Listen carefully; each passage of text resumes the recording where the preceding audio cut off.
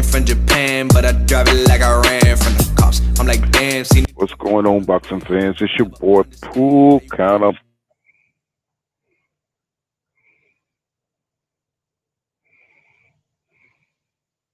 and the boxing mind.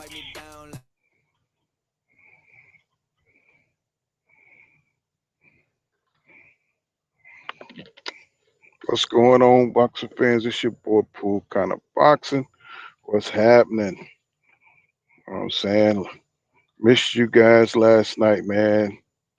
It is what it is. Got to get out here and make some money. You know what I'm saying? Yeah. Y'all come on in here, man. What is going on? What is going on? You know what I'm saying? Make sure you smash that like button and subscribe to my channel. You know what I'm saying? What's going on, fellas? You know what I'm saying? A lot of crazy stuff. What's going on, Black Superman? What's going on? What's going on, Big Coop? What's happening, bro? Yes, sir. I know y'all following this crap going on with Devin Haney, man, and this fool Cambozo, man. What is up with that, man? This dude look like the more, you know what I'm saying, he get more exposure, the more racist he become. You know what I'm saying? We already, used to, folks being racist. That ain't nothing new. But he's showing his ass for real out here on Devin Haney. He's a respectable young man, and he's just really getting out. What's going on, Joan Turner? What's going on? I know y'all following this thing, man. I'm like looking at Kambosos turning to the KKK on us. You know what I'm saying? First he was Mr. Spot, and now what I'm saying, he's a full clan member now, full Grand Dragon. You know what I'm saying? So maybe it's just, what I'm saying, you're trying to get inside Devin Haney's head. You know what I'm saying? Somebody make it make sense. You know what I'm saying? But you can see Devin ain't the type of dude to let something like that, you know what I'm saying, knock him off his square. Devin Haney is fully focused. He told the fool, he was like, just be yourself, man. Stop putting on this act. You know what I'm saying? And Cambosos, he ain't gonna stop though. What's going on? Who's real? You know what I'm saying? You know where the link at, my brother. Yeah, man, there's craziness going on. And our boy haven't signed. Joan Turner, your boy, he haven't signed the contract, man. What's going on with that? What is the hold up? What's happening? What is the hold up? I mean, I don't think he's scared, Jonah Turner. You know what I'm saying? He said, Jonah Turner says, I want Devin to punish him for 11 round, KO him in 2:55 in the last round. Yes, sir. 2 minutes and 55 seconds of the last round. Yeah, yes, sir. Big Coop says, I agree. He's playing head game, calling Devin the kid. Yeah. He know his best, you know what I'm saying? When you don't have, like the boxing skills of a Devin Haney or Shakur Stevenson, what I'm saying? You got to try to knock them off their square. That's why, just like, Rolly did with Tank, you know what I'm saying? Try to get all the insults, try to get inside their head. So when they come in, all they can think about is like really destroying you. You know what I'm saying? What's going on, Devin Wallace? What's going on, man? Devon Wallace? What's going on? Yeah, man, this is crazy, man. You know what I'm saying? And then see him not having his dad there. What's going on, Black Star Sports TV? What's happening, my brother? Yes, sir. Salute. Oh, I appreciate that, Devon Wallace. Yeah, I had to drive last night. You know what I'm saying? I wanted to get in it, get it in, but man, I had to get on that road. You know what I'm saying? Shoot, I just stopped for the night. You know what I'm saying? So yeah, man, this is crazy, bro. What's going on? Who's real? Can you hear What's me? up, bro? Hmm. Yep, I hear you loud and clear. Yeah, So we that's what got I've the been trying to get. contract. So we at the contract phase. We just waiting on the signature.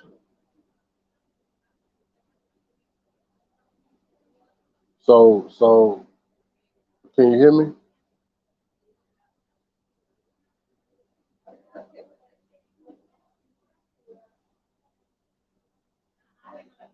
Hello?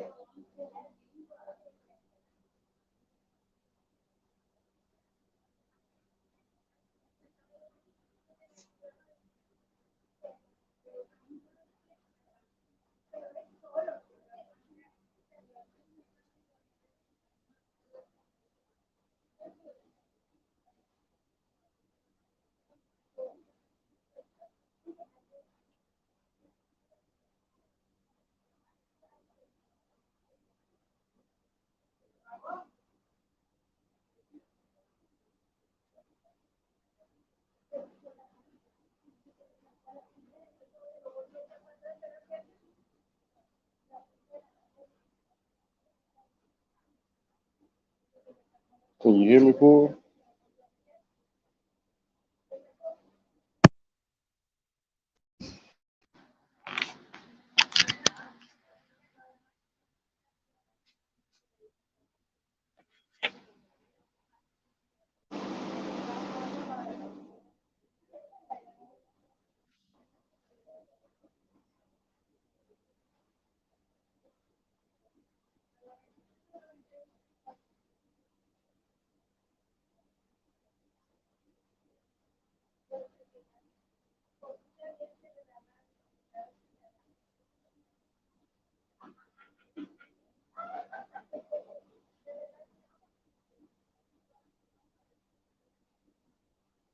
Can you hear me?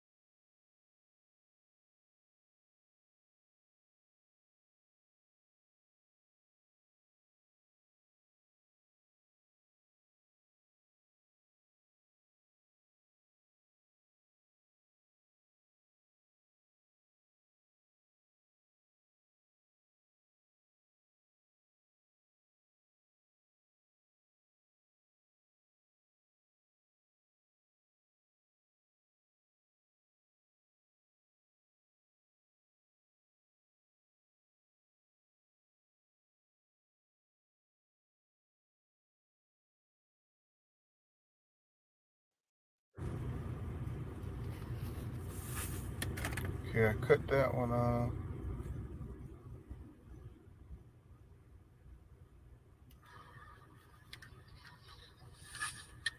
Yeah, cut that one off. Okay, so I can hear myself now. All right, how about now? You guys can hear me now? Okay, so I can hear myself now. All right, how about now? You guys can hear me now? Okay, so I can hear myself now. Can you hear me now? Okay,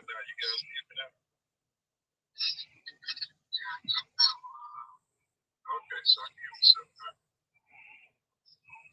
Can you hear me now? Okay.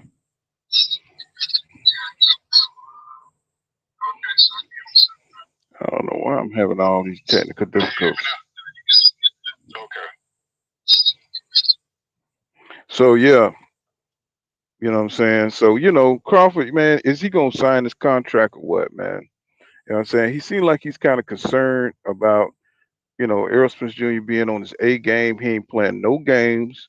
You know what I'm saying? The man, you know what I'm saying, he's hired a nutritionist. He done everything he gotta do. When you spend your money, you know what I'm saying, on getting yourself right, and he got his head right. He went and brought a farm to get out of all that city, that city bullshit. Now he's focused on Terrence Crawford. You know what I'm saying? He looked okay. You know what I'm saying? During the Mikey Garcia, he looked okay during Porter. You know what I'm saying? Which was an awesome fight, right? But then he got better and better. You know what I'm saying? He had the car crash. You know what I'm saying? Then he had the eye injury. You know what I'm saying? And then now, after that, he fought Danny Garcia, and then what I'm saying, now he just destroyed Ugas. So I think Terrence Crawford is looking at this shit like, man, this dude here, man, what I'm saying, what it's gonna take, what I'm saying, to for this dude to catch this dude while he weak. You know what I'm saying? Coach Joe says, well, the same bug who was in the ocean looking for the big fish, now he's swimming looking for you and you a wall. Yeah, exactly. So, I'm like, is Crawford the dude that we think he is? You know what I'm saying? You know what I'm saying? And I mean, I think he's a great fighter and everything, but is he really that dude, man? You know what I'm saying? Because he don't seem to have the determination of the fire to go after these fighters. You know what I'm saying? What's going on, Yolanda Dixon? What's going on? What's going on, Queen? So I mean, do he really got the fire for this shit, man? Because he don't seem like he really want these fights. I think he want the money, but I don't think he really want the challenge. And now that he's got EJ full attention, what is he doing? You know what I'm saying? Is that Cap? This is a Jim Papa says, we really don't know what's going on behind the scenes. That's true. But if Earl comes out and say, sign the contract, you know what I'm saying? What we go by what everything but Crawford say, but we don't go by nothing what EJ say, right? EJ is asking him to sign the goddamn contract. So, he said there's nothing on his end that's gonna keep this deal from not happening. And I believe that. Like, look, let me get this motherfucker.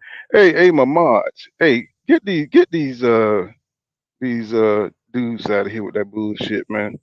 They must be they must be don't realize where they at. Get these dudes out of here. Go hate watch somewhere else. Go hate watch somewhere else. So like Superman said, Bud's been quiet since EJ beat Ugas. The only thing he said is if Spence ain't from Texas, I'm laughing my ass off. If he's honest, if he honestly thought he could beat Spence, this fight would have been announced by now. That's what I'm saying. That's what I'm saying. What's going on, Don? That's what I'm saying. I'm like, come on, bro. You got all this energy. Like when he about to fight somebody he know he can beat their ass, that fight gets made real fast, right? But it's like only when it comes to EJ, you know what I'm saying, there's a problem. He want double money. He want triple money. You know what I'm saying? It's like it's a problem. It may not even be the money. You know what I'm saying? It's just a problem. Why not sign the contract? You know what I'm saying? And get this thing announced. Or at least put some publicity on it. You know what I'm saying? Instead of these little cryptic messages on Twitter. You know what I'm saying? It's like people are ready to see this fight. We've been waiting for it for what, about 6 years now? I think about 6 years, right? So we ready to see the fight. And it's like he ain't even giving us nothing. So James Rowan says, ever since EJ beat Ugas, he put the world on notice. Buzz seemed nervous. Yeah, EJ coming straight at him. You know what I'm saying? Coming straight for the gut. And it's like I thought this would be up Terrence Crawford, you know what I'm saying, Avenue. I thought he would be welcoming, you know what I'm saying, all the smoke, you know what I'm saying, the verbal smoke, whatever. You know what I'm saying? So, when he came out with the whole Texas comment that Errol Spence Jr. ain't from Texas and Jamal Charlo them is from Louisiana, I said, shit, that's what I'm talking about, Bud. You know what I'm saying? Bud is really on that shit. He's ready for the ass. You know what I'm saying? He's gonna go for EJ, and if he beat EJ, he'll go for Jamal Charlo, right? But once again, you know what I'm saying, Bud, you know what I'm saying, he go back to his shell and we don't know what the hell going on. And so with a fighter like him, we'll never know what's going on. You know what I'm saying? He just got his way of doing shit, man. Shit is weird. It says James Ronan says even Bob Aaron says he's not sure anymore, and it has nothing to do with him leaving top rank either. Right. You know what I'm saying? But Bob Aaron said this a long time ago, you know what I'm saying? When it came to Bud Crawford, he said, Bud, it's hard to deal with, man. And I don't know why his fans don't see that. You know what I'm saying? I'm not saying the man is scared and nothing like that, but he definitely, he danced to the beat of his own drum. You know what I'm saying? And not that he have to cow down, but this is boxing, and it is a certain way you got to comport yourself. You know what I'm saying? If you're a fighter and saying trying to get these fights, you know what I'm saying? Okay, he don't like to promote fights. That's cool. You know what I'm saying? But you don't have to act like a fool to promote fights. You know what I'm saying? You can still act like you want to fight, or you can still say things to promote the fight in your own way. And he don't even want to do that. So I don't understand. Devon Wallace says, rewatch the Ugas fight this morning. Don't blame Crawford for taking his time to sign. His body won't be the same after the fight. Lose, win, or draw. You killing my video that I was about to drop. Um, Spence is very impactful in his shots. Yeah, you know what I'm saying. And and this is another thing that's kind of crazy, y'all. With Manny Pacquiao losing the election, right? And then coming back saying he want to fight Bud Crawford. That's an option for him, man. Man, that's a real option for him. You know what I'm saying? Because if you think about it, man, if this going to be his last fight, or maybe he got two more fights in him or three more fights in him, you know what I'm saying? You want Manny Pacquiao to be one of them. You know what I'm saying? Because that's an easy W with a lot of clout behind it. Manny Pacquiao's still a big name. You know what I'm saying? He don't have as much cachet as he used to because he's an older man, but he still got a lot of fans that he bring to the table. And he still, what I'm saying, can make, what I'm saying, he put if Bud could put Manny Pacquiao on his resume, shit, I could see Crawford retiring off of that shit. He don't have to fight Bud. You know what I'm saying? He could just avoid EJ. You know what I'm saying? He'll be criticized a little bit, but hell, if he retire, you know what I'm saying? If he retire from that, then what the hell? You know what I'm saying? It's like, so what? You know what I'm saying? We'll be fucked up out here about it, but you know what I'm saying? I could see Crawford fighting Pacquiao and saying screw Bud and I mean screw EJ so he don't get undisputed. I could see him doing that. Jim Papa says, I like Errol right under Bud, but he's calling these guys out for years. And only recently Errol actually saying Bud's name. Shit. I mean, y'all act like people act like Terrence Crawford been saying Errol Spence's name. Like that really even if he did, that don't mean nothing. He was at top rank. He couldn't fight. If a dog is behind the fence barking, you know what I'm saying, he can't get out. He can't get out to bite you. And it's like y'all just ignore common sense. You just ignore common sense. Bob wasn't making the fight.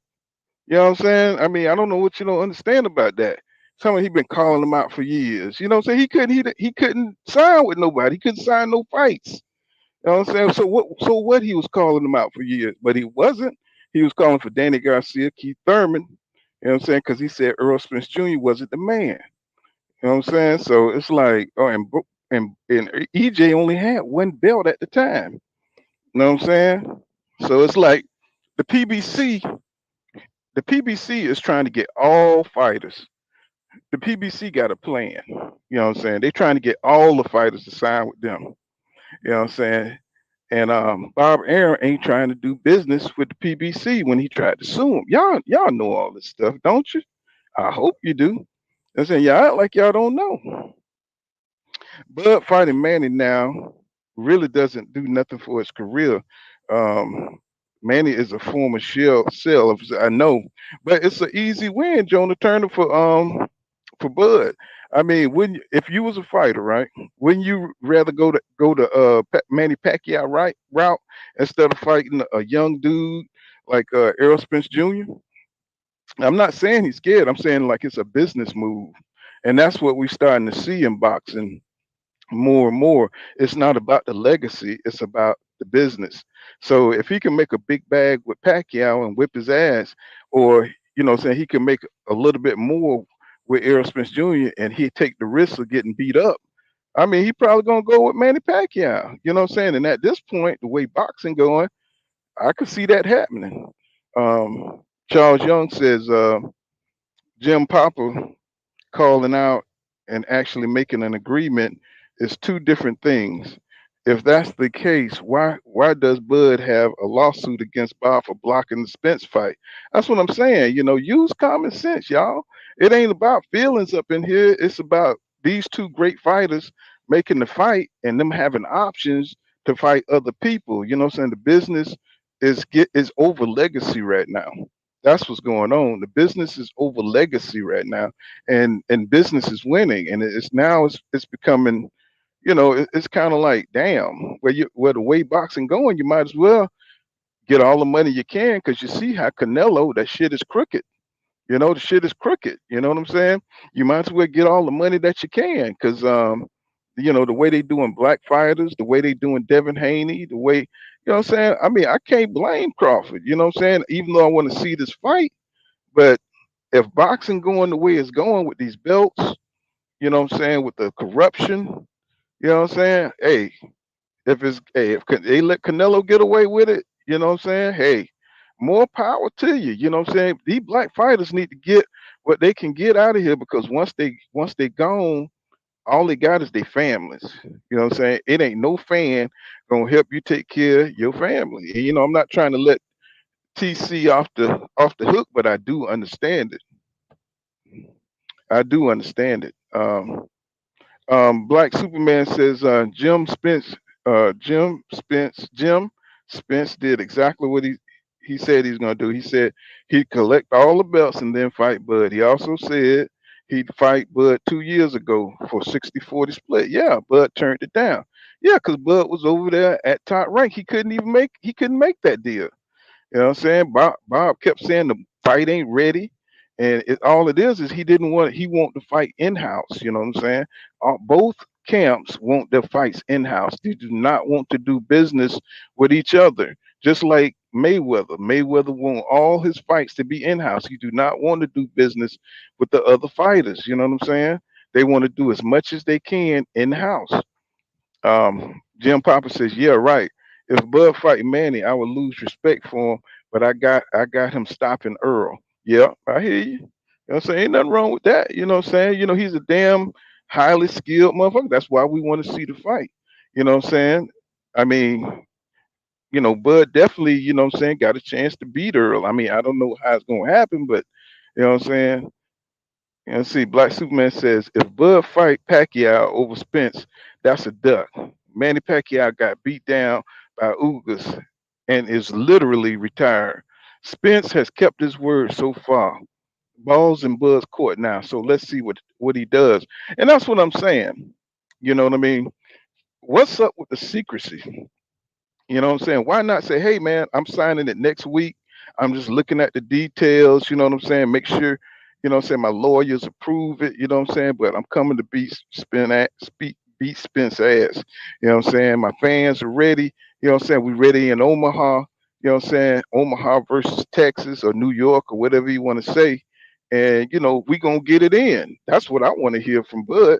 He ain't got to say, too much. I just want to know that he want to fight, and that the fight that he plans on. He could even say, I'm just planning on signing the contract. Sorry, I had a little spaghetti on there. He's said you ain't gonna miss nothing but Earl bashing that Bud head in. What's going on, Naughty Cash? What's it, Naughty Cash? Yeah, Naughty Crash. He says, Earl said he gonna see who really holding up the fight after the Ugas fight. Now let's see the truth. Man, y'all killing my video. That's what I was gonna come out with my video. Um, he said I got Spence in 8. I see his motive too much for Crawford. See, now that's definitely gonna be a factor, man. That's gonna be a huge factor. You know what I'm saying? Errol Spence Jr. punch volume. You know what I'm saying? It's gonna be a huge, and that jab that EJ got. That's gonna be a big thing, man. Let me see. Charles Young says I'm hopeful. I don't think he would he he would go that route, but you never know. Laugh out loud. I know, man. What's going on, Jim Smith? What's happening, brother? And Jonah Turner says, Black Superman, how does a meme of Mike Tyson equate to an actual contract being sent for the fourth time? But he's waiting for the contract to be sent. I don't think he's waiting on the contract because it's always been.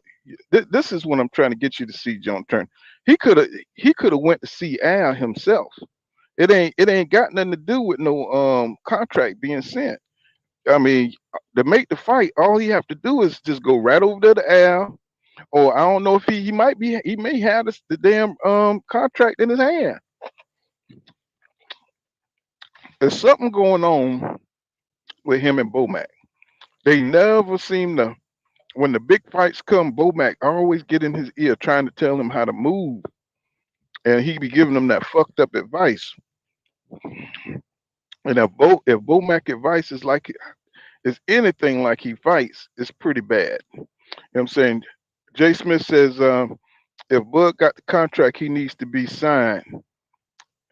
We got to get this city tour going. Yeah, man. You know what I'm saying? This is the biggest fight in boxing, right now. So, Sean T, what's happening, bro? What's going on?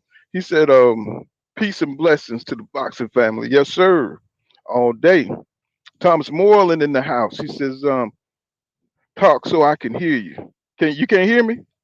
No, I thought I was talking through my damn headset. Can you hear me now?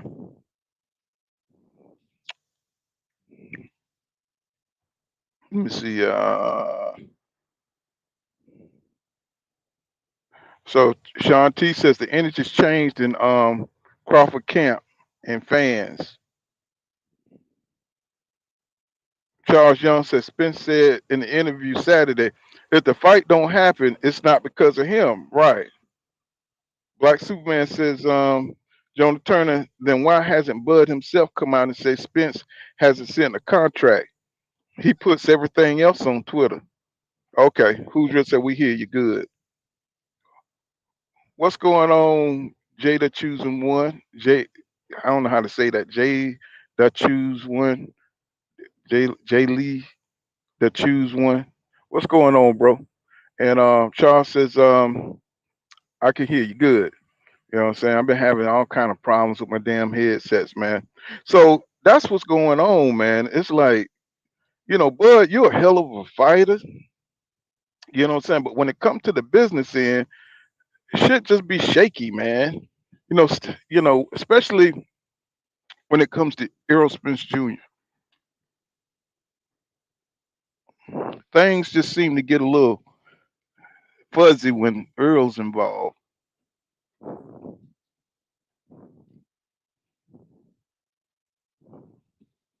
Trying to wind this damn window in. Okay, there we go.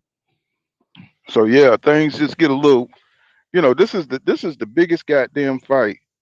You know what I'm saying? And what I'm saying, we need to know if Bud, what I'm saying, if he down with it, or is he bullshitting? You know what I'm saying? Or is he gonna go over there and try to fight this old dude? And in my opinion, what I'm saying, I mean, I want to believe that Bud is going to do it. I want to believe that he's going to go through with it. I want to believe that, what I'm saying, he's everything. Yeah, yeah. Bomac ruined the Manny Pacquiao fight. Talking about he talking about the money ain't he talking about he something about the money ain't there. And I'm just like, what is he talking about? You know what I'm saying? If you agree, what I'm saying, the $10 million and Manny Pacquiao, what I'm saying, I think he wanted something like $40 million or something like that. I mean, if you agree to a deal like that with Manny Pacquiao, you definitely can make a 60-40 deal with Errol Spence Jr. Now, I don't care what the split is. The thing I care about is that it's in the way. That's what I care about. You know, I care about, saying that this is one of the best matchups he ever had, and he's bullshitting with it. See, this is why he couldn't get the damn fights in the past, because he be bullshitting. Bob Arum said he put the names out there for Bud, and he never signed the damn contracts. And I'm just like, I don't know what to believe. You know what I'm saying? Bob could just be, but he said this when he was under him too now. So Jay Smith says Canelo already got the September date. They don't want Floyd or Wilder to come back to steal August or October date. Yeah, I understand that. You know what I'm saying? Because when Deontay hit the scene, it's gonna be crazy. And Who's Real says he said he wanted to make sure the money was there. What the fuck are you talking about? He said he wanted to make sure the money was there. Yeah, that's what I'm saying. And yeah, something about the money wasn't good or something. Yeah, he said something about we said make sure, yeah, that the money was there. Yeah, I'm like, what the hell he mean that the money was there? You know what I'm saying? What the hell does that mean? You know what I mean? Like, come on, bro. You know what I'm saying? You know the money gonna be there. It's Manny Pacquiao. You know what I'm saying? You know they're gonna put the money up for that. So Rick Timms third says Bird verbally stated he wanted to fight. Earl Shirley Earl Shirley said the same. All we can do is be patient. The fight will happen. I hear you, Tim. I hear you, man. I was like, I don't know though. You know what I'm saying? I don't know. It's like I'm just looking at the energy, what I'm saying, coming out the Bud Crawford camp. I'm looking at the energy coming out the Errol Spence Jr. camp. He's already out there trying to promote the fight. And I know your boy ain't much on promoting, but you know what I'm saying, he gotta do something. You know what I'm saying? He gonna have to do something. You know what I'm saying? Shorty Shank uh Gop says Rick Tim is on now. Rick Tim on now. We can be patient, but Spence had his plan. Nobody wanted to be patient, right? He said he sound so who really said he sound hella ignorant. He fucked Bud out of a huge payday. Yeah. And it's like I don't understand why Bud, you know what I'm saying, keep Bomac around, man. It's like Bud could have had so many opportunities if he didn't have a dude like that holding him back, you know. But Bud seemed like he one of them dudes that's loyal to a fault. You know what I'm saying? Sometimes you outgrow motherfuckers, man. And what I'm saying? I ain't saying like, you know what I'm saying? Like, don't get too big where, you overlooking folks, but at the same time, people got to play, they role, you know what I'm saying? When you learn new shit, you got to get other representation so you can, you know what I'm saying? You can meet the moment of the opportunity. And I think this stuff is above Bomac head because you can listen to Bomac and he don't seem like he knows shit. Jonah Turner said, OC, of course, Bob is lying. He said that's why Bud is suing him. Bob never got be it the big fight. He wanted he wanted like Manny. I'm sorry, y'all meeting at the same time. He said Bob is on the video saying he killed that Pacquiao fight. Jim Popper says it's called negotiating. if he does have a contract, we don't know what's in it, right? Right. He said, I think both of these guys truly want to fight. I do too. You know what I'm saying? But when you know what I'm saying, everybody is so, the energy is so crazy out here that everybody just kind of want to see the build up start. And that's what's going on. Everybody antsy because we don't know, are we gonna get our spirits up that we're about to see one of the best fights of the decade, or is this shit gonna fall through like other fights? And that's gonna be the bullshit right there. You know what I'm saying? Like, you know what I'm saying? Everybody getting ready to buy tickets. Everybody, this fight is already sold. It's already sold, bro. You know what I'm saying? All they have to do is just, you know what I'm saying, put it out there and announce it. Jim Popper says the contract has everything in it Bud agreed to.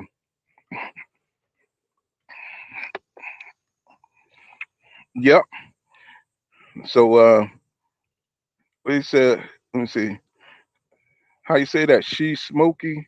He said, what's up? He said, what y'all don't realize is he has the contract. That means he agreed to the terms. Okay. You know what I'm saying? So if he agreed to the terms, then we gotta fight. You know what I'm saying? I just want to start seeing him, bring that Bud energy, you know what I'm saying, towards Bud, towards EJ, you know what I'm saying, and start talking that good shit. And he ain't got, just be yourself. I ain't saying he got to be AB, you know what I'm saying? I ain't saying nothing like that. You know what I'm saying? Just that they know they're gonna, they start talking to each other, so we know they're gonna fight. You know what I'm saying? Black Superman said, I think Bud has a chance to beat Spence, but I'm backing Spence in this fight 100%. Let's see it. I don't want them to drag this out any longer. Exactly, Black Superman. Exactly, and I think that's what it is. Everybody's just on edge and shit. You know what I'm saying?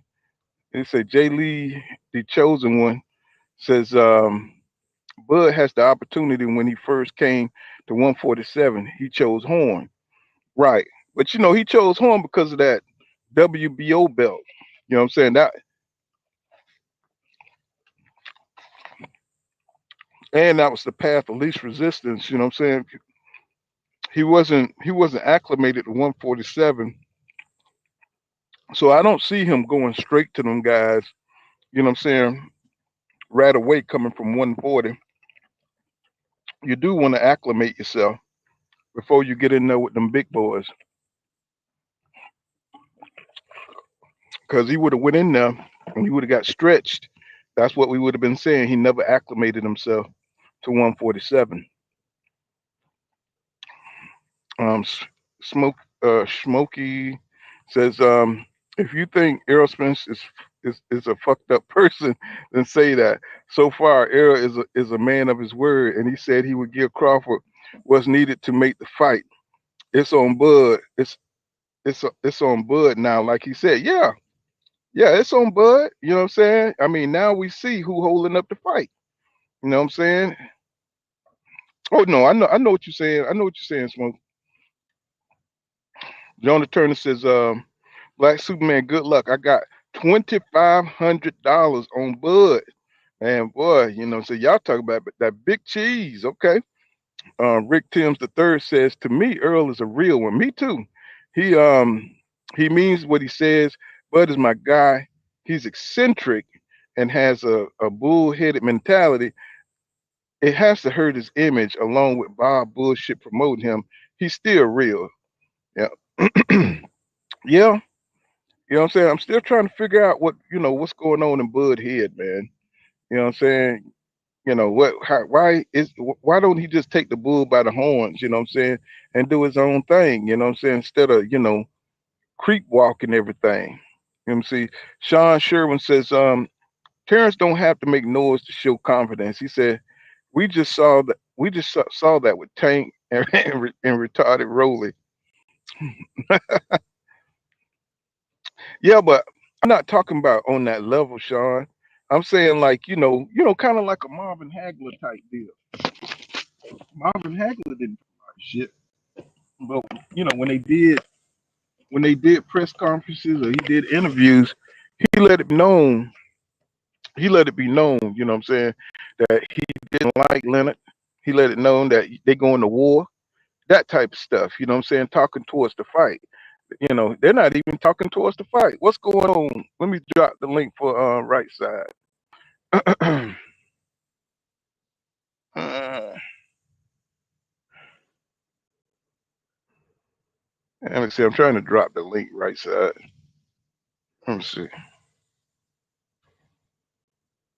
I'm having all kind of damn technical problems tonight.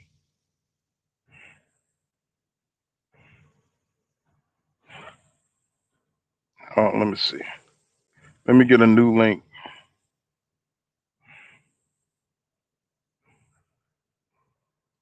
There you go. There you go. There you go. So let me see. Let me get my comments. He says, This came back from a search. Smoke says, Bob Aaron said Bud is hard to work with because of the front guarantees he asked for, and it's more than he's worth. He get 50-50 on the back end for sure. Gotta be if this fight gonna happen, Bud gonna get his. I tell you that. If this fight gonna happen, Bud gonna get his, bro. Yep, he gonna get his most definitely. Let's see. John Trent said, I agree. He said, I agree. I agree, Pooh. He said, Buzz need a new manager. Yeah. He said, but he's loyal to a fault. Yeah, he's just loyal to a fault, bro. We probably could have been had this fight if it wasn't for goddamn Bomac or somebody like that. What's up, Gene Gomez? What's happening, man? Welcome back to the channel. He said, bro, Sean Sherwin says, bro, Terrence is already talking about his next target is Charlo. Enough said. If that's not the most disrespect to Spence, I don't know what is. Well, it's meant to be that way. You know what I'm saying? But I wish he would direct some of it directly at Errol Spence Jr. You know what I'm saying? I don't like passive aggressive shit. You know what I'm saying? If you that dude, you know what I'm saying? You that dude, we see the skills from Bud Crawford. You know what I'm saying? But he got kind of a wishy-washy personality. You know what I'm saying? Kind of like, he kind of carry himself. I ain't gonna say it, but he carries himself real passive aggressive. You know what I'm saying? So he don't even want to acknowledge EJ. And it's like, bro, you got to acknowledge EJ, bro. You know what I'm saying? You got to acknowledge him. And he don't even want to do that. He seemed like he got a real deep personal issue with EJ. You know what I'm saying? He don't even want to acknowledge the man. Yeah, I dropped that link for you, right side, if you want to come up. He said, Bud just got started. Bud just started being passive aggressive recently. Hell no, he been doing that shit for a long time. Not really wanting to directly, what I'm saying, talk about EJ. A lot of that stuff the fans just made up because EJ wasn't even check. I mean, Bud wasn't even really checking for EJ. EJ hadn't really unified yet. You know what I'm saying? He only had that one belt from Kell Brook. You know what I'm saying? And Terrence Crawford said himself that EJ wasn't the man. That Keith Thurman was the man. And he wanted to fight Danny Garcia because he knew Danny Garcia from 140. He wanted to fight Danny Garcia down there. And Danny Garcia moved up to get the big money while Terrence Crawford was after him. And so Terrence Crawford came up after Danny Garcia and to get Keith Thurman. You know what I'm saying? So that's what that was. Errol Spence Jr. was moving up through the ranks during that time, and he got that belt from Kell Brook when he got the opportunity. So, when Stephen A. Smith told him, what I'm saying, look like Errol Spence Jr. is the man, Terrence Crawford like he is not the man. He said Keith Thurman and Danny Garcia. You know what I'm saying? That's who he wanted. So what's going on, Donnie Johnson? He says Crawford has been calling for Spence for years.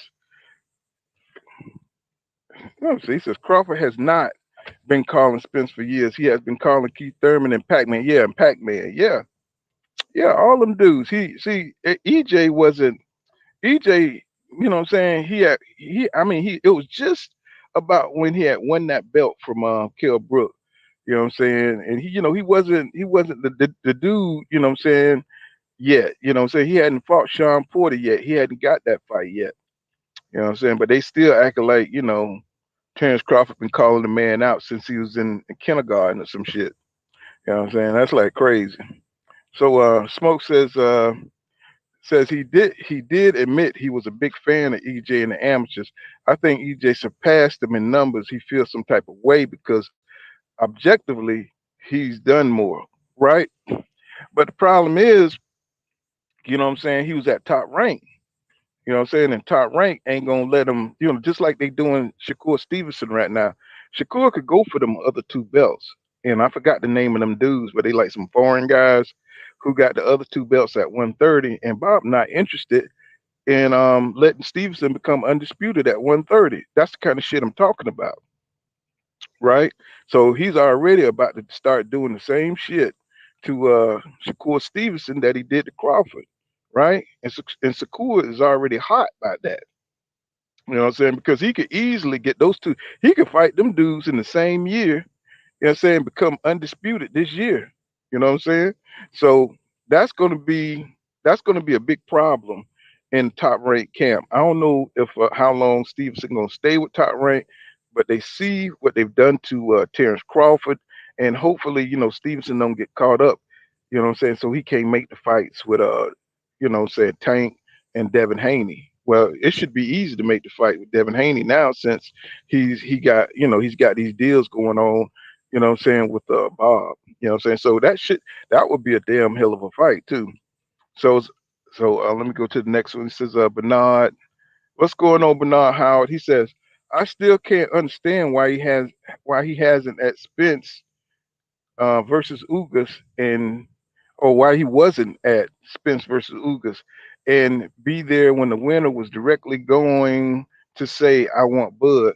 Plus it's free publicity in the end. That's because Bud marches to his own beat, man. I mean, I think he had fighters. I think he got some fighters he's training, and I think they had a fight that night.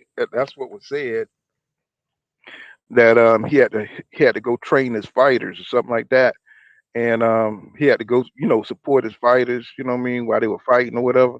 That was the story that was put out there. So that's why he said he couldn't make it. But I mean, this is your own fight. This is your career. Everything Bud do, it's going to build up this fight. And I'm pretty sure EJ is willing to do his promotions. I never seen EJ do as much promoting as he did for the Ugas fight. And that shit made, saying that shit was awesome to see him in all those interviews, the pivot, saying, all these different interviews EJ was doing. Now I want to see Terrence Crawford. You know what I'm saying? If Terrence Crawford was to help promote this fight, do you understand how big this fight? They would do 1 million pay-per-views. You know what I'm saying? Easily. You know what I'm saying? If TC just get off his butt and stop, staying in his own little bubble over there in Omaha. You know what I'm saying? So Gene Gomez says, let's get deep. If he doesn't, Bud is gonna pay in this fight. Right. And let me see. Gene Smith says, we know the location, not the issue. It comes down to money and date for the fight. I think so too. He says, Maloney is 76. What's going on, my brother? He says, Aram is automatic, arrested development. And Sean Sherwin says, I'm a fan of Spence, but to me, he is the one dimension. Wait a minute. He said, I'm a fan of Spence, but to me, he's a one dimensional fighter. Terrence is a multi dimensional fighter with KO power in both hands. Just ask Porter and Brook, dudes. Just ask Porter, Brook, dude is scary. He fought, bro. If you look at Spence and you say he a one dimensional fighter, bro, you got certain bias, bro. I mean, you can't. Nobody can really watch Spence and show you all these different styles. You know, say you outbox um, Mikey Garcia. I mean, he brawled with Porter. He mixed it up with Danny Garcia. You know what I'm saying? What more do this dude need? He can fight on the back foot. You know what I'm saying? He could jab, he could hook, he got a hell of a jab. he uses his jab in various different ways. You know what I'm saying? He can fight on the inside. He can fight on the outside. What do you mean he's a one-dimensional fighter? You know what I'm saying? When you say things like that, you kind of expose yourself. You know what I'm saying? Rick Timms the third says Bob is is racist as fuck. He said let's just call a spade a spade. Well, the man is 90 something years old, bro. I mean, he's 90 something years old. I mean, the man, he was around when the cars were all square and Model Ts and shit like that. He watched the world change. He was there when, what I'm saying, people were wearing them big breeches, what I'm saying, and the high waters and the long socks, what I'm saying, like them old days, you know what I'm saying? Right side, what's going on, my brother? What's happening with you? My brother Pull Counter, what's going on? Can you hear me, fam? Yes, sir. What's going Yes. on? How you doing? Oh man, I'm doing great, man. Doing Yeah, great. same here, man. What you got going? What's on the agenda for the night, man? I was hearing you cook a little. I had to step away. That's why I said I'll be right back. But what's on the agenda for the night, my brother? Oh yeah, I'm just talking about why Terrence Crawford hasn't signed this contract yet. Hey, I'm gonna tell you, and I ain't gonna lie to you. I heard some news about that not too long ago. The rumblings that I'm hearing that the fight is pretty much done. The only thing now is as far as the money goes, you know what I'm saying? They done pretty much squared the money away. The only thing that's left is the venue, you know what I'm saying, and date right now. I'm hearing everything is pretty much where it need to be with this fight. So when you think they're gonna announce it? Man, I'm looking, let me see. When PBC next the who when Charlo fight? Next week? Yeah, I think so. Maybe then. I don't know. They might announce it before that, but I think they'll probably try to announce it somewhere like that. Well, my problem is, what I'm saying, I want to see Terrence Crawford with that fight energy. You know what I'm saying? I want to see him, talk about the fight. You know what I'm saying? Talk about, wanting to be in the fight. And I don't see that. You know what I'm saying? It's like, I want him to do more interviews. You know what I'm saying? So, I feel like the fight gonna be on. You know what I mean? On and popping. Hey, I want to beat Errol Spence Jr. You know what I'm saying? I'm gonna beat him. I'm gonna knock him out. Something like that. That's all I'm Man, saying. I don't know if you when I was listening to one of Bud's last interviews, I can't remember if it was on the Porter Way or with some random people that I didn't know who they were. But he said he was like, man, that's not me. I'm not gonna go out here and be doing extra. I'm gonna do what I do. You know what I'm Yep, saying? And that's just the that energy. ain't extra. That's I mean, you know what I'm saying? I What agree. I agree.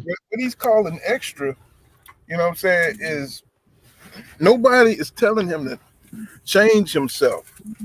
But you are a fighter, and you are competitive. I mean, I see him talking shit when he's playing ping pong. I see him Exactly. talking. I see Exactly. him talking shit when he's wrestling. Them white boys and stuff. You know what I'm saying? I see him. He be talking mad shit. You know what I'm saying? So I mean, I don't know why he got a problem with doing the same thing for his craft. He But be talking. Go but ahead. but you gotta see what he talking when he talking.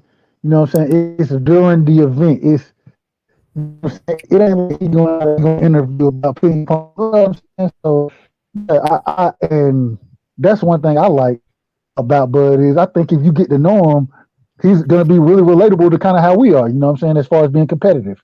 The problem Right. is hell, we don't get a chance. We don't get a chance to really know who he is outside of Omaha. If you ain't in Omaha, you don't really know Bud like that. You know what I'm saying? Right. And yeah. I don't know. I think it's to his detriment, but then also I respect it. I don't know. I don't necessarily agree with it, but I do Right. respect it, and I think but I do think it's to his detriment. If you go out and you make certain appearances, that's how you sell a fight, man. That's how you build a sport, And I think he's selling the sport a little short than by not going out and being available to individuals that are very big on the sport, the true fans of the sport. Right. What's going on, Seawood? Ben Israel in the house. Same stuff, different day.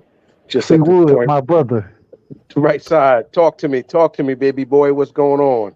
Hey man, it's all love, all love. What's going on? How you feeling today? And holding up strong. Listen, I'm so over all this. Why Bud ain't doing this? Why Errol ain't doing this? Contracts need to be completed. They need to be Hmm. taken through legal, and they need to be agreed upon, and they need to be signed. That's it. Until then, I'm kind of over all these what if scenario. It's becoming a novella. It's becoming like a soap opera. And Yeah. so I'm just a little bit too old for it. But I believe what I heard both men say. They want to fight. I believe what both men's mouthpieces have spoken and said. Steve Espinoza and uh, God, supposedly Al Heyman. I just did a little air quote because you guys can't see me, but this fight needs to be happening. It's a big money fight, and Hmm. I don't know how much selling it's going to really require to do the numbers I think it's going to do. Um, I think the expectation that Bud's going to become this extrovert that he hasn't been his entire career is a little bit of a reach for anybody to ask. But we'll see. He might become animated for the cameras. We just have to see. But at this point, work out the deal on the contract, sign it, announce it. Let's run with it. And I'm gonna get back in the chat. Hey, Well, you look. well, Okay. Errol Spence Jr. is an introvert, right? Right. They both are in some respect. This is Right. why it's going to be difficult to ask either of them to now, grab a mic and put a light over their own head. It's a personality trait thing. It's not just I don't see it as a matter of Bud just being lazy or too full of his own shit or whatever. But the point for But me see, is that I think once the fight's signed, they'll understand because inside the fight contract there'll be certain promotional expectations Hmm. outlined that I'm sure they both are going to meet. and Hmm. that's exactly what I was about to say. If I'm the PBC Showtime right now, what I'm thinking is you know how you had a all access episode, you know what I'm saying, Yeah. for Tank and Rolly. Man, I'm gonna do a 4 or 5 part series. You know what I'm saying, on these guys, each Hmm. one being an hour.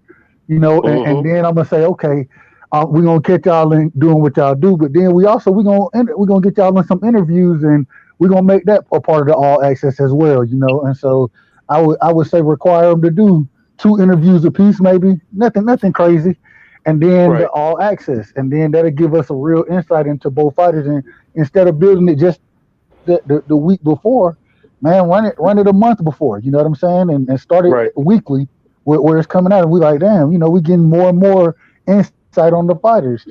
It's just, man, I want them to, man, do it like you did Mayweather. Mayweather had Yeah. 24/7. Oh, not 20. Was it 24/7?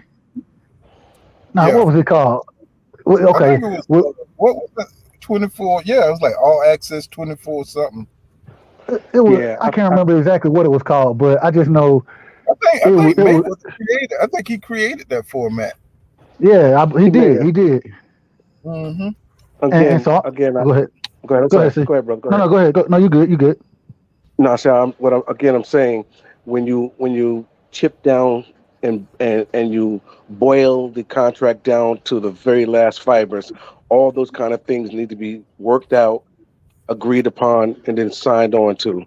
And I'm sure both sides of the money, meaning the promotional teams and the fighters, want to get the most out of the fight that they can get from Yeah. the financial revenue side. So if I agree with you 100%, right side, the they can do something very spectacular by creating some 35 40 minute all access type formatted exposés for each of these fighters, 2 or 3 of them at each, and run it and run it early.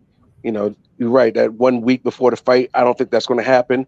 I think it's just way too much money involved to be made to not cover every single base. It's a great deal of promotion and marketing that needs to go into this because yeah, we as the fight fans, we know what we want to see, but we got Yeah. to sell. The fight has to be sold to the casuals Yeah. because we're gonna sign up for it, pay for it, stream it, whatever method you go about it is definitely going to be viewed. The casuals are the ones who got to be sold and show up at the bar to get it done. You know, And in my and opinion. I'm gonna tell you when I was in college, right?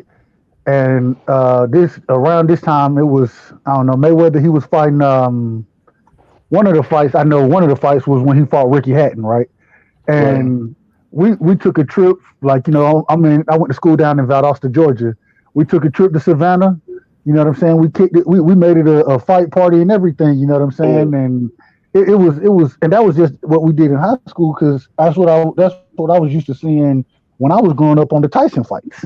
And so, and it was great. And I think this, but I say that to say that the 4 hours before the fight, we watched all 24 all four of the shows in sequence. You know what I'm saying? They had already aired once, and then they played them all right before the fight, to lead up to the fight. And man, like it was crazy. It was crazy. We had people, That's cool. they started coming over at like two o'clock afternoon, you know what I'm saying? And by about 7, I mean, we was it was a party around that time, so. And we actually made it to the fight. I didn't know if I was gonna make it that night. I ain't gonna lie to you. Yeah. It's gonna be. This fight is sold. Trust me. We've been talking about it for the better part of 2 3 years, Yeah, yeah. and this fight is sold. All we need is that. All we need is the announcement. And I think if we just show some patience, a little more patience, it's gonna happen. And we'll wake up one morning and the announcement is gonna be the first thing we see on our phone. Yeah. It'll put to bed all this diva talk about Bud and Bomac and Spence and his accident and his drink, and none of that shit will matter. The contract signed, the fight's a go, the announcement is made, all those details are worked out, and we'll Let's just make it cheer it happen. on and be front and center. That's all I Yes, want. I don't care about the behind the scenes. I don't care about the 60-40. I don't care about none of that money shit, because none of it mattered when I started watching boxing at 11 years old, some 40 years ago. My dad never said, "Hey, let's see who's making the most money." He only Right, said, "Pay attention to the punches. yes, right. Look at the movement. Listen to what the corners are saying." He didn't say nothing about, well, Ali's getting this amount, this one's getting that amount. Joe should have did this before he signed that. None of that stuff mattered, because that's not, as a fan, that ain't that's not our niche. That's not where we need to be. We are the consumers. We're not the ones putting it together behind the scenes, and therefore we shouldn't be back there poking our nose, making judgment calls based on what we don't really know and or even understand about the mechanics of putting a fight together. This fight is happening, and we are going to witness it historical moment, and we'll be talking about it pretty much for the better part of decades. Whether we're here or not, it'll be a part of a conversation. Well, let me ask you this, Seawood. What did you think of Errol Spence Jr. last performance? And just in your opinion, what do you think, like from maybe the Terrence Crawford perspective camp, what do you think they saw in that fight? I think Errol did a phenomenal job against Ugas. I think when he made Ugas stop jabbing, I saw the beginning of the end. Hmm. And I think as a takeaway for, stylistically, different styles create different types of fight Right. tactics. But I think Bud's folks should be paying attention to Arrow's feet as he steps forward, his pattern for jab, jab, hook, figuring out the counter, and Bud can't be there, and Bud can't allow himself to get into these emotional stints where he wants to go blow for blow. That's not it's Hmm. not wise. It's not Hmm. wise. It's not wise against a guy who can punch and who has a chin. You gotta be. This has to be purely chess and exploiting mistakes. Anything other than that, somebody's gonna get knocked the fuck out, and it's gonna be early. it has to be Yeah. a purely logical battle. If Right, you think it logically or emotionally, that fighter will, in my opinion, I think they'll get exposed. But right. You said exposed. absolutely, I think when you have two highly skilled fighters like this, it's the small things that's going to make the difference. You know, Absolutely. I think punch resistance going to be one. I think that's going to play a big part because I think EJ, he could take punishment, man. You know what I'm saying? He could take punishment. I don't know if he can take what Crawford could dish out. That's a question. You know what I'm saying? Can he take what Crawford dish out? Can he keep Crawford from pot shotting him? Can he keep the pressure on Crawford? Keep that jab on him? Um, will it be effective against Crawford? That's going to be a big part of Errol Spence Jr.'s success, closing that distance where you know what I'm saying, Bud likes to set traps. You know what I'm saying? When EJ steps in and he can't be overextending, you know what I'm saying, when he's fighting Crawford, he's gonna have to find a way to close that middle ground. And you know what I'm saying, I don't know if Bud got anything else like where he can attack Errol Spence Jr., you know what I'm saying, except for stepping back and trying to set that trap. I don't know what else he's gonna do besides try to stay on the outside, try to scrape him with combinations when Earl Spence Jr. He's gonna Earl's gonna come to him. So you know what I'm saying, he's not gonna have to wait. So I'm just trying to play it out in my mind. Each time I try to play it out in my mind, it's like it comes down to who can take whose punch. You know what I'm Right. saying? And the adjustments. Yeah, and the adjustments. You know what I'm Yeah. saying? What kind of adjustments can Crawford make, you think? What do y'all think? What kind of adjustments can he make? Well, the first one he better make is not to get into a firefight. He better adjust for that. Well, I Because I think he think, knows that one. yeah, but that's one thing to kind of have conceptualize it. It's a whole other thing when you get punched in the face and you want your shit back. And Right. that's when you get dragged into that space where I think is a problem for him um, over the long haul. But Do you think Bud got like a Napoleon complex that he can't control? You know I what I'm don't know. saying? Well, I don't know. You know, as a counselor with a background in psychology, I don't know how the Napoleon complex would sit with a guy weighing exact same weight that I'm weighing, with similar accolades and resume as I have. I don't know. I just think Bud's learned through his years of growing up with in his culture, his household, his family, that if someone do something to you, you got to get yours back. Get it back. Do And you do y'all think Earl is a little bit overconfident for being, bigger, or you know what I'm saying, feeling like he's the bigger fighter, or you know what I'm saying, is that may play a part into him getting caught in the, you know what I'm saying, thinking that Bud is light in the ass and underestimating the size of you know what I'm saying, Bud Crawford. I would hope, Earl isn't that simple in his thinking. He knows that he's dealing with a skilled fighter in Bud. What he has to do, Earl, is he's got to do what he does, and that's continue, and that's to press forward, test the soft spots, exploit the gaps, and land his shots. Punch placement is important. hmm And EJ, he's great he's got good punch placement, but he's got to be able to get the landscape. He's got to get up in there so he can land. Hey, Shalom, Pull, who that is we got on the counter with us today? What's going on, being Israel? my brother in Israel, Who that is we along. got? Who that is That's we right. got with us? That's right side and the Seawood. Oh, Bryce Seawood, what's good, Seawood? What's up, brother? I see we've been going back and forth a little bit on IG with some funnies. I see. Hey man, sometimes this what I do, bro. But Shalom to my little brother Bryce side. But Pull Counter, I've been taking notes, man. And I see y'all been staying on this Errol Spence and this Terrence Crawford fight. Continue. We listen. And, and if you're gonna ask me Israel, I got a great assessment. And I'm gonna start with Terrence Crawford. You know what I'm saying? Can you get near your mic? You kind of low, Ben. Yeah, you kind of low, Ben. Oh, okay, let me know, my G, because I can't be on Pull Counter because we being monetized, because we got to make sure my dog get that check. Yes, sir. And you kind of static. You got news for him.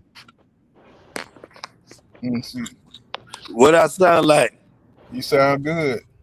Okay, right now, we got Bud. Last year, um, You fading out again. I'm fading out again. Yeah, gotta get close to your mic. What I sound like now? You right on cue. You right on point. Hey, one thing I was telling Right Side last year that your boy Bud Crawford was out here trying to sell that WBC belt. You know what I'm saying? And then we got undisputed right now. We got a lot of things going on. We got a lot of Team Crawford fans talking about they bringing up all these other fighters except Errol Spence. And then I love Terrence Crawford because Terrence Crawford is an accomplished fighter. Terrence Crawford is a switch hitter. Terrence Crawford is a place puncher that can hit you from a awkward position. He almost like a Rolly. He a skilled Rolly. You know what I'm saying? He can hit your ass from different ways though. And he a beautiful fighter, sixth division champion. You know what I'm saying? And I understand him. I love Terrence Crawford. But then when we go next door and we talk about the world destroyer, we talk about the dude that will beat his ass inside and outside of boxing. We talk about a dude who got ring IQ way phenomenal than a Bud Crawford. We got a Bud Crawford got ring generalship. He can adapt to the ring. He know what he see when a fighter showing him this. He can adapt to that. But Errol Spence is a special type. When he go in there, he look at Terrence Crawford. He said, "Man, I'm finna do this."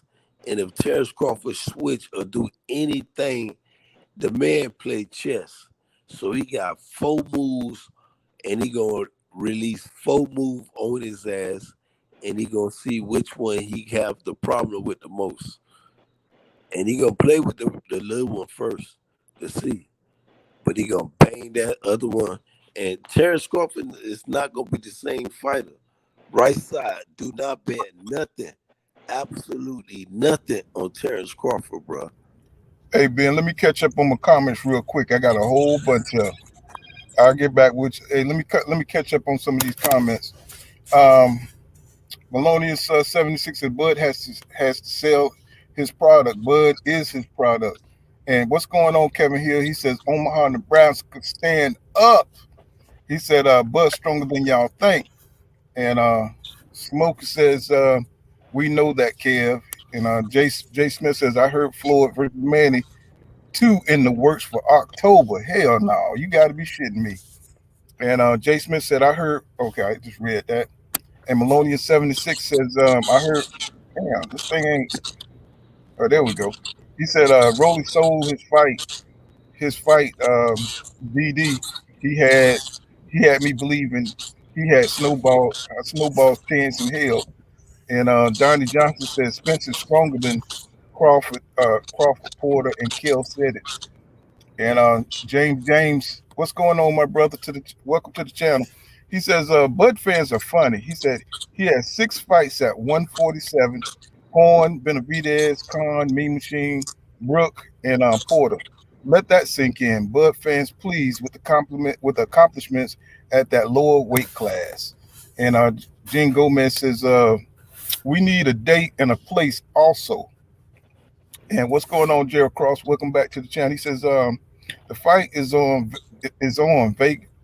Vegas in October. So Gene Gomez says both guys. He says both guys are cool cats. And Jay Smith says Seawood facts. And Kevin Hill says Bud going to beat the cream, the cream puff out of Spence. And Gene Gomez says he said put them together and things are going to come out. And Jay Smith says the fight is going to be in November, I think. And Jen Gomez says Bud has to use the virtue of what's that? Y'all see that on the screen? The virtue of, I don't know how the Spacina can go over. That's in Spanish or something. He got to use the virtue of patience. He can't overexert his actions. He got to have and not have a good fight plan. He has to be The what? patient. The virtue of what's It, that? it, it should be virtue. The virtue of patience. Oh, okay. He Oh, can't okay. overexert. He can't overexert his actions and not having a good fight plan. I got it. I Okay. translated that. I was like, what the hell? And see what says Melodious 76 says facts. That ain't a matter of compensating for mental weakness. This dude just loves to fight, but will do it on his own way until he can't. And Melodious 76 says facts. And Gerald Croft says pack it up. And Gene Gomez says Costamado said 75 mental, 25 physical. Physical. Yeah. Mhm. So I'm caught up now. Yes, sir. So shit, you know what I mean? Look like we got ourselves a fight. You know what I'm saying? We just need to get a time. We got a lot of good fights. We got Devin Haney versus Kambosos coming up. What do you guys think about that fight? Because we got that coming up real quick. Yeah. Next weekend. Yo, wait a minute. We didn't even cover the Tank fight. What did y'all think about Tank and his performance? Tank did what he was supposed to do with a guy who got no business being in there with him. That's right. You know what I'm saying? Did you think Tank was setting him up for that punch? From Or round two on, because Rolly kept throwing the same combination. I ain't gonna that's lie. all Go ahead. that's all Rolly got. That 1, 2, 3. Yeah. That's all he had. You know what I'm Man, saying? Go ahead. I was gonna say, I ain't gonna lie. I don't think Tank really was even trying to set the punch that knocked him out, that he knocked him out with. I don't think he was trying to set that up. It Yeah, was. me. I Yeah, think it was more of a. I mean, it was just the skills that it shows the difference in the skills that he has. He was looking to hook his way out the pivot, you know what I'm saying, out the corner, and he just even when he threw the shot, like you said, he really wanted to just knock the shit out of the goalie. But like we say, Tank got power in both hands, and it was more of that timing, that shot that you don't see. If you notice and go back and watch how it happened, he caught Rolly in the shot, and Rolly had threw some stuff, and then was looking to come back with that left hand, and he got wow, he got caught. And the whole thing was that's exactly what I saw happening the entire time. And so that's how I saw the fight playing out, because I thought it would happen in the second round. The reason being is because Rolly, I mean, his skill set is just so limited. And he literally he followed Tank around the ring, and when he did try to attack, it wasn't so good. And I want to give him credit. I got to give him credit for using that more than I do. So I give him credit for that. Outside using the jab to set something up, versus just using the jab. You know how you can have a jab that you can throw out there, or you can have a jab you can in a few different ways, where it really wasn't really, he was kind of he used because he could throw it. So, but I don't know. It can happen exactly how We're getting about half of that right side. Yeah, he broke up a lot. Yeah, we're getting about half of it.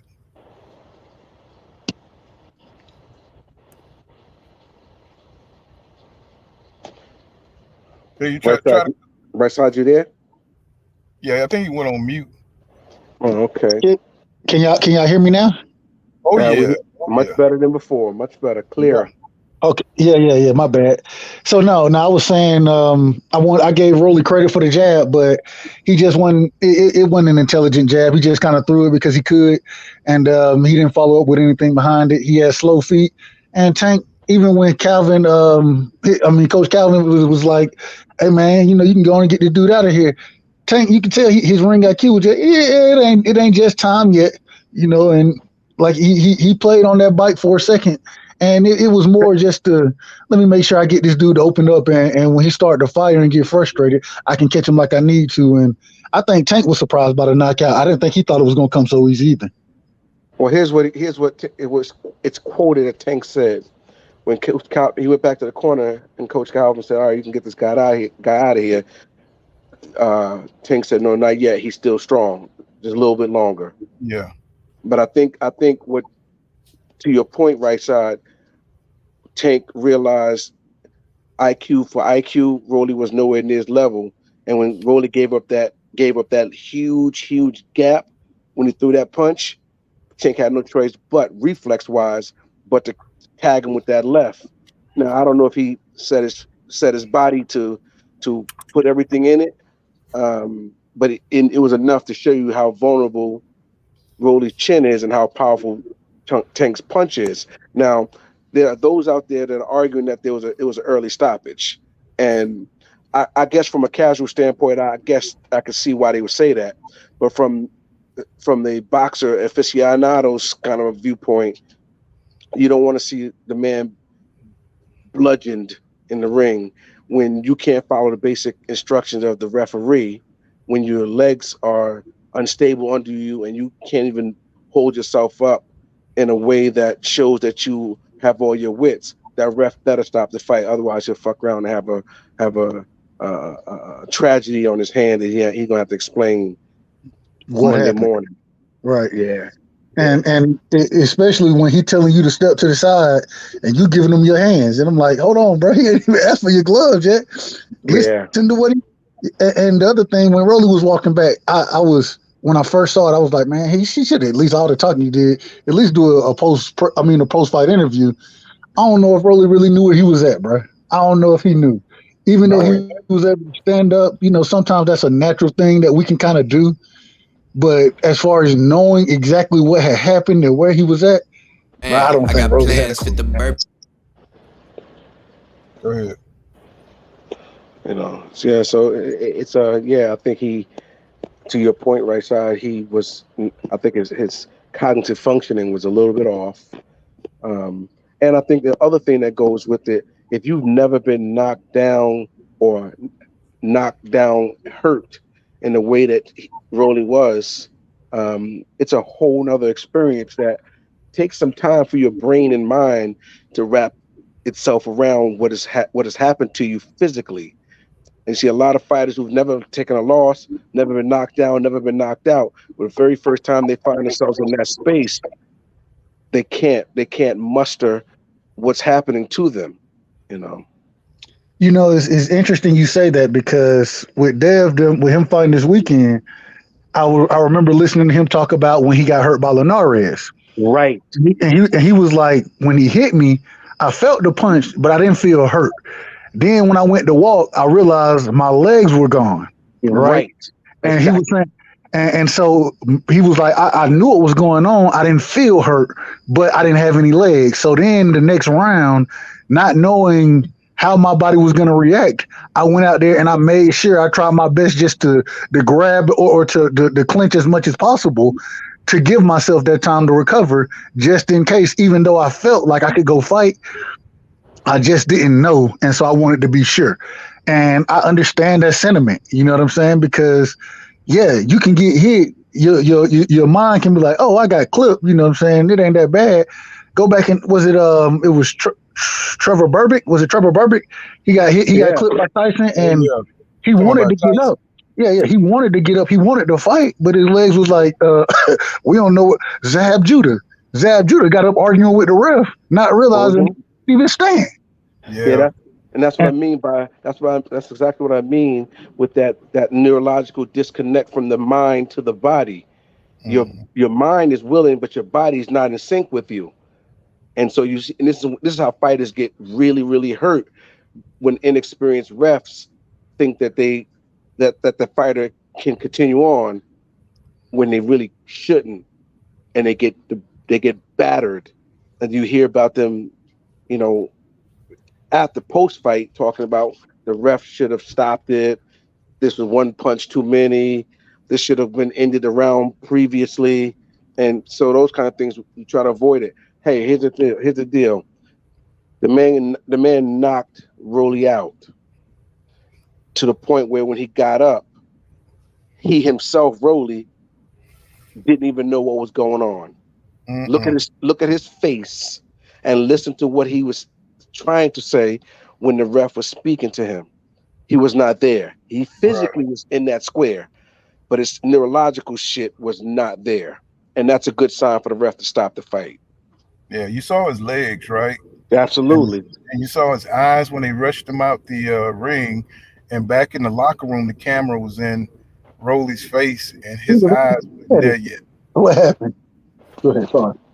Yeah, I thought that was, what I'm saying, for him to run out the ring, he had to be hurt. That's why they didn't do the post fight interview, right there in the ring. I don't think Rolly was capable. Right. Hey, young fella, how old are you? That's being Israel. I think you're kind of far away from your mic, Ben. How old are you, young fella? You talking to me? Yeah, I'm 33. 33. If you was the referee in that fight, and and and You're away from your mic, Ben. I'm away from my mic. Okay, let me get back to the mic. You 33 years old, and Rolly is showing you that he want to compete, and you know the type of fighter Javante Take Davis is. Do you agree with that fight? I'm just asking you your personal opinion. I would have stopped it. I thought it was a good stoppage. I thought it was a real good stoppage. So you feel like me? You feel like the ref say Javante? I mean, Yeah, he Rolly. saved Rolly a lot of damage. If Rolly would have went back in that fight with Tank and knowing the puncher that Tank is, Rolly would have caught some shit that he really wasn't trying to catch. And with the way his legs were already unstable, he already lacks defensive responsibility. He lacks defense in general, not even just the responsible piece of it. He lacks it in general.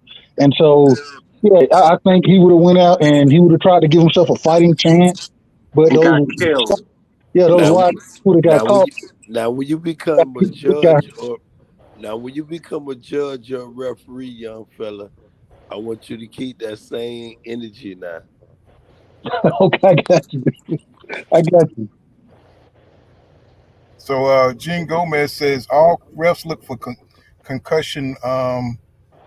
Uh, what is that? Protocol. Concussion protocol. Protocol. Okay, protocol. Yeah, June is writing in Spanish a little bit. But it's a referee named Knox. Knox is a great referee. You Right. know, because if Yeah. Knox see your eyes looking like you can't even do nothing, you don't went to sleep, he'll stop it. And when he fought that Charlo fight, and he seen Charlo knock Haley ass damn near out the ring, he waved it off. He ain't even counted. The boxing commissioner, why you didn't start the count? Bro, the man had to hit the end of the terminal. He sleep. The fuck I'm finna wake him up for?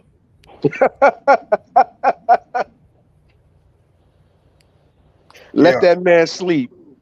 Well, Tank showed us his IQ. You know what I'm saying, in this fight, and a lot of people think that Tank is just a puncher, and they get enamored with his power.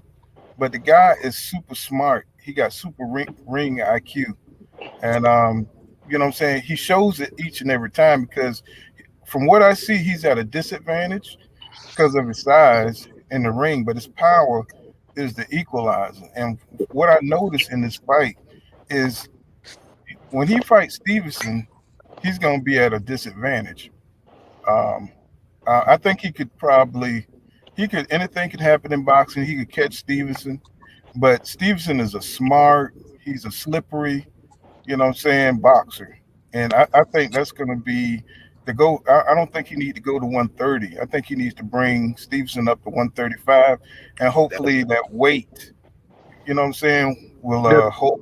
the weight Go ahead. only core. That weight only helps your core. He's already Right. big. He already big. So Yeah. man, Yeah, he already has an advantage. Yeah, What I'm but saying, you because of his length, his you yeah, know, I think Tank got to jump in to Hey, hey, hey, he's going. shalom, Tank has to bring him down to 130. hey, shalom to the panel. Who else up? Who else up on the platform with us? You said Tank has to take him down to 130. You think so? Yeah, I think so. I think any poundage above 130, it's a little more tougher for Tank and greater advantage for Shakur. Agreed. And now I'm gonna tell you, But this is now Tank. Now this is why I say that is because he went up. He already experienced fighting one. up at 140 with Yeah, but with the weakest champion in the division. yeah, But but 140 is still different than like but but forgive me for 1 minute, Pull. Go ahead. My brother, forgive me again, cause I'm on Zaza. come What's your close, name? come closer What's to your mic, Ben. huh? Come Get closer. close Just to the just mic. stay Because close to your mic because I want to hear what you're saying. I want to yeah, hear you. I want to ask you your name, my brother. I'm C. C See, Wood. Yes, sir. see, me and you talked before, right? Yes, sir. Oh, okay, see what? That's all I wanted to know, cause I don't like to say, "Hey, yo," cause I get offended by that. Yeah, I understand that. I appreciate you. You know what I'm saying? See what? But What's I going on, want, Timothy? Welcome to the show.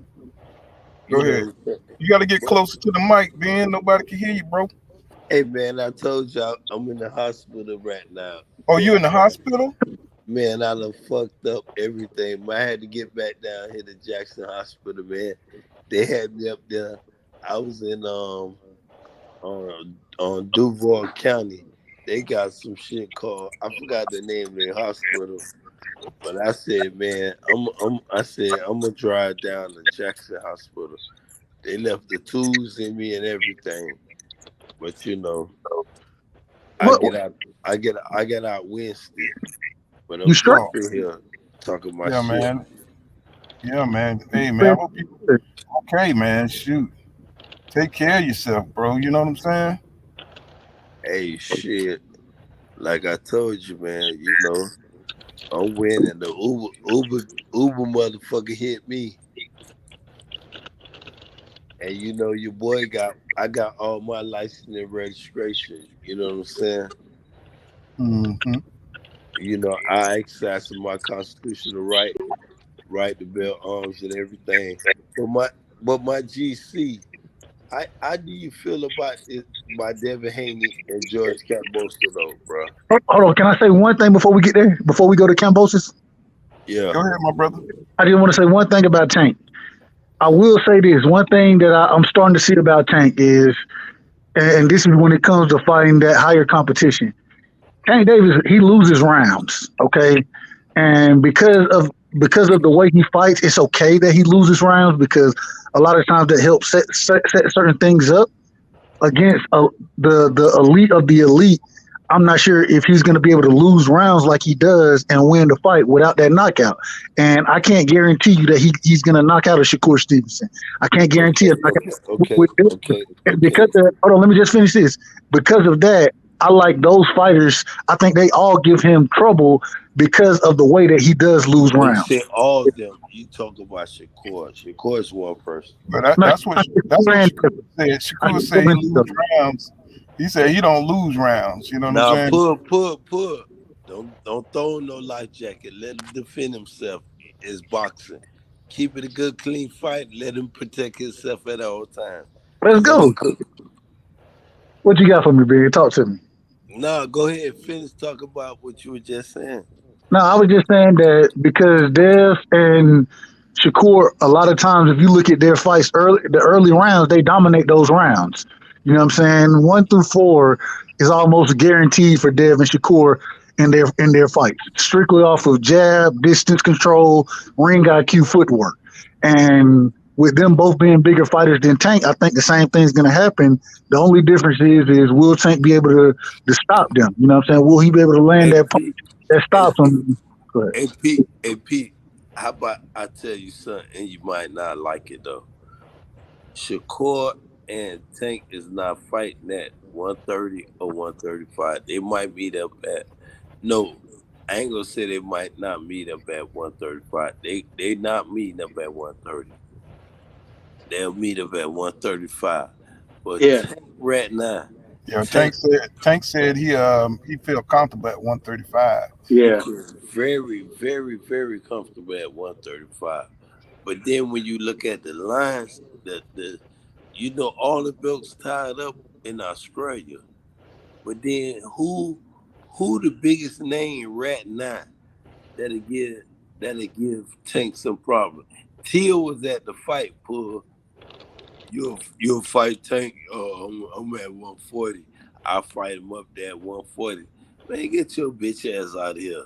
You supposed you supposed to be over there on your way to Australia to tell George Camboso you want your belt back or the winner of that fight. But he don't be a captain. But then um, my question is to you, P, and Pull Counter, what that does for Devin Haney next fight. I said George Lenoris, Jojo Diaz, Lenoris, Jojo Diaz, and your boy who Ryan Garcia just beat up. What his name? No, Gamboa. Pitbull beat him up. No, not Gamboa. I said Ryan Garcia. He just beat up To Go and Luke Campbell. Luke Campbell. That's the name. Linares, Luke Campbell, and Jojo Diaz.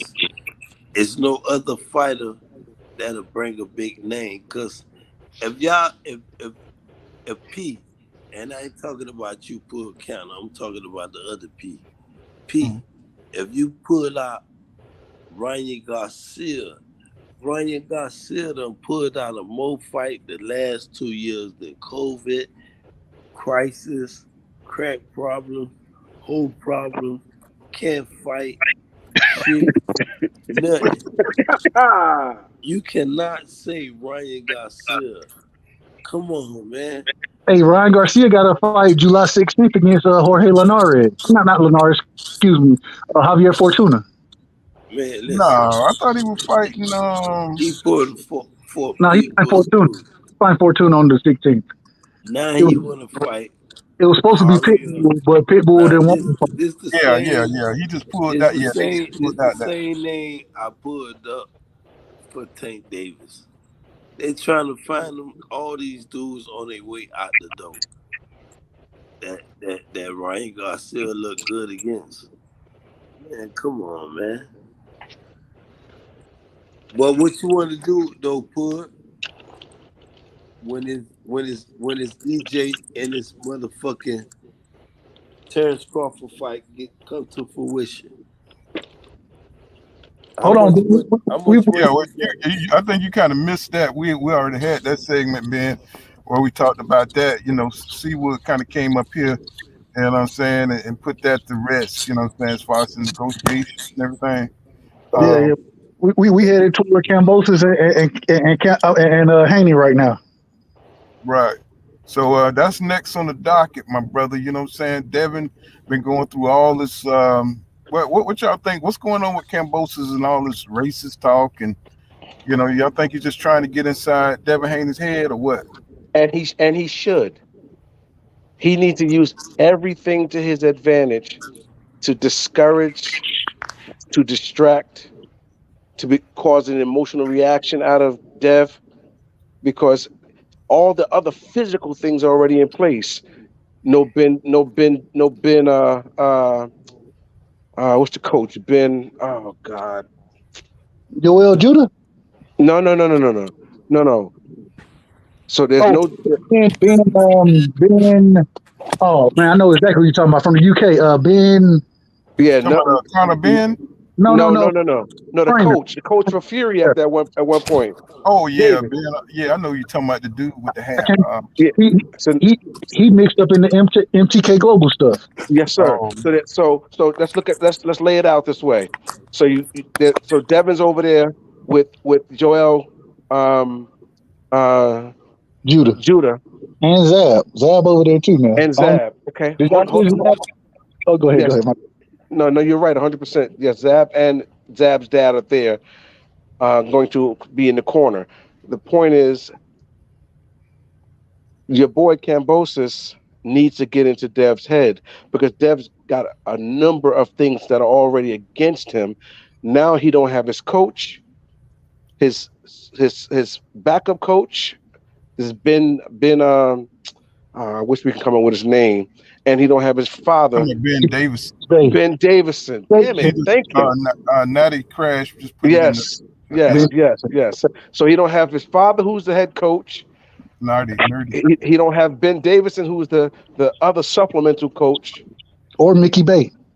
nor Mickey. So here's the thing: he's got major environmental shit against him. Hold on, see what I muted you, Ben, because you got a little background noise, bro. So I'm just muting you. Yeah. Go ahead, bro. I'm sorry. No, no, no problem. So he's got an issue. He he's got an issue. Devin's got a lot of issues on his side, and so Kambosos with this shit talk he's doing, he's just trying to compound. He's trying to layer it, trying to add it up. Yeah. You need to distract the fighter like Dev, because when he's focused, he's not easily bent out of his track. But But this is he's got some significant negatives at this point. So and he's oh, go ahead. go ahead. No, you go ahead. But You go ahead. when you say you got some significant negative, it's been Israel. Explain that to me, my brother. Yeah, but I'll repeat it. So he's over there in a foreign country fighting fighting that country's champion in that country's backyard without his father, who was his head coach, as well as his supplemental coach, as well as his other coach, Mickey Bay. That's a hostile. That's a hostility in the entire environment. Now what what Kambosos is doing is now that all those other physical things are against him. Now I want to try to get into his head. I want to try to undo whatever the training that they've been doing with him, and I want to try to uh, create some doubt, some mental doubt. And that's what this stupid snitch talk and all that shit that Kambosos is doing. That's the whole objective of that. But Mhm. I don't think it's gonna work. I don't think so either. I don't think it's gonna work. this is the problem. Judah's a good fucking coach. A hell of a coach. Hell of Yeah, a he's coach. a good coach. He in fact he's better than Ben and Bill, in my And, opinion. and Mickey Bay. So so I agree. I want to ask both of y'all a question. Shoot. Since y'all agreed on that Job Job father is an excellent coach. Do y'all feel as though Devin is in harm's way right now? You said harm's what? Did you say harm's way? Yes. Well, when you This say is a harm's question. way, but You see, word come back. This a question that somebody asked me to ask you. World Combat. Well, what was the question, Ben? Little Scotty on the panel. Where's Scotty at? Scotty, Scotty be over there trying to do push-ups and come back on the platform like he motherfucking Lex Luger, and Terrence Crawford is his motherfucking Uh-oh. nemesis. We ain't going to hold on, Ben. We ain't going to Bud right now. We ain't trying to talk Bud right now. Man, What's the question? we finna go to Bud. We here all night. Ain't no but 11, Going 11 on, boxing fans? time. No. But what was your question? You said you had a question for us about Dev. Do you feel as though that Jab Judah and his father would do a better assessment with Devin Haney? Then Bill and Ben Davis. Than Ben Davis and Bill Haney? Yes, I do. I agree. Because he's been there. He's been there. He's been under the bright lights. He's been against great competition, coach for coach. Facts. Yeah, yeah. I think Ben strike that. I think Joel, or how we pronounce Judah's dad's first name, is in Yep. Yeah. positioning and puts Devin in a much better position than he would be in. Is your Judah it's something I want to cut, like you said, I don't want to pronounce it the wrong way. Yeah, Yoel Judah. Yoel, yeah, Yoel. Yoel. Is Yoel? It's I believe it's with a Y or Yeah, Yes, what do I? Yoel. 100%. Yoel. Yoel's a good coach. Devin's in good And hands. I think this is so going back to your point, C Wood, I agree that there are certain things stacked against Dev. I like that for him. I like that for him in this fight. Let me tell you why. Tell me. I think that in this situation, with him being so far out his atmosphere, as far as being in another country, a hostile arena environment, which I'm not sure how hostile it's going to be. I'm gonna get to that in a second. I don't mind. I think that Bill, they'll be in contact through, they'll FaceTime and be in contact that way up until the fight. But I listened to Yoel Judah, and the way he speaks about this fight is different from how a Ben Davidson, a Mickey Bay, a Bill Haney, the way that they speak about it. He speaks about it with fire and passion. But He said he literally said in this fight, Devin has to go take this, and that's what he gonna do. I'm gonna make sure he goes over and take this shit. And I think it's gonna be one thing if you ever go watch Zab fight. Yoel was Zab's coach. When you go watch Zab fight, Zab was a dog, bro. He was a dog, and even when him and Mayweather fought, one of the things you remember is Yoel getting in there, damn near mixing it up with Roger Mayweather. You know what I mean? Absolutely. That's the passion that comes with it, and I think that's something that you're gonna need in this atmosphere. And I think that it's going to help Dev stay focused. Now the other piece of it is this though. With Kambosos doing what he, as far as calling him a rat, informant, a snitch, all that kind of stuff, right? That smells of desperation to me. Yeah, Yep. you want to play the mental game. I got that. When you're starting to reach to this level, it's starting to show desperation. And one thing, if you go back and watch the press conference, one thing I noticed is how comfortable Dev was there. He was very comfortable, and he even when he made the statement, man, when you gonna let this act go? The Right. Australian media, they laughed at that because the same way we see that Kambosos is acting, they see Kambosos acting. And it's Mhm. one of those things where you always, some type of way, regardless of how it happens, you lean toward the genuine person more than you lean toward the person putting on a facade. When I can tell you putting on a facade, then I'm 9 times out of 10, I ain't really rocking with you because you're not comfortable in your skin. And that's what it's looking like from Kambosos right now. Well, I think Kimbos is like C would say he's just trying to use. He knows he's at a disadvantage in this fight because he knows Devin is a special pure boxer, and I think he's just trying to use his intelligence. You know what I'm saying, by pushing him emotionally, have him emotionally driven in the fight, and not focusing, make him want to come in to make Devin come to him like he did with Hey Lenores, and try to guard him to get into a firefight. Because that's let's face it, that's George Kambosos' best chance is to get into a firefight with Devin, and hopefully, hurt him, and hopefully get him up out of there. So he's gonna keep. I think we're gonna see more of this kind of stuff from Kambosos. You know what I'm saying? He's gonna try to really push the envelope. He probably gonna go right over the edge if he can, because he already knows that he's not the type of person that would have ended up with the belts. You know what I'm saying? I don't think he would have beat Mickey Bay if Mickey Bay hadn't come off a layoff. And I think he got this position by default.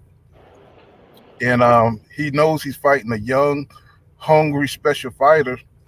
And I think he's just using these tactics like we was talking about. And I think he's going to go down in flames. I think Dev's going to get in there. I think it's going to be 12 rounds. I think he's going to, he might win. I give Kambosos, because he does have quick hands. He does have quick feet. Um, I'll give him about 3 rounds at the most. You know what I'm saying? But he's going to have that home cooking. You know what I'm saying? I don't think really Australians know Kambosos, because I don't think he's a well-known name in Australia. Now, and this is the thing, he's known, right? He's not known like a Tim Zoo, but he's known. The problem is a lot of us, and people don't really talk about this. A lot of Australian fighters, a lot of the media, they don't really rock with Kambosos like that. They don't rock with him. That's what I gathered. And this was talking to. I was on a panel earlier with some guys in England, some guys in Australia, some guys in New Zealand, and they were saying Kambosos, that because of the acts and the facade that he does put on, we don't really ride with him like that. We ride with a Tim Zoo. We rode with Jeff Horn. You feel me? But Kambosos, yeah, he a quote unquote countryman, but at the same time, we just don't like the way that he's acting, and it goes into the curse of those that I'm calling it. It's the curse of the French fries belt, man. When I love Teofimo before Teofimo beat Lomachenko. When he beat Loma, then all of a sudden he transformed into a guy I had never seen before. You know what I'm saying? Yeah, same thing with Kambosos. Kambosos beat Teo. If you listen to Kambosos talk before the fight, he was very confident, but he was very he seemed very genuine. You know what I'm saying? Then he won, and everything has been, I don't know. He is once again diva mode, and so I'm man. Even when Kambosos said Teo was cursed by the belts, it seemed like he brought that same curse, and he's manifested that same energy. So hopefully, you know what I'm saying. I think that he's gonna go get the job done, and even with the thought of a robbery out there, I don't even think they can rob him, because that's the only way that people are everybody I'm talking to, that's what they bring up. Devin wins the fight if he don't get robbed. You know what I'm saying? And so I think go ahead. What do y'all think about the way they trying to portray Devin in this fight? You know, with the thug personality, putting him on the poster with the jewelry and without the flag. What y'all think about that? It's boiled down to psychological warfare at this point. It's all psychological warfare. That's the perfect psychological warfare.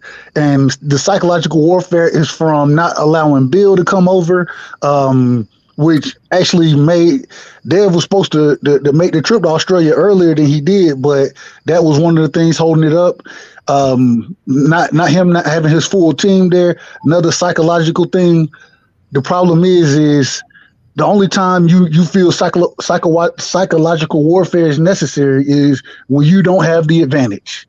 That's when you have to resort to that, because you're at a disadvantage. And in this situation, I don't think I think it's a bad look. You know what I'm saying? Especially when Kambosos says something like, "Yeah, let his father come over. We've tried to help as much as possible." And then Devin's like, "Man, that's all cap."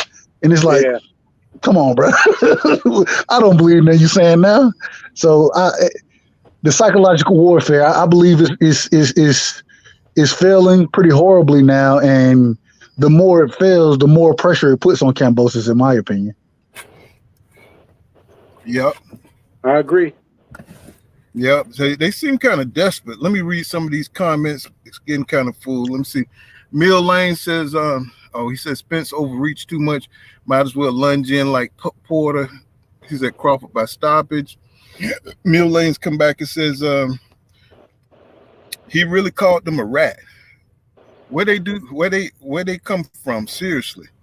And Mr. Shelton says Mills Lane, president of Bud Lives Matter movement. Ray, I never heard that one. What's going on, Ray, and everything? Welcome to the channel. He says Devin Haney has the second best jab in the game, and he comes back and says Kambosos won't be able to get around it. And Ecclesi says Kambosos is garbage and Crawford's on that bullshit. Okay, all caught up. Now, when we break the fight down from in the ring standpoint, it's going to be interesting, because I think like Mr. Shelton just said, Devin's jab is just, once again, in my opinion, top 3 in boxing. You know, and that jab that he has is going to negate and have Kambosos resetting a lot. The other thing is I think Dev is going to have Kambosos on the back foot more than we really think. And from what I've seen, Kambosos being on the back foot, he's very limited on the back foot. He can't be nearly as offensive as he wants to be when he's on the back foot. Whereas if Dev is on the back foot, he still can be offensive. The skill set is just totally different. Dev's gonna have to hit him with something because right now he's sparring with middleweights. Kambosos is he's sparring, so he's gonna try to pressure Dev, and he think Dev can't hurt him, so Dev gonna have to get some respect somehow. He's gonna be boxing all night. He's gonna be and he very well may have to box all night, because that's what boxers do. Exactly. And even if he box, that's the funniest thing. In a slugfest, I think Kambosos I think he has a 50-50 chance against Dev to win a slugfest. The problem is in a boxing match, I think he got a 90-10% a chance to win that. You know what I mean? He's going to get outboxed by Dev. So right. I don't know. I find it really hard. I ain't gonna say I look at it as much. Kambosos has a lot more skill than somebody like a Rolly does, but it's still a huge skill gap there, in my opinion. And if Mickey Bay and Lee Selby and Teofimo Lopez with the worst possible game plan in the history of boxing, if they all take you to a split decision, without some good home cooking, bro, I don't see you beating Devin Haney. I just don't see it. Me neither. I second that motion. But Dev know he's gonna have to be super focused, so they can't steal it from him. He's gonna have to go out there and really, kind of like Bivol did Canelo, and he's gonna have to put on one of them kind of performances, because the judges, they don't want them belts to go back to America, and they definitely don't want a young, black man like Devin to get it, because it's gonna be hard. It's going to be hard to get him out of his hands. You know what I'm saying? Well, actually, no, because he can't stay at 135 forever. You know what I'm saying? Right. He's probably going to get them belts and probably vacate them and go on up to 140. But he'll have that accolade up on his belt. You know what I'm saying? That's why I don't see Tank and Devin, if they don't make it this year or next year. I don't see that fight happening. Well, here's the thing to add on to what you just said. Tank. Well, why go ahead, Ben. Why people always promoting Tank and Devin when Devin is tied up with 2 guaranteed with top rank? So we can't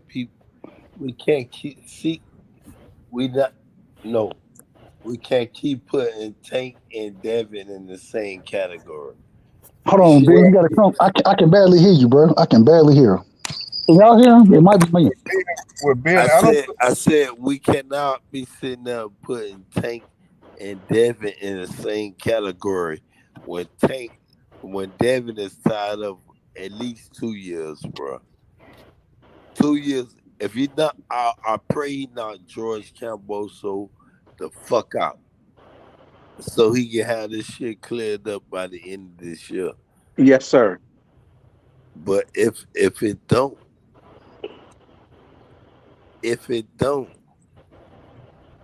come on, man. Y'all can't blame Tank Davis for wanting to fight being Israel. You can't fault Tank Davis for wanting to fight the tuna can. You can't Georgia Norris, Jojo Diaz. You know your homeboy Ryan Garcia still capping. That motherfucker don't want to fight nobody. He don't. He just got. See, y'all don't understand stream of consciousness. You know what I'm saying? This is stream of consciousness. Okay, why you was scared of Jojo Diaz? Stream of consciousness. This how Trump. He be Trump. Now we bring. You done moved the goalpost way to Donald Trump, bro. We talking about we talking about Ryan Garcia and motherfucking. We talking about Tank Ryan Davis. Garcia and motherfucking Isaac Cruz, the What? motherfucking pit bull. And next thing you know, you talk about Donald Trump. We talk about stream of consciousness, but I tell you this, you know, I think all this adversity is going to really help him grow. Yep. This is the adversity, the weight He was is character. going to make him a better champion. The more adversity, like Floyd, like the stuff Floyd went through when he was coming up, when he was Pretty Boy Floyd, it made him harder to beat. It made him mentally strong. And anybody, AP, AP, this you, right? Who? This P, right? This P who I'm talking to, right? Who is P? P who? Who is P? Who I'm talking to right now? Right side. This right side. Oh, right side. Oh, I thought I was talking to P. Because Nope. P has some funny ass narrative, right Who is side. P? P, you gonna meet P, right side, because I tell you, keep swinging to all these little posts and just listen to him. You gonna meet a dude named P. P was just talking that Bud Crawford, Lomachenko shit and all this other bullshit. All right, brothers. I'm about to back out. You guys enjoy. We'll talk again soon. all Much love, right, Seawood. Much love to you, my brother. all Peace, right, peace. bro. Thanks for coming up, man. My pleasure. Mm-mm. So yeah, man. So you know, I think Devin he gonna get this undisputed. I think he's laser focused, man. Um, I think he knows the moment. I think he knows what's ahead of him, and I think he's gonna bring it home for America. You know what I'm saying? I think he's gonna bring them belts Man, home. you Say know, what? one thing I worried about. One thing I work. Can you hear me? Am I breaking up? No, I hear you. Okay. One thing I worried about and was Dev being too anxious or too tight. You know what I'm saying for the fight. And man, I'm gonna tell you that press conference just to see how relaxed he was, how cool and calm he was. I was excited about it. I was excited because like you said, the man he looks laser focused. He looks relaxed, and I think he looks really good and really comfortable over there right now, and that's not a good sign. That's not a good sign for Kambosos. Yeah, yeah. Cambosis, he's trying to pull out all the stops. He's trying to get whatever edge and advantage that he can. You know what I'm saying? Along with that home good cooking. You know what I'm saying? Over there in Australia. You know what I'm saying? Testing, testing. Can you hear me? Yeah, yeah. I can hear you. And you Hello, know, hello. My shit yeah. fucked up. Can you hear me? Can you hear me? Let me see if I do this. Yeah, I can hear you. It says Gomez says Ryan Garcia. What's going on, DJ Black Charm Music? He says peace, Hey, Pool, y'all. can you hear me? Yeah, I can hear you. Yeah, I can hear you. Testing, testing. One, two, three.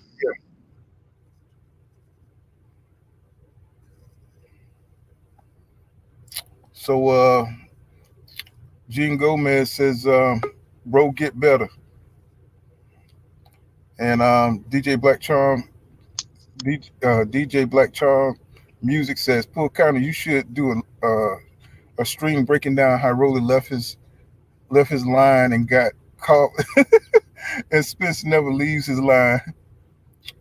No, Spence crosses the line. You know what I'm saying? But he just makes sure that he gonna beat your ass off it. You know what I'm saying? He gonna cross your line and hit you with that jab. You know what I'm saying? But when you try to push Spence back, you know what I'm saying? See, like right here in this fight, you know what I'm saying? Ugas, he's just coming up to the line, and Spence, he just makes sure he controls it. You know what I'm saying? You may get a couple of steps back on Spence, but you know what I'm saying? He gonna battle for that goddamn line dominance. You know what I'm saying? That's his thing. That's where you get that high volume going. You know what I'm saying? He could touch you, but you can't touch him. And when you do have that opportunity to touch him, Yeah. he catches punches so well. And Mm-hmm. I think that's really underrated, the way he catches punches. People, they say he get hit a lot. He don't get. It look like he may get hit a lot. He catch a lot of punches on his gloves. He catch a lot of punches on Mm-hmm. his gloves. You know what I'm saying? One of the Mm-hmm. best attributes defensively about Spence is the way he catches punches. And some people, some people are good at rolling punches. Some are good at um I can't even fucking call it. They're good at ducking under punches, ducking them or whatever. Yeah. Whereas one thing, Spence, I think he's one of the best in the sport of boxing at catching punches on his gloves. He catches a lot of punches. And I listened to Mel Charlo after the fight when he was going off on Cappinger. But one thing he said was a lot of y'all, a lot of people, they get excited when somebody's throwing punches. What they don't understand is uh, 3/4 of those punches I caught them on my gloves. They didn't land, I caught them. Right. And so Derek James, that's one thing he does really well as far as teaching is how to catch punches. And so, yeah, Spence, he's great at catching punches, and I don't think he gets the credit for it that he deserves. Yeah, and it helps him. When you feel the power, I think Spence likes to feel the power of who he fighting, and it helps him. It helps him get used. You know how Marvin Hagler used to, he used to like to taste your power, Yep. and then once he get used to your power, then the fight is on. You know what I'm saying? And I think Spence kind of got some of that. Like he like to feel your best shot.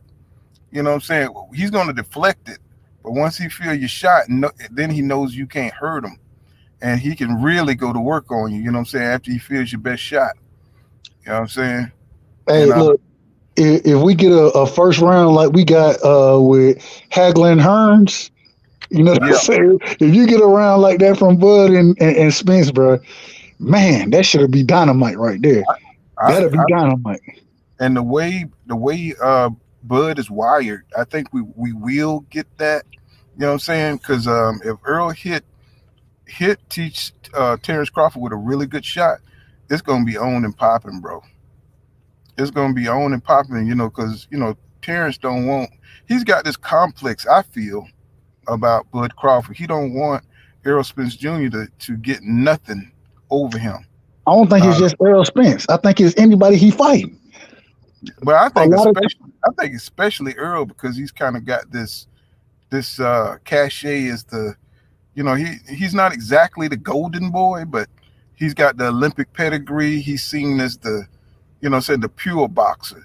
The Olympic. He got the pedigree. His pedigree seemed to be better than Bud Crawford. And I think he wants to tarnish that. I think he wants to come in there and show that he's the man. And I think he just want to outshine EJ. As far as skill wise, I think he want to show that he got better skills. I think he just want to expose Errol Spence Jr. to the world, and I think that's a complex that he has. You know what I'm saying? I think it's especially when you fighting your rival like that. Kind of like Hagler. Didn't like Leonard, right? And when he got beat, what I'm saying, he never boxed again. You know what I'm saying? After that loss. And I don't think Bud would box again if he loses to EJ. What do you think? I don't know. I think if Bud loses, I think Bud pushes for a rematch. Um, Depending on what happened in the rematch, at the end of the day, I don't think it really matters. I think Bud got 2, maybe 3 fights left in him as far as it goes. I've heard Bud say that, he's looking to go ahead and hang it up, what I'm saying, in his mid 30s. And so I think he got 2, maybe 3 fights left in him. I think he got this EJ fight. If he loses, the grudge match. And if he wins, the Charlo fight. Yeah, but he's gonna have to do at least a 2-fight deal with PBC in order for that to happen. I don't know if that's what they're working on now. but that's gonna be have to be a 2 fight deal. Maybe that's what they're locking in, and maybe that's why it's taking so long. You know what I'm saying? Because if he beats Earl, then I'm pretty sure that next fight will have to be immediately because Bud is 34 years old. Yeah, yeah, no, and like you said, I look for them to fight sometime in the fall, and then for Bud to have either a rematch with EJ or the fight with Charlo, and then I look for Bud to retire, regardless of how those fights go. Yeah. Do you think any one of these fighters have a psychological edge? Not really. Um, I don't know. It's hard to say. It's hard to say. It's hard when you're trying to get into the psyche. It seems to me, in my opinion, it seems like EJ is a lot more calm and collected about the fight, Mm-hmm. whereas Bud seems a little more erratic and just saying like when you doing the or pulling stunts, you know what I'm saying, as far as Mm-hmm. the fight goes. Come on, man, you out in the ocean talking about when you looking for the big fish. If you looking for the big fish and then the big fish fighting Ugas in Texas, why you don't show up if you looking for them? You know what I Right. mean? So those antics, it makes me question, what's going on in the head. But I think Bud is a level-headed dude, man. I really do. I think he's a level-headed guy, and even with, I think he's just horrible at trash talking and trolling. And so, because he's horrible at it, it comes off kind of awkward. But I think he's really level-headed. I think he's a smart guy. So I don't know. I'm excited for this fight. Me This too. is Me too. I'm really excited for this fight, and it's interesting because I honestly don't have a dog in this fight, but at the same time, I think EJ wins the fight. That's just how I see it. But I mean, either way, I think boxing, the fans of boxing win at the end of the day, Yeah. and this shuts down. It's going to be interesting to see what happens after the EJ Bud fight because half of YouTube ain't gonna be posting no more. I feel like half of YouTube boxing community ain't gonna be posting no more. Right. Some people build their whole format on that shit. You know what I'm saying? Yeah, yeah. DJ Black Charm Music says, I saw that interview Saturday night when Bud told Fight Hub he won't Bud this year, not next year. It's on Bud. His ink is dry. Laugh out loud. What's going on, Mr. Punch Out? You know what I'm saying? Welcome back to the channel. He says, salute Pull Counter. He says, Bud emotions will be his downfall in his Spence fights. Watch what I tell you. And DJ Black Charm Music says, he was not there in the ocean. My boy was in the shallow water knowing sharks don't swim there. I laughed out loud. And he was in the lagoon. Huh? He was in a lagoon. And Rahatman, I don't want to mess up your last name. Shadaleen, I think it is. Shadaleen, Radman, Shadaleen. He says, to Spence fans, anything Crawford does is weird. To Crawford fans, anything Spence does is weird. That's something that should make everyone check themselves. I don't think it's that serious. I think that's just fanatics. I think that's the fanatics that think that. Um, the only thing I think that is weird, what I'm saying, for Bud is just, getting the fights done. And, what I'm saying, the direction, he took his career after he left Top Rank. These are the things that are weird, what I'm saying, because, the problem is Bud is a special fighter. And we're used to seeing special fighters go for the big fights. And, what I'm saying, Bud didn't go for the big fights. What I'm saying, he fought, what I'm saying, the lesser welterweights. And that's weird to me. What I'm saying? Whereas EJ, what I'm saying, he went for the best in the division. And I'm not saying, what I'm saying, so when a Bud fan hear that, I don't know what they're hearing. What I'm saying? To me, it's logical. What I'm saying? If you're a special fighter, you go for the best fights. What I'm saying? You don't just call for the best fights. You go to the press conference. What I'm saying? You ducking me, son. Don't duck me, son. Don't duck me, son. Don't duck me. For you, son. That kind of stuff. And even if that's not your personality, you let it be known that you want those fights. And, maybe I'm an old head or something. Or, what I'm saying, I heard Jamal Charlo tell Tyson that things aren't done that way anymore. But you know what I'm saying, I'm spoiled, you know what I'm saying, seeing, you know, Floyd Mayweather call out folks and try to get on people's helmet about making these fights. And people ducked him too. But you know, I think of Bud as a great fighter, as one of the greats, and to see him just laid back like Demetrius Andrade or something when it comes to fight, this is kind of sad, you know. So that's kind of weird to me to see, you know what I'm saying, the top fighters who are not really aggressive about getting the fights. You know what I'm saying? So it's not everything that Bud does is weird. You know what I'm saying? It's just his attitude towards promotion and coming after these big fights. You know what I'm saying? And And, Mike, go go ahead. ahead. Go ahead, bro. And I just want to respond. I kind of agree, though. I agree with them. The reason I agree is because when I hear the different fan bases talk about their fighter or the opposing fighter, they're gonna if it's a Bud Crawford channel, they're gonna sit here. They're gonna tell me, well, Spence is a drunk. Spence, he faked the eye injury. We never saw reports on it. They gonna tell me all type of kind of weird stuff. And same thing on Bud's side, you know what I'm saying? Certain channels that support EJ. I hear the same, I don't hear the same things. I hear similar things, you know what I'm saying? But he only fought lesser competition. He never wanted the big fights. He's only chasing EJ. That's the only fight he wants to make. Listen, at the end of the day, I can't disagree with either side, right? But I think it's all weird in my opinion, just because at this current moment in time, I'm not disagreeing with anybody, but that's the past, bro. I'm so tired of talking about. Man, I hop on. The next thing I know, we going through resumes of Gamboa. When Gamboa fought Bud, what was his resume before he fought Bud? I'm like, bro, that was damn near 10 years ago. What the fuck are we looking at? You know Well, what I I think it's the frustration of waiting for these two guys to fight. That's the frustration of the fans. You know, they're getting impatient, and the fans are fighting. They fighting each other.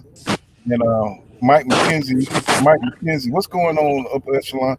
He What's said going Mike on, people? McKenzie How y'all says, doing tonight? mean? all right. What's up, upper echelon, my brother? Let me read How these y'all doing, comments good real brother? quick. Mike McKenzie says Spence should have had. Um, he said Spence should have had Bud a private front row seat at the Ugas beating, and the big Bud said he fish. couldn't go there because he had his own fighters. He had his Right. own fighters fighting that night, so he was He said the fulfilling his big. obligations as a trainer.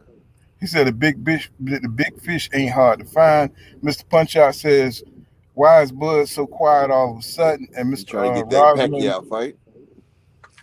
and He trying Mr. to. Rodman Sutherland says he had it in his contract to fight twice a year. He was hard to negotiate with because he didn't want any of those fights.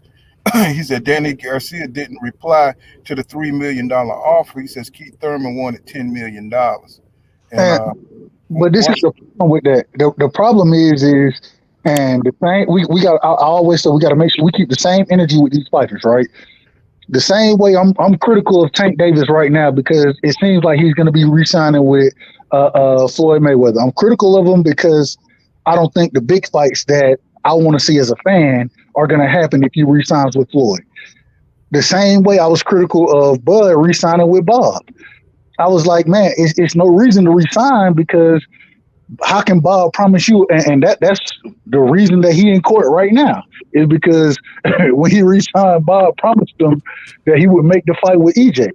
How can you promise as uh, Somebody across the street. yeah, you can't make that type of promise. You know what I'm saying? And so you can, and I'm not saying Bob, whatever you want to say, like Bud said, he knows Bob Hart. We don't know it. He know Bob Hart. Okay, I'm fine with that. All I'm saying is that if even if Bob tried his best to make the fights happen, you make that promise, and how can you sign a contract, a promise made to you, when the fight that he's talking about making is on the other side of the street? Even if he does Because everything he want to and try to make it happen, that don't mean Al and the PBC are gonna sit there and do business with Bob. you know And why Bob did that? Because ESPN was on Bob's ass because they needed a worthy fight.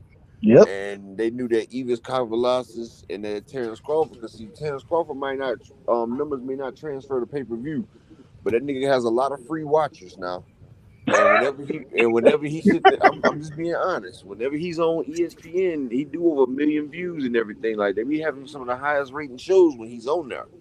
Like people are tuned in to watch Bud for free, but when it transfers to when it comes to damn putting money behind them, motherfuckers rather stream or not pay that money. And so Bob knew that ESPN wanted that fight because they needed to close out that year with a bang. And so Bob had to do what he had to do to sign that damn Crawford and Kambosos fight because that's what they wanted, and he got it done. He promised Bud this and that, and then he probably thought Bud was gonna forget about it, but Man, Bud Bob, just sat Bob, there because Bud knew. See, one thing about them top rank, what they do when you get to the end of your contract, right? If you don't re-sign to them, they'll put your ass on the shelf. put your ass on the They'll shelf. put you on the shelf and won't let you get your last fight in. But Yep. see, one thing with Crawford being a champ, the damn WBO gave him that mandatory, so it Yep. forced Bob to let him off the shelf. See, if he didn't have that mandatory with Sean Porter, he would still be on that motherfucking shelf. He'd have still been on that shelf. Bob would have kept him until he signed another deal. That's why he signed that extension, because Bob had his ass. Because that's why he had signed that extension. See, Bob Arum, they like slave traders. They get a person in like indentured servants and just keep them motherfuckers like they give them this and that, and they still slaves, but they think they're working for wages. But they sitting there paying off their debt, paying off their debts. Like when them Chinese people bring each other over and got the people working 5, 10 years and they still ain't got a pot to piss in. I mean, that's how he do it. I mean, And, that's the way to do it. I ain't gonna lie to you. It's interesting you say that because that's one thing I worry about with Devin Haney. I think Going that on, boxing fans? It's your boy Pull. Go ahead. even though he signed it, it's really a 3 fight deal. Kambosos, a rematch, and then a fight of Bob's choice. The problem is how Bob might not choose. well, that's the point. And how soon does that happen if you're not willing to sign another deal with Bob? And Exactly. That's how that, Bob does all of them. That's why Floyd had to go to Jay Prince yeah, and buy himself out that contract, because Bob be having people in them slave contracts for years, and man. he'll wait till he use you up and then get rid of you. When Yep. when Devin Haney signed this contract, I was kind of pissed off. The one reason I was pissed is because I look at Shakur Stevenson. Yeah, he doing business with Top Rank, but like you said, he working with Jay Prince. If Jay Jay Prince Prince ain't got to let that shit go down. and Jay Prince then carved a whole nother lane for himself as far as Top Rank go. Of course, he Nigga, Jay worked with. Prince will put Bob Arum in a body bag. He ain't about Yeah, to play that shit. even when Bob said that Shakur wasn't gonna be able to go for undisputed, Jay Prince was like, "No, that's what we trying to go for. We definitely working to go undisputed, and And you that's see what we." Bob didn't dispute that. He didn't dispute it one bit. Jay Prince, and when Dev signed this deal, I was shocked that he didn't, especially with him being as close with Shakur as he is. I know it's a competitive thing there, but it's still a little brotherhood there, growing up together. You feel Just me? like Shakur and Tank. You see Shakur and Tank, they buried their beef. They was hugged up and took a picture at the fight when Tank knocked And out Rolling. none of these, and in my opinion, all these guys, not all of them, not all. There is some beef between certain ones, But but Tank and Shakur came up together. You feel me? Tank and Shakur. thank you, But Dev. Bob always talk about it's stupid going undisputed though, right? He And he said he feel like a definitely. fighter should go undisputed. But have you That's noticed every time Loma gets close, they always try to get Loma undisputed though. Bob they don't try say to it's stupid push for Loma, forward. right? Hey, Loma get whatever you want. He get whatever when you want. We know what's going on, man. We see it. We see it. It's just the difference is the skill level and the talent level is growing so much and so fast. These young fighters now, they coming up and they showing out. And when we talk about where the sport of boxing is going in the next 5 years, we're talking about a Boot Finish. We're talking about a Devin Haney. We're talking about a Shakur Stevenson, a Tank Davis. Look at the names that we're calling out. You know what I'm saying? And it's not always the ideal individuals for some of these promotional brands to necessarily support. But at the same time, that's why I will say, even though I think Eddie Hearn, this man, he can't make a fight happen to save his life. You feel me? I will give him credit that he does pay the fighters well. You know what I'm saying? No, Eddie Same. Hearns is a snake. I'm glad you brought him up. You know what Eddie Hearns, his whole thing is? What's His that? whole thing is to get in there, pay You get a people full shut point. up money. It's like when you give your girl a shut up ring so you don't have to marry him. See what he come in there and he give these black fighters a little bit more money than they ever get, just so they don't pursue the big fights. See, the big fights be on the same label as Eddie Hearn and them, but they use Eddie Hearn to suppress the fighters. That's why they got Dimitri Andrade, so he couldn't really press for the Triple G and the Canelo fight, because they all on the same thing. But you see, Demetrius couldn't get the fight. Just like Devin Haney. They all right there with Ryan Garcia, all them all on the same really platform, but they couldn't get the fights, but they got the fighters so he can suppress them, make them make other fights and let them get money for it. But this is the thing. Like Devin Haney did was he saw what was going on. He made those fights happen. He got paid. But then after that, he was like, well, look, hey, I'm running my own promotional thing. You know what I'm saying? So now, hey, I love you, Eddie Hearn, but you couldn't make these fights happen. I'm going over here and I'm going to do business here to make the fights I want to happen. But That's see, he what. could have made them happen, but Go ahead. Eddie's job is to give these people a couple million and have them fight these bullshit fights so they don't have legacy, so they don't go after the NBF fighters. You know what I'm saying? The coincidentalist fighters. That's why they sit there and do that. And Demetrius Andrade finally woke up to it, and Eddie finally told him, like, look, I'm gonna have to let you go, man. Because you know his people out the division now, so there ain't no reason to keep Demetrius Andrade. That's why he's getting rid of him now. But I blame this on the fighters though. The reason I do, and I'm not saying it's right. I'm not saying I'm right for blaming. It's right to blame the fighters. It's right to blame Yeah, the fighters because they took that little Demetrius change. Andrade sat his ass right at the zone, and he knew what they were doing. He noticed that they didn't mention his name. He in the same weight class, you know what I'm saying, with Canelo. They never promoted it. You know what I'm saying? They never pushed him to fight Triple G. Jaime Munguia, But he was getting them paydays, so he didn't say shit. You know what I'm saying? They were buying his silence. That's all it was. Right. And it's his fault because he took the money. Like they say, don't eat the fruit. He ate of the fruit, so he can't complain. And see, that's the same. That was the same thing with Bud. You know, so he was getting paid good at top rank, so he ain't have no reason. You know what I'm saying? That's the same thing with Tank right now. Yep. It happens with every company. The thing with Tank is a different story because you know how is it different? Floyd building a different program. You know, he's trying to do Tank. He got his own blueprint. You know, he got the Mexican. He trying to do him like he did like. But hold on. But we're talking about two totally different things. But Floyd trying to make all the big Mexican fights for Tank though. He been trying to push for Ryan Garcia, TFP. Like he'd make the big Mexican fights. He know that's where the money at. Floyd has that paycheck. He know that black and brown fights make the money. I'm not disagreeing with it. The problem is what fights has he made cross promotional that are big fights for Tank Davis? None. So he can push for him, and I'm happy that he does. I applaud him for pushing for him, but it goes back into the same thing we said from the beginning. But the first time he tried to do that, Tank tried to say that the man was setting him up. See, he didn't know where Tank was at. See, now there's no excuse. See, Tank done made it known he want the big fights. So now, let's give Floyd a chance to make the big fights. And he make the big fights now, then we know, okay, now it's a problem. But it's not about Floyd. So my question is so do you think Bob Arum says, yep, we want that Tank fight now, and we're willing to send Lomachenko over to PBC? Y'all do the papers. Bob already said he would. Man, that was then. This is now. It's a difference. I guarantee when Lomachenko is available again, that Bob does not send him across the street to the people. Loma's biggest payday. Loma don't even make $1 million a fight, bro. Look that shit up. I'm not disagreeing with that. I'm not disagreeing with that. Loma barely makes $1 million a fight. You feel what I'm saying? Like that's why Bob loved him so much. Exactly. Everybody think Bob loved him because he's white. He loved him because he's cheap. If Floyd he loved Loma because he's cheap. Yeah. If they offer Loma $2 million for the fight, Bob won't get a percentage of that. He'll do that. It's just like Loma fighting for him. Let me read some of these comments. They're starting to build up.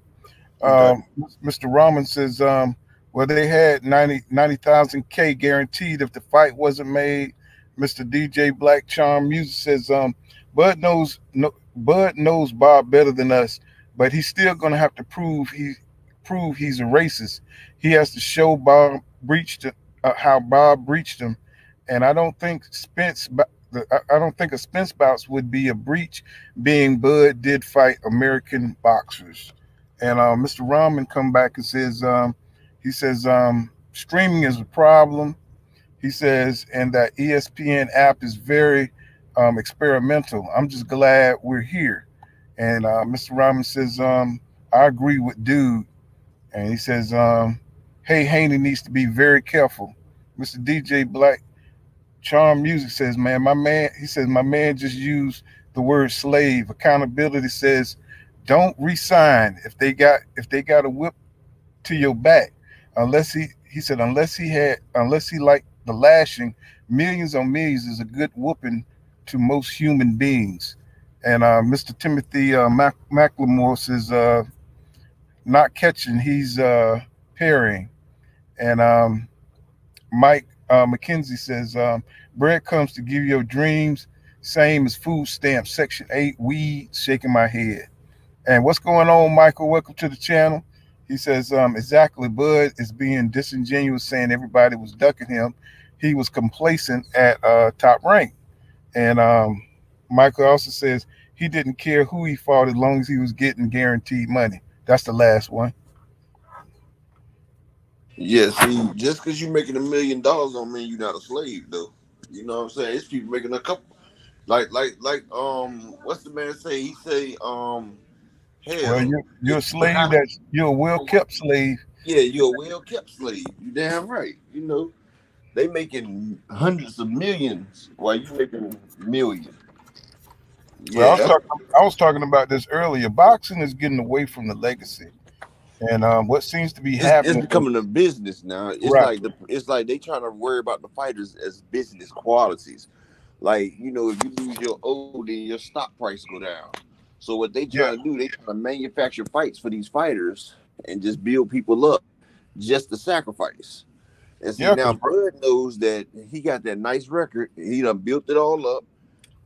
Now he know he on the chopping block for EJ, so he's feeling like if I'm about to give my O up and my build up, I might as well get my Turn biggest left payday. onto South Mill Street, then turn right onto South So Mill he's Street. trying to get his biggest payday before he turns it all in because he know he can't beat EJ. oh no problem, Mike McKenzie. I try to read as much as I can. You know what I'm saying? My panelists they know a lot about boxing, so I try to let everybody get it in. You know what I'm saying? I'm sorry. So Oh finish. yeah, I Go ahead. was just saying that they try to get it in like that, so he feel like if I'm about to give up my O, my status, my name, you about to Mhm. beat this, but see, Earl gonna have to make a decision for greatness. He gonna have to take less money for a bigger legacy. Like if you notice, anytime a black fighter has to go for a legacy fight, no matter who they are, they got to take less. History repeats itself. Floyd had to do it versus Oscar. You feel what I'm saying? Floyd was pound for pound, but he took it. He took it for Oscar. Jack Johnson did it. You feel what I'm saying? Like all the Right. greats have to take less to them get that legacy fight. And Yeah, so Joe Terrence Lewis had to take what was that guy? had to What pay is that motherfucker for 8 years, didn't he? Yeah, he had to pay him his damn purse, or like some ridiculous 10% of his amount. purse for like eight Yeah, years. yeah. So What is like I it, said, James Brady or something like that, Bradster or something like that. I can't Yeah, remember his name, so I ain't gonna break it up. But what I'm trying to say is, whenever it's time to make that legacy, you gonna pay for it. And mm, Terrence Crawford, that's why he said Earl needs me. See, Terrence is at the end of his career because he said he was gonna quit when he around 35, 36. He said he's not yeah, gonna box in his 30s. So he know he done, and like Bob Aaron said, Terrence always trying to make the biggest amount of money that he can. See, his record can't feed him. He's already a Hall of Famer. He's already first ballot Hall of Famer. He done did shit. He done been undisputed in everything. Yeah, if he can be undisputed in two more divisions, yes, that just cements his legacy, but that doesn't feed his family. I mean, all these accolades and belts, they're not feeding your family. But if he can make his biggest payday, that's gonna set him and his family. Like if he gets a 20 million plus 50 guarantee, that's more than he's made with top rank. That's more than he's made with top rank in all these other fights. That cements everything that he has. That's gonna set him and his family for life. And so if Errol wants to change his legacy to be the number one pound for pound, the big fish, the biggest, the draw, the face of boxing, he's gonna cost you. Just like it costed Floyd, just like it cost Tyson, just like it cost everybody. To be the face of boxing, you gotta pay to play. Canelo paid with Floyd, but he was never a bigger draw than Floyd, but still, it costs to be the boss. And to be the face of boxing, he's going to take less money and fight Crawford, just like Devin Haney. He taking all the damn less to fight Kambosos, who struggle with Mickey Bay. Mm-hmm. But you know, to be the best, you got to take less. Like Shakur took less with Oscar Valdez. Like Shakur better than Valdez. Everybody knew that. But to get legacy defining fights, the one that's going to win has to take the less because the other one knows what they're giving up. Right. So they push that hard ball because they know what they're giving up. Oscar De La Hoya knew that even though I got losses, I'm still giving up my namesake. You beat me, Floyd, that's going to superstar you. So, you know, Earl beats Terrence Crawford. He's the best pound for pound. His legacy just triples. You Yep. know, then he going to go get Canelo. But still. So, I see what Bud doing. Right. So Nah, Michael, he ain't holding the straps hostage. He's trying to get every last dollar out of his strap. Right. Hosanna says he says somebody explain to me why anybody cares about the pound for pound list. Laugh out loud. It's purely subjective. Yep. Just because that's just like when you were in school and people used to make the cute people list. Like when girls would sit there and make the cute boys list and the boys would make the bad females list. Like it's really subjective, but everybody want to be on top of people's lists. Just as human nature, everybody want to be everybody's number one. You feel me? It might be subjective, but we subjective by nature as humans. So Ricardo Martinez says when a fighter price himself out, he don't want no smoke. And Michael McKenzie said pound for pound was made because of Sugar Ray Robinson. Yeah. So yeah, We might can say that a fighter's pricing himself out, but I say a fighter's just trying to get everything that he's worth. Like I don't like it either, but if I was Bud, I know I can't beat this man. I know it's my last hurrah. Well, I think he sees how dangerous this is his most dangerous opponent. You know, this man break bones. Like this is gonna be my last fight. Like anything can happen in this fight, and I'm not gonna be able to make my other fights. Right. So I'm gonna get paid for everything for this fight. And see, that's why it's different with EJ for Bud because you know EJ is that dangerous. You know what I'm saying? He's the dude that you know what I'm saying that has that power, bone crushing power. You see, Danny Garcia still ain't fought yet. Right. You know what I'm saying? So, you know, he gonna make sure he get paid. You know what I'm saying? I just hope, you know, nothing, you know, goes wrong with, you know, anything up to the fight. I'm pretty sure what you say, Jose. He says Mike Kinsey says win, lose, or draw, Bud won't be the same. And Jose nobody's the same when you fight Earl. So we are supposed to care about somebody's opinion and use somebody's opinion as a leverage tool. Seems like desperate attempt to lash onto anything for negotiating power.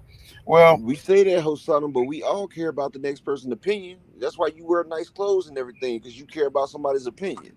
That's why you try to make yourself look good. That's why you stay in shape, everything. That's why you do the things that you do. You try to get the nicest car and try to live your life accordingly because you care about the next person's opinion. As humans, we're bred to care about the next person's opinion. You can say you don't care about people's opinion, but somebody's opinion matters to you. And that's just how it is. Like, well, I think he's talking about the pound for pound list. Yeah, like Charlo said, he don't care about it, but he still wanted to be on it. You feel what I'm saying? Like, right. Everybody want to be mentioned around the greats. Like, shit, especially Charlo because of the opponents he faced to get to where he at. You know what I'm saying? Mm-hmm. And the validation, yeah, Mike McKenzie, I just saw that the validation. You know what I'm saying, for your hard work. You know what I'm saying, and the problem to me is that you want somebody to see that you did this. Like, yes, I accomplished this. Look at what I'm doing. Who can appreciate the type of fighters he had to go through? You know, some undisputed is not as hard as other people path the undisputed. You know what I'm saying? Like Bud and Canelo took the easy routes. Right. Look at Devin. Devin got one fight. One fight and he undisputed. Like Right. that's He easy routes undisputed. though. See, He don't have to fight four different champions. You know what I'm saying? He just get to fight one dude. Look at that's Terrence why Crawford. that's why I give Fight props to one Josh dude. Taylor. Josh Taylor went and took them belts. He fought Ramirez. He fought Rougarou. Like Josh Taylor had some battles on his hands. He sure did. He sure did. And it's just it's just different. You know what I'm saying? Because when you look in the books years from now, nobody's gonna know all that. So they're not gonna care about all that. Just You know like what I'm Jermaine Taylor. Jermaine Taylor became undisputed just by one fight. He didn't even have a belt. saying? Bernard Hopkins sat there and collected all the belts, became undisputed, lost to Jermaine Taylor. Jermaine Taylor undisputed. Right. Nigga had the easiest route ever. Right. And see that's a dynamic that's I think should be somehow noted. You know what I'm saying? But in the footnotes of boxing history, it's not going to He be beat the noted. undisputed fighter. Shit. Right. So That's just Project like if Slim, Triple G beats Canelo. Triple G be undisputed. welcome to the channel, Project Slim. He says, I've been saying that Bud don't want no smoke with air. The truth, Spence Jr. Facts. And Mr. Ricardo Martinez says, Bud not worth what he's asking for. Not selling like Errol, like Bob Arum said. He was losing money on Bud. And Hosanna says depends on who you are. When negotiating, we use facts, not pay-per-view, not pound for pound lists. He says pound for pound lists blows with wind. Belts hold power. He says pay-per-view numbers hold power, gates hold power, and decorations and money. Decorations Okay, and money talks. let me get this one full. I feel what y'all both saying, Hosanna and the guy before him. I feel what both of y'all saying. But who are we to tell Bud what his career is worth? When you fight Earl Spence, your career is basically over. It's not the same. Earl breaks people and he don't. And Bud knows that EJ wants nothing more than be the first welterweight to be undisputed. He knows it's like supply and demand. When it's a high demand and a low supply, people price gauge. They raise the price up. Like I said, Bud's undefeated. People claim he might be the top fighter pound for pound. He got a lot of accolades. Everybody's saying that he'll beat Earl. When Earl beats him, then what? Earl becomes the head of all that. And he takes Bud oath. His legacy is cemented. He was the first ballot Hall of Famer, if not already. But it's no dispute. Plus, he's the first welterweight undisputed. That takes away Bud's power of making money because he not the undefeated draw that he was. He not the champ that he was. Like Bud losing all his livelihood, everything that he worked for his whole career, and he's at the end of his career because he's in his 30s and he's not fighting much longer. So we can't tell a motherfucker what they're worth. Like this man, all these years that he's been training and putting into work, this is his end of the road. This is retirement check. And and people say that shit about Kambosos. Look at him. Look how he's sitting What's up his going on, boxing fans? like his two fights with Devin Haney. He's trying to cash out too. Like we can't tell a fighter what they're worth because he knows this is it. And if a motherfucker's willing to pay for it, he gonna take whatever he can get. So I know the question you kind of posed earlier was what is outpricing yourself, right? Because we as fans we can't really say what a fighter is worth versus what they believe they're worth, right? The problem with that statement is yeah, we can believe whatever, the fighter can believe whatever. What it comes down to is promotional brands paying whatever, right? And so when, even if you feel that you're worth, and we'll say a Keith Thurman, from all reports, Keith Thurman was asking for 10 million to fight Bud. You know what I'm saying? The thing is Keith Thurman, are you worth 10 million right now? Are you worth that? And in the promotional brands, in their mindset, he wasn't worth it, and that's that. So then technically he outpriced himself. It's all good and well, and I agree. We can't tell these fighters what they should feel their worth is. I agree with that. The problem is that the promotional brands aren't necessarily looking at the work they put in. They're looking at how you sell, what your gate numbers are going to be, what value you're bringing to their product, if that makes sense. And so, even though we may think that this may be what a fighter deserves, the fighter may think they deserve. I'm just throwing a number out there. Keith Thurman, he may think he deserves 10 million. If that 10 million that I'm paying you isn't going to translate into value for my company, then you've overpriced yourself. But Wow. how much do you think Earl is worth? See, it's gonna be up to Earl Spence to take less money because it's his legacy. That's why Earl sat there and told them to make the fight happen. That's why Earl ain't saying what he wants for the fight. He knows that he's gonna have to take less money to fight, but because this is his legacy, this is his fight, and to But make the fight happen, he's gonna have to do what he has to do to make the fight happen. so then we agree. Then we agree that at the end of the day, regardless of what you feel, because whatever I don't know I don't know how much the PBC. I don't know how much he'll get paid for this fight, but whatever he gets paid, he may feel he's worth more. But like you said, if he wants that legacy, then he has to take less. Same thing with Devin Haney. Same thing with Shakur Stevenson. Especially, and like you said, black fighters.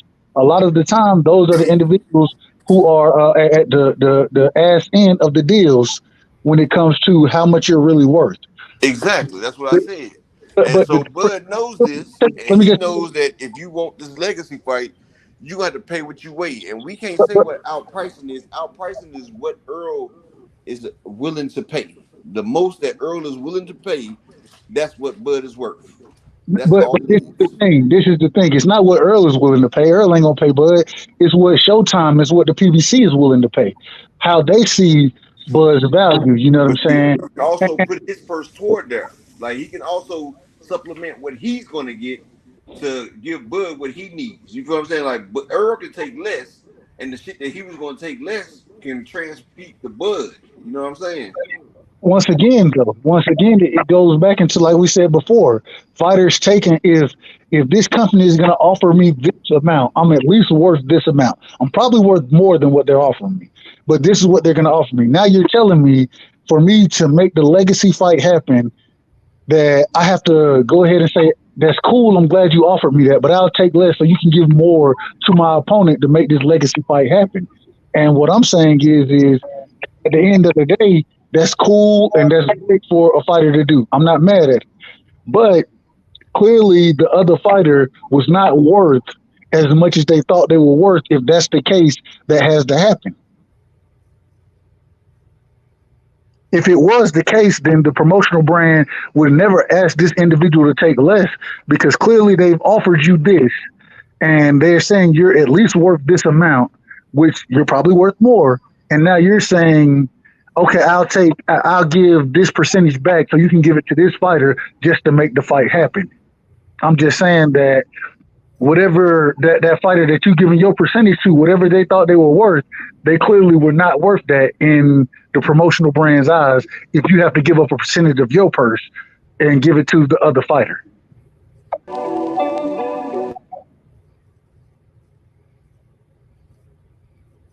Can y'all hear me?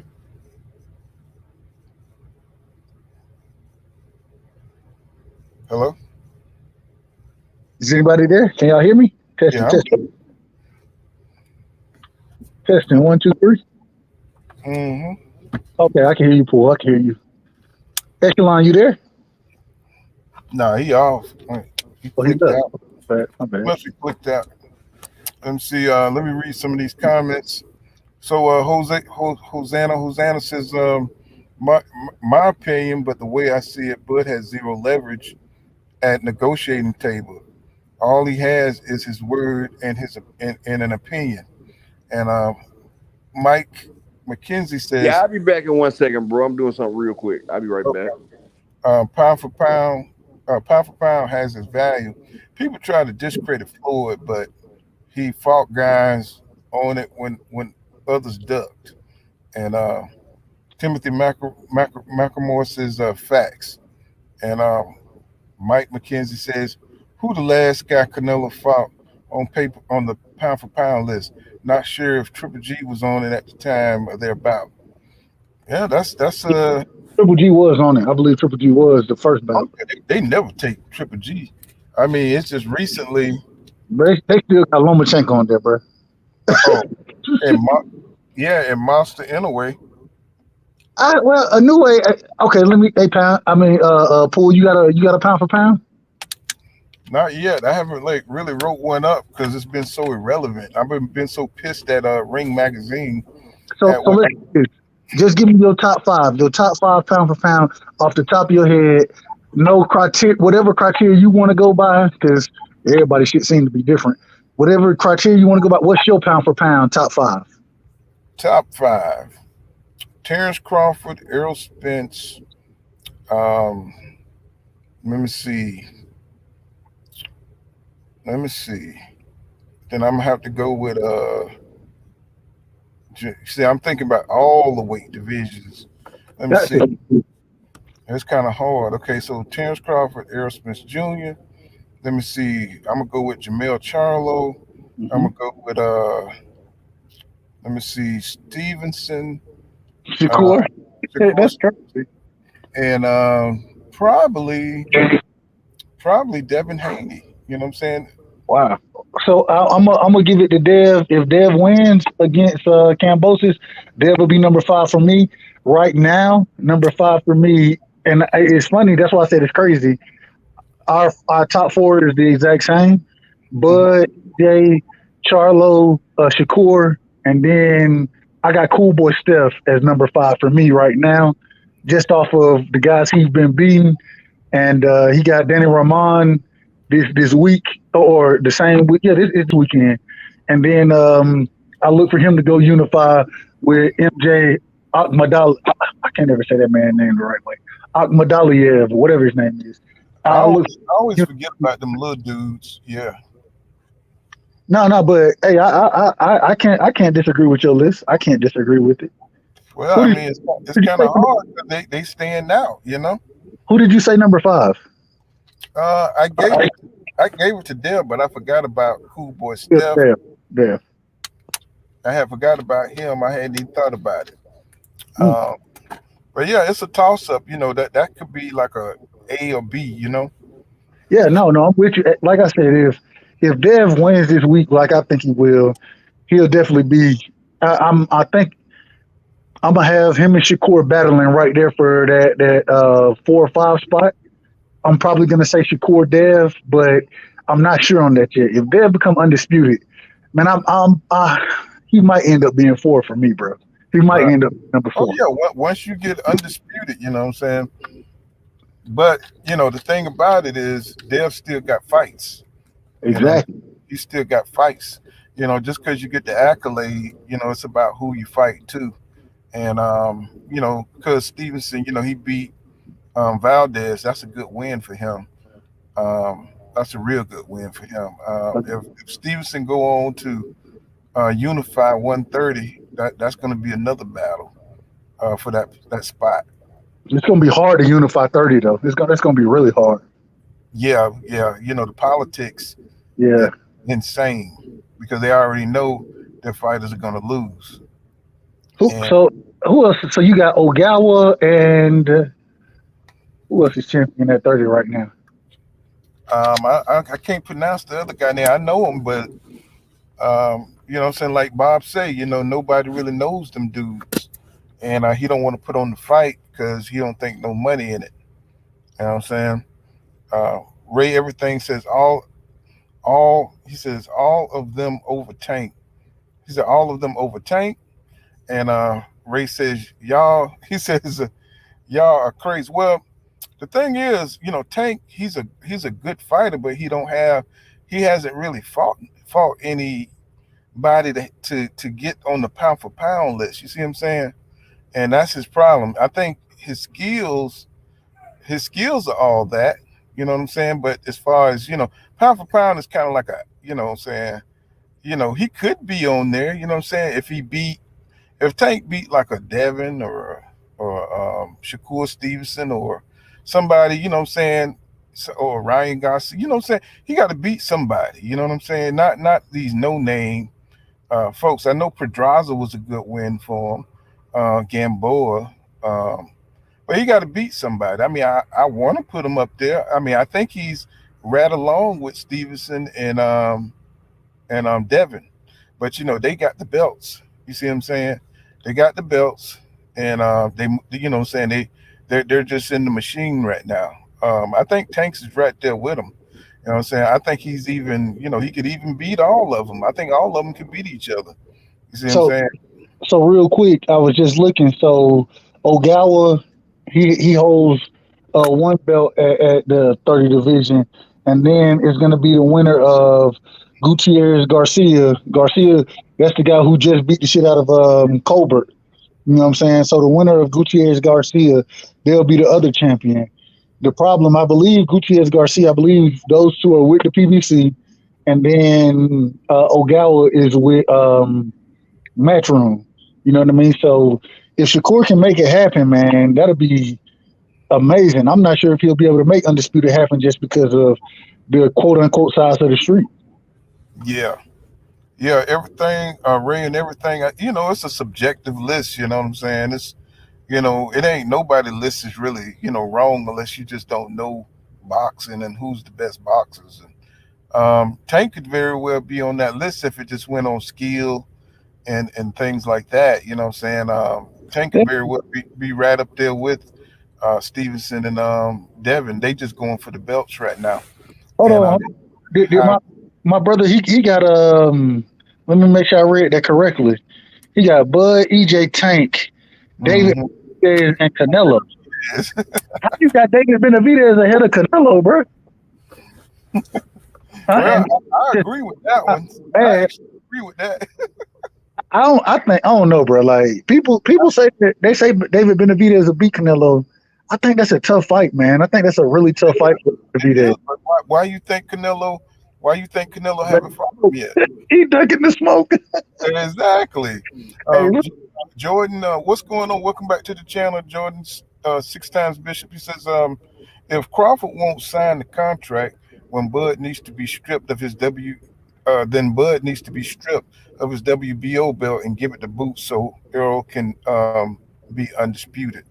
And that's you know what I'm saying, that if Bob, you know, that's Bob belt, so you know that's coming, right? nah, So man, but they not stripping. They not for the strip Bud and they're give it. gonna He, make Boots ain't gonna fight for it, gonna order that fight. You know what I'm man. saying? Boots is not getting that fight. Listen, and at the end of the day, the one thing before we get that far, I just want to make sure we keep faith. We all got to keep faith that the Bud EJ fight is gonna happen because that's the fight that I want to see. That's the main fight I want to see. The And what so now? the Oh, Bud EJ fight, we got to make sure we keep we. Hey, I know, I understand, but I think Bud has signed a contract, and I think that fight gonna happen. I hope it happens. yeah, I think it's got to happen, man. Because if that fight don't happen, it's gonna really hurt boxing. You know, and Real mhm, quick, to Poindexter Lunny, the contract has been sent. It has been sent across, and from what I'm hearing, the money has also been agreed on. I hear that Bud has agreed to certain terms, especially the financial terms of the contract. I hear that it's the only thing left is a date and a venue. You know what I'm saying? So we're gonna see what happens. We're gonna see. so Michael McKenzie says 70-30 is fair, 60-40 is respectable for Bud. Spence Sales and Project Slim says facts, Ray and everything. Okay, he did his pound for pound list. Uh, let me see. How you say, Kyrie Simon says, "Can I come in the stream?" Yeah, you can jump up there. Come on up, bro. Let me drop the link real quick. I think I got to make another link. Hey man, salute the Pull Counter real quick, man. Y'all make sure y'all hitting the like button, subscribing to the channel. Hit the cash app, man. Hit the super chat. This brother is putting in work. He got open panels for free opinions. Everybody's not doing that. You know what I'm saying? So make sure y'all supporting this brother, man. Much love to you, Paul. Oh, I appreciate that, man. I appreciate that. Project Slim says Benavidez is great. Also, yeah, I like him. I really like him. I love his attitude towards boxing. It's very old school. The way he call out folks and the way he goes after folks, and that's the way I think most fighters should be. You know what I'm saying? But he is young, and he's got a lot of vigor in him. Man, A lot of the fighters. You know what I'm saying? A lot of the fighters, they're getting older, so they don't have that kind of energy no more. hey, Hey, You what's hey, know, good with y'all boys, man? How y'all doing this night, what's man? going on, Reed? What's going on? Man, I'm all right, man. I want to come up here because I wanted to address a couple of things. I want to say a couple of things before I start. hold on, real quick, bro. What's your name, Uh, bro? Kyrie, well, Bree. Brother, what's good? Glad you jumped on the panel, my brother. Glad Yes, you jumped sir, on. man. Yes, sir, man. I appreciate it. I love Pull Counter Show, man. I've been on here a couple of times, man. Oh yeah, I Yeah, remember you, Reed. Yeah, yeah, we you had remember me, a bro? conversation. Yeah, you know what I'm saying? Hey Yeah, man, always come on through, bro. You get on here. yes, sir. So, What you got for us, brother?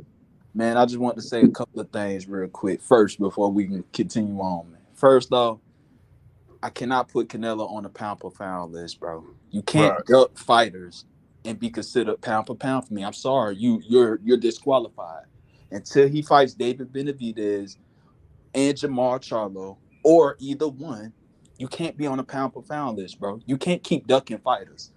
And it caught up to you in this last fight. Your ass did a what you want to call a cherry pick or advanced cherry pick. I don't care what nobody said it was a cherry pick. A cherry pick You going? picked the wrong cherry. Yeah. So that's one. That's one. Two. I mean, also in that fight, it shows why he won't fight David Benavidez. By the way, also because fighting David Benavidez, it'll be even worse for you. You know what I'm saying? With that range and a jab, it'll be bad for Canelo, and he Real, knows it. can we But talk about that real quick? Can we talk about it? And yeah, well, no, Go ahead. get your points off. My bad, brother. Get your points oh, off. this my second point too. Ryan Garcia needs to be canceled from boxing. Ryan Garcia needs to be canceled from boxing. He Fact. needs to be canceled from talking about ever saying, "Oh, I want to fight this fighter, that fighter." No, I'm done with it. I don't want to hear it no more. The contract needs to be signed, and the fight date needs to be there. Actually, they need to be at a press conference before I want to hear Ryan Garcia have another comment. You're I not, don't want to see not him gonna fight follow another right. bum. You're not gonna follow him on Instagram. Nope, I'm not following him no more. I don't want to hear no more about him fighting. How in the hell do you call out Pitbull Cruz? The fight gets ordered, and then the fight gets canceled already. Before what is I going mean, on? you didn't know that. You didn't know that was going. Ryan, hey, he be Hold pimping. on, hold on. I'm not even a Ryan fan, but in Ryan's defense, Oh his my! team. Hold on, I'm just these are just the facts. His Uh, team did extend the contract. The problem was Pitbull was looking for a fight in August to fight on. I can't remember whose undercard, but he was already looking for a fight in August. Ryan had a June 16th date. Pitbull and his team, they didn't like that date. And so Ryan did actually send the contract to Pitbull. Pitbull was the one who turned it down in this situation, just trying to keep it as honest as possible, even But though I'm just. Pitbull is stupid. If that's true, Pitbull is stupid because that's an opportunity of a lifetime. He would have stopped Ryan Garcia. Oh my God, it would have been bad. He would have stopped Ryan Garcia, and I would have put money on that fight, and I would have won money off that. By the way, because I know he would have been the underdog. But mhm. also, I got another thing to say too, and I hear what you're saying about Terrence Crawford, but to me, honestly, I see a little energy shift. Ever since Earl Spence has won this fight with guys, it's been a little energy shift that I seen with Terrence Crawford. And I just remember this quote from Earl Spence way before he fought guys. And I remember, I don't know if y'all seen the Twitter post that he posted a long time ago when he said, "We'll see who's holding up what when I get Oh this yeah. third belt." Of Do y'all remember course. that? I'm back, fellas. I do remember that. What's up? You remember that, right? And Yeah, ever I since remember he that. got that third belt, Errol Spence has been on a full court press with Terrence Crawford. It's been a full court press. So this But y'all fight know is what? there. You And know Earl Earl been said it waiting for too. this Earl shit. said it. He said, if it don't happen, it ain't on my end. Look, I Earl already been waiting for agreed to this. the All fight. that shit they've been talking through the years, and he had to swallow his pride because he had to do what he had to do in front of him. Right. See, Bo Mack and Terrence thought they was gonna get the damn Earl before the accident. Exactly. But now Earl is focused. He's better than he was before the accident. He's that damn Olympic Earl Earl that everybody was scared to mention his name. Yep. He ain't the one that fought Mikey Garcia that made everybody think I see something. Now he ain't that Right. one. Nope. And the thing Yeah. is, this is the other problem, in my opinion. If this fight well, when it gets made, I'm hearing some good things, but when it gets made, Bud is gonna be damn near on a year layoff, whereas Earl just fought Bud in. retiring. But the thing is a fresh, especially with EJ, the training camp that he had. Think about this now. He had the Pocket training Troy, camp. appreciate that. Hold on, real quick. He had a training camp before the eye injury, right? And then he Yeah. had the injury, stayed in camp. That's why Now, he got that strength and conditioning, and that's why he pounded Ugas like that. and then right after the Ugas fight, went Get right him Bud training. in. Yeah. Feel me? It's a I don't He I keeping that want weight. in my personal opinion, I want Bud to take a tune up. The reason being is because I want both of them to be at they top they Bud peak. say he in his top. Nah, He nah, say he nah. stay It's in the time. The gym. time is now. The time is now for the fight. It's Ain't no done. I'm tune done ups. He waiting. had a chance to The take a time is tune up. He now. said he didn't want it. Yep. He should have fought. He should have went ahead and tried to fight. What's his Thurman. name? Keith Thurman. Thurman. He should have Yep. fought Keith Thurman. The He done time he is now. done It's he done over. No more procrastinated too long waiting. now. That's the next fight. That's Terrence Crawford fault. He Yep. should have. I He agree. should have But put I he it up. agree. say he That's stay his in the fault. gym. He say he Yeah. stay sparring in the gym, and you know he training them fighters. Right. He No. stayed training like he was just doing Right. Amir Khan and all them But people. So you know hey. he's But getting also. the reps. Difference Hey, from also training. though, also this is what I'm saying. The I'm going by difference. Terrence Crawford words. What did Terrence Crawford say? He said, "Oh, Earl Spence wants to wait until the last fight. I want to go straight into it." That's his words. That's what he said. So go straight Exactly. into the fight. You're going straight into the fight. This is the fight. Nope, I don't want to hear it no more, Terrence. That's from your mouth. And then, hey, I know I'm on my soapbox today, but I got another thing to say. Do Go your ahead. thing. If Sean Porter don't keep acting like he didn't fight the worst version of Earl Spence, and he keep living off that, he lives off the Y'all should have seen when I I got a gave hold of Earl Sean Spence the Porter. toughest fight, and I made him fight my man. Hey, That look. Earl Spence that fight Ugas would stop Sean Porter Hey, look. in I a talked to Sean heartbeat. Porter on his podcast, right? When he was doing his Yeah, thing, he was mad at me. Because I sat there and told him, I said, Sean Porter, how you think the fight would have went if Earl didn't fight your fight? If he would have fought you from the outside and if he had strength and conditioning? Do you still think the fight would have been that close? right. I said, but he chose to take your best game from you. I And said, be because with your everybody knew. I told him, I said, everybody knew the fight would have been easy if he boxed you from the outside. Right. They went to the next caller. They didn't want to talk about that shit. hey man, But you know even still, but even still, do you think that Earl Spence that fought Ugas, do you think that Sean Porter can stand in the pocket and take those shots? Sean Porter No, would he have been going in cannot. 4. He would have been Sean going in Porter 4 would or be 5. not. He would stop Sean Porter. He would have Yeah. stopped him. It would have been a real stoppage, not a Kenny Porter But see, stoppage. that's what I'm saying.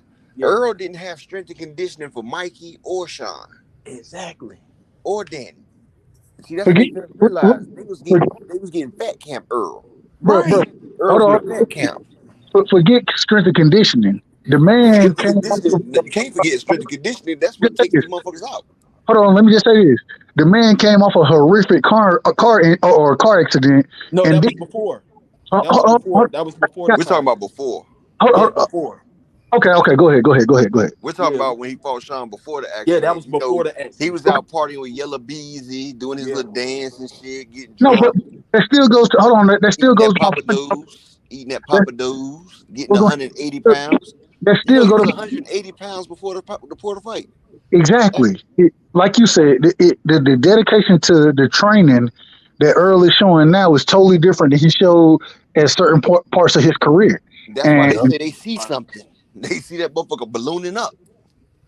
But They know it's hard to cut that weight. That's why motherfuckers was but I tired think that's Earl, what because they see he kept ballooning up. right. But I think that's what eats Sean Porter up the worst, man. I put my everything into that training camp. I did everything. Yep. That was the hardest training camp I went And I to. lost to And a that half dude, version of this man. right. That nope, eats Sean Porter. That's why he That's keep why he hating. hating. nah, Exactly. that We ain't said why the he same hate. time. That's why he be fucking hating. That's why Yes. he. Guess why he hate. This why he Because his hate. dad loves him, EJ, more than him. They used to Exactly. box together, and his dad used to praise Earl over Sean. That shit, you know, His that dad. shit does. Oh, you know about that too, don't you? Yeah, that shit do something bad to a kid when your His dad dad. always talking about, boy, I wish Earl was my son. His dad was Earl's trainer in the Olympics, right? Yeah. And Sean didn't get to play in the Olympics. and just imagine when your dad is coming home and even early he was like, yeah, we played basketball together here and there. We were never really friends, but I'm really cooler with his dad than I am with him. The reason being is because Kenny Porter was his trainer in the Olympic, or he was on that Olympic team as a coach. You know what I'm saying? Right. And saw what Earl was doing. He saw what he was doing, and he wanted to be somewhat a semblance of what Earl was. The problem was Sean was a football player, Right. and He didn't have to build. right the boxing skills And would he didn't never. have the power. Like Sean, The he boxing Sean skills in could work general out were just everything. He just different. didn't have no pop. Some people just ain't got that pop. It was the footwork. It was Sean was the reason Sean was effective as a boxer, and I give Sean Porter a lot of credit because he fought everybody. I give him Yeah. credit. Yeah. The problem was even when fighting everybody, when he ran up against skilled boxers, he lost those fights, and the reason he lost because He his don't foot have the thing to take it over the edge. well his footwork was never great, and outside of rushing, damn near bum rushing his opponent. Nah, I have to pause right there. Sean has some good footwork now. Uh, Sean, he has some crazy footwork now. His footwork was pretty good now. No, but what I'm saying is Sean Porter, his resume stops just at that. What you just said. Oh, he fought the best, and I got to give him credit. That's where it stops. You fought the Yeah. best, but you Because he really didn't didn't even beat the beat you guys best. though, You fought the arguably. best. Yeah, you fought the best, but you But didn't see, beat he the made it a best. close fight against all the best. He Like did, but but see, Sean he Porter is used not a Hall of ballroom Famer. tactics. He used But them what is ballroom Sean Porter's tactics to case make for it. being a Hall of Famer? What's his case for being a Hall of Famer? I don't think Sean Porter's going Nah, to the Hall of Fame. I don't think he's a Hall of Famer. He's not a Hall of Fame fighter. I think he's right at the cusp. He's right I at don't the think he cusp had the because cut. all his He big didn't. fights he Sean Porter lost get He to lost. Broner. it's lesser fighters who got into the Hall of Fame. Yeah, You but know see, what I'm saying? So, I he think Sean did beat get in. Broner, and he did beat then he beat Alexander and he beat Broner. He and Like he beat Ugas, even though I thought and he he lost. beat Danny Garcia and he He beat lost to Danny Ugas. Garcia. He lost that And fight. he He beat lost to the Ugas great though. Polly Malignaggi. What's his name? Malignaggi? Malinaji. Malignaggi was Malignaggi. good. Malignaggi. I like Paulo Malinaji. I thought Paulo He I was a don't Malinaji. like him. double-fisted motherfucker He though. be talking But he crazy. did beat Danny Garcia. He be talking crazy as But hell. And that listen, fool he be did talking beat crazy. Talk Broner. about some of the European fighters are the most skilled fighters. Man, get the hell out of here. You But he's tripping. You European. smoking crack. But see, he did beat Danny Garcia and he beat Adrian Broner. Yeah, He beat Broner when Broner was, I and low he key beat felt Danny like Danny Garcia. won that fight I, too, in my he beat opinion. Ugas too. I felt Danny won that fight. I thought Just Ugas. Yeah. keeping it real. Well, Danny just kept sitting back. Sean kept bringing the pressure to him. Yeah. Yeah, but Yeah. I felt like Danny landed the more effective shots in that But fight. see, one thing I can say, the Kell Brook and Sean Porter fight was close, and the Keith Thurman fight was close. You feel what I'm saying? Yes. See, Sean got that style where he gets up in your chest where you can't really fight. Like he makes it a dirty ass fight. So of course his fight is gonna stay close. That's Right. why all his losses are close because That's he fine. mugs a motherfucker. He comes in with his head. He'll come in there and flash that head around. Yep. Hit you with I that was damn just head. about to mention That's why that. Earl was so Hey, messed up. He but tell me headbutted Earl this. about Let 8 me times. ask you this. Let me ask you this because okay, Sean Porter had a close fight. He even had a close fight with Crawford. Do you think if Sean Porter got back in the ring with this version of Earl Spence, do you think the fight would be close? I said if he would have came against Earl Spence, Hell, no. If he would have came against Earl Spence that had the damn motherfucking weight training, he wouldn't have. No. Like Earl is a different animal, bro. That's what I'm And saying. that's why he said he wasn't even 50% fighting these guys. Right. And Man, he the said, man lost 30 pounds in 2 weeks before the fight. yeah, he was ballooning up to 180. did anybody else just hear that? Was that just me? Yeah. What What? was it? Sound like a truck driver. Oh, I don't know what that was. Oh, that probably me, because I'm a truck driver. Oh, okay. But all in all, man, Earl he's a different animal. And Terrence Crawford knows Earl Spence gonna be even more shit. And Terrence Crawford gonna have to bring it. And he know it. He know it. This is real. And I love how he keeps talking like he's just like this super duper skilled boxer. He's building like it up. just the best Building thing it up. smoking. And he know what time it is. I mean, he You has know what time it pride is. too, though, and he's just I know you building up do. the fight. He building up to cash out. I don't He know feel about. like the bigger the fight is, the closer it is to him getting what he needs. I don't You know. know. I feel like it's a shift in energy, in my opinion. I don't feel that same energy that he been coming with the last couple of years. I don't feel that same energy no more. It's a different energy.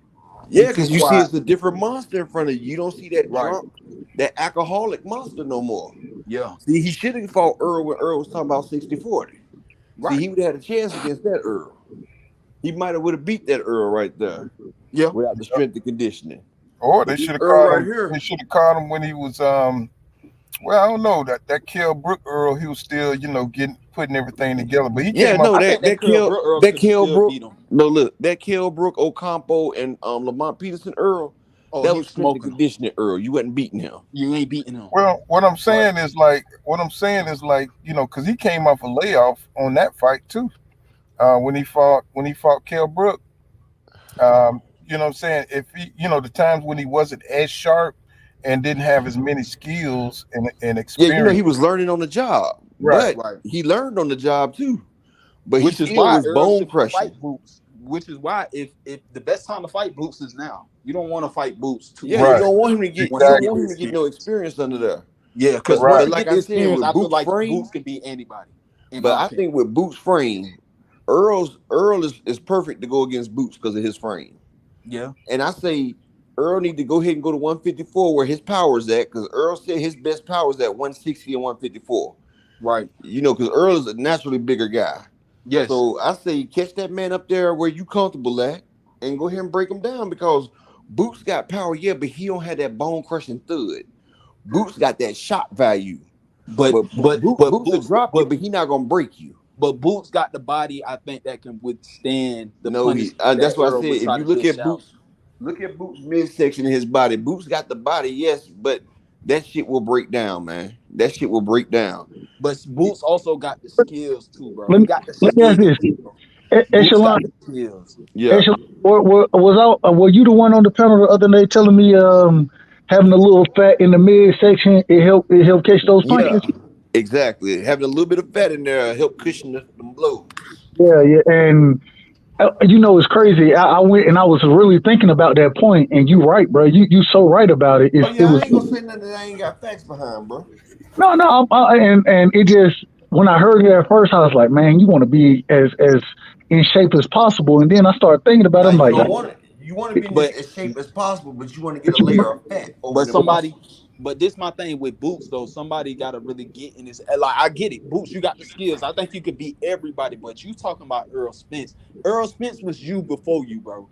Go Yeah, back in the and day and Earl look will at get Earl up in Spence. Boots. People was talking Earl, about Earl Spence. How they talk about Boots. People was doing the same thing with Earl Spence. You really need to do your research on Earl Spence. He ain't no exactly. bum. You come in that fight thinking, oh, I'm just the truth. You the young gun, but it's gonna be a different story, And dude. when Earl You get ain't in gonna there, drop him like you did that one dude. Earl gonna keep coming. It's and gonna be a fight, Earl done took the pavement at 140 miles an hour and only broke his teeth. right? Boots don't realize he's good right now, but when that onslaught comes and you start getting them barrage of shots keep coming, like Earl was fighting Emmanuel Larte, damn a junior welterweight. I mean a junior middleweight. Right. Took a clear shot. All they did was shake it off and came back and made him even pissed. And Larte got beat from pillar to post the rest of that fight. Right. Ugas landed a clean on that man with no hands up, With no mouthpiece either.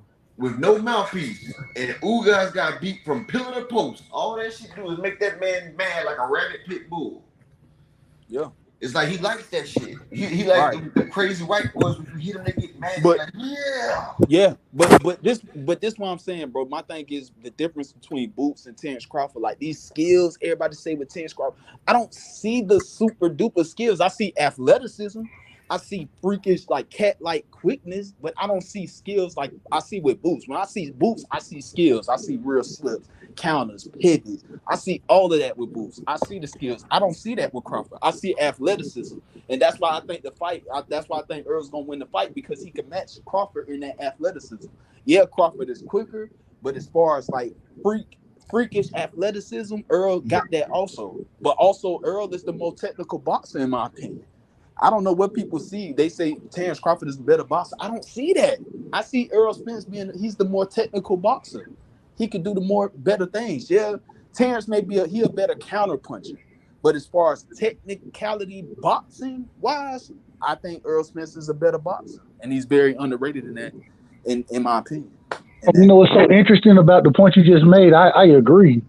And even I'm one of the guys I say that if Bud sit there and does his best to box the entire fight from mid to long range, I think he has a chance to beat EJ. The No, problem, I don't Earl's think so. jab is I better don't than think Bud. so. Earl got a jab. Nah, go ahead. My fault. Go ahead, bro. Go ahead. My bad. Go ahead. Yeah, go ahead, bro. and all I was saying, so that's just my opinion. I think if Bud can stay at that range and fight from that distance, because EJ is the much better inside fighter. The thing is that even with me having that assessment, I don't see Bud being able to do or to be able to Going box on, out. boxing fans? It's your boy My Pull bad. Counter. Also, I don't think that but even still, say for example that Terrence Crawford is this super elite boxer, which I don't see it. But say if he is, Earl Spence has the style to not give you that ability. Because what you need as a boxer, you need to be able to think, right? So if Earl is throwing punch after punch after punch, you don't Pressure. have time to think. What's going You know on, what I'm Eric? saying? And you see Oh, my Kell fault. Brook. Kell Brook was boxing Bud ass. And you know one thing about one thing about Earl. Earl is a hell of a boxer. That's what people got to Yes. realize. He can crush you on the inside, yes, but he showed when he fought Mike Garcia and Danny, he got lateral movement. He can live off the jab. He can duck and dive and move. He don't always got to be that brainless fighter. Yes. He's about to go back to mowing niggas down. Right. And I was But going to say about the Boots situation. Y'all see when Boots fought Sergey Lipinets, right? If Earl got them shots that Lipinets was getting off on him, or some of them shots that was it Delorme was getting off on Boots, it'd have been a different fight. Because Lipinets wasn't just getting mowed down. Lipinets was trading shots with him now. yeah, Sergey was getting some hits off Boots. yeah. See, Boots like to fight on the inside too. And one thing about fighting on the inside, you gonna get hit. I don't care who you is. You Right. go on the inside, you gonna get hit. And Earl's work weight, ain't nobody got a work weight right, Earl. His work weight is astronomical. Right. That's going to be the Boots big might be in great shape. Boots might be in great shape, but when that body gets snatched from you, what's that shape gonna do then when he keep taking them shots to the body? Right. Because Earl is going to shoot shots with you. And even when you look at like a lot of fights, Earl doesn't really get hit like that. So that's why I be saying like, oh, Earl doesn't get hit. Look at his fight. He catches it on the glove. Yes, he catches shots. That's why I'm saying I see Terrence Crawford get hit more cleanly than Earl, and that's just my opinion. That's why I told everybody to go look at the opinion. punch stats. Earl is the least hit welterweight. He doesn't get hit. Yes. but that's But well people don't talk about that. They keep saying, and that's gonna be their downfall. They keep saying Earl Spence is basic, and I keep saying yes. Keep saying that. Yes, he is basic. No, he's not basic. He's a good boxer. But see what happens, Kyrie, is when everybody start talking about, you know what I'm saying, their guy, you know what I'm saying, they don't really analyze. See, that's where I get I be thinking about what really could the other guy, you know, get away with, you know what I'm saying, what he does better, and what could he possibly get off on the other guy. And that's kind of hard because, like you say, you know, Spence defense is way better than people give him credit for. And then you got to think about how creative and crafty Crawford is. You know what I'm saying? What could he really, you know what I'm saying, do against Earl with that punch volume? So it's just kind of hard to kind of figure out, you know what I'm saying, who's going to really, you know, how you know, I think Earl got the advantage because he got the power, he's got the pressure, he got the volume. But then you know, Bud got that adjustment ability. He can punch in between shots also. And but Paul, what you said adjustments? But where's the adjustment? I haven't really seen any adjustments. That's what I'm about to get into. Like you know, like his only adjustment is switching to let me say southpaw. something to Paul finish. I want to say one thing after Paul finish. Go ahead, Paul. Oh yeah, I was gonna say like the adjustments. Like, see, sometimes fighters don't know what the hell they're gonna do when you're an athlete and you gifted with like Roy Jones. Roy Jones didn't know half the time what the hell he was gonna do in there. You know what I'm saying? He was just so goddamn fast, and he's such an incredible athlete. Sometimes he just made shit up as he went along. He let it Uh, come. right. And because you could do so many things in the ring, you know, say you ask some of the athletes, did you know you switched on that? You're like, no, I just did it. You see what I'm saying? And Right. it's like you don't know if Terrence Crawford is going to have one of those moments where he figure out something, and or he get a lucky punch, or you know what I'm saying, he something opens up for him, and he hits Errol in that eye, or he get a cut or You better anything. watch his damn eye. And let me say this: I want to ask a question, and I'm gonna let y'all, and then we'll let the conversation go where it goes. Okay. Mhm. So I know we love to talk Bud and Spence. We got until that fight happens to talk it. I want to hear more Kambosos and Devin Haney right now because that fight is this week. But if y'all want to keep going with the Earl and Spence thing, I mean the Bud and EJ thing, I'm good with that as well. I'm just Okay. saying, hey, All right. we talking about this till the cows come home, just Right. to be quite honest. And so I want to hear both. I want to hear all three. Well, I've heard Pool opinion, but I want to hear both of y'all opinion on Kambosos and I, Haney this I weekend. got you. I got you. I think that before I really get into the fight, let me just say this also. I got to get back on the soapbox. What Cambosos is doing for real is really disgusting, in my opinion. It's really disgusting. Like some of the stuff he say, some of the stuff that's being pulled when it's coming to this fight, and how the media is just ridiculous. How Right. we know the truth that this man pretty much Haney is pretty much being set up to fail, but because we You Exactly. know know, his you just got to skills, train. You that know, he should have trained the. Go ahead. I'm sorry. It's a video. okay, I was about to say, like, I just feel like, I mean, because we believe in Haney's skills, that we know he can do it because he has the skills to win the game, win the fight. We believe in him, but any other boxer will be crying like whoop, because this is a setup fight. This is a setup, bro. You don't have your dad with you, bro. He You has to come knock in the that man out. country. Like, that's ridiculous. You know what I'm saying? This dude is a whole trainer. What y'all think he gonna commit the crime over there? Like, come on, that can be waived, man. But He's anyways, let's got the get to the he's fight. got the I man. think that He got to knock that man out. And I hate, and Cambo's is starting to piss me the fuck off. Like if I he seen him, I'll bust him in his goddamn face because he I'll been slap getting the all this hell out of him. racist If that shit. nigga say one more time, if he say one more time, oh, I'm the one, I'm the reason for this fight. I forced him to fight me. The fuck. He was forced to fight me. Like, man, shut the fuck up. Like, I don't want to hear that shit no And more. then he tried to say he got a black girl. That's why it's okay for him to say nigga and shit. Like, Nah, no, dude, it's not. You'll still get the shit slapped out of you, little like short that shit pissed motherfucker. me off. Hey But man, Yup. y'all want to know what's so interesting to me though? It's so interesting that all these techniques or all the different things that they're trying to pull right now, the only reason you would be going to these lengths to pull what Cambosis is pulling, and I'm not because he going to know say he can't win. exactly. You need every event, Let and me catch up on some of these comments. They building up on me. Mike McKenzie says Bud fixing to pay some step aside money if it gets mandated. He wants Keith Thurman for a decent payday. Then Mike McKenzie comes back and says he says Bud was eating them goat plates. He's Jamaican, and Ray and everything says he has the strength and conditioning. He just added a nutritionist. And Mike McKenzie come back and said is EJ. I meant Jamaican, not Bud. And he meant hey, Anthony, real quick, Paul. He meant EJ was eating them Jamaican goat plates. That's what he meant. EJ was eating, not yeah, Bud. and Anthony Jones says y'all wow, laugh out loud. Jada. Hosanna says Sean has terrible footwork. Laugh out loud. He boxes like he's playing football. Laugh out loud. And Facts. Mike McKenzie says Sean be blitzing every down. Hosanna says laugh out loud. He's tuck his chin in his head, blitzing, swinging wildly. Laugh out loud. That's why his fights are always rough, rugged because he has no real skills. Laugh out loud. And, Facts. and let me see. Let me see. I skipped some. He said, but James Smith says, Bud finds a way to get you. He catches you in between shots too. Yeah, that's what I was saying. And Agreed. Hosanna says, we've seen EJ get hit a lot, but he has a steel chin. Laugh out loud. He just eats and keeps working. Laugh out loud. I He disagree with said, that.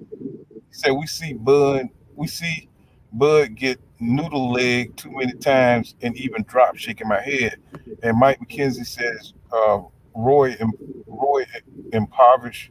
Oh, improvised. He said Roy improvised. And James Smith says if he goes to EJ body, slow home down, stick and move, reset, and then turn EJ, shoot the straight right down the middle, etc. And Easier than said than done.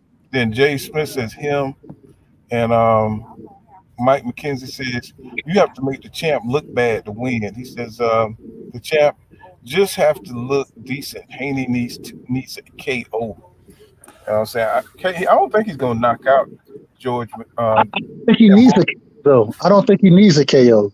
I think he got to thoroughly outbox him. Like it's got to be a 12-0. You know what I'm saying? Yeah, that's what I think. Yeah, not necessarily 12-0, but it's got to be so one sided that they can't give it to him. You know what I'm saying? Like Bivol did Canelo. Yeah, no, I agree with that. The thing is it's too many eyes on this fight. The conversation right now that I've been having, at least, is does Devin Haney win the fight or does he get robbed? That's what I don't agree right there. Like y'all saying he don't. Like if Australia decides to give him the fight, even if he didn't win it, what the fuck can we do about it?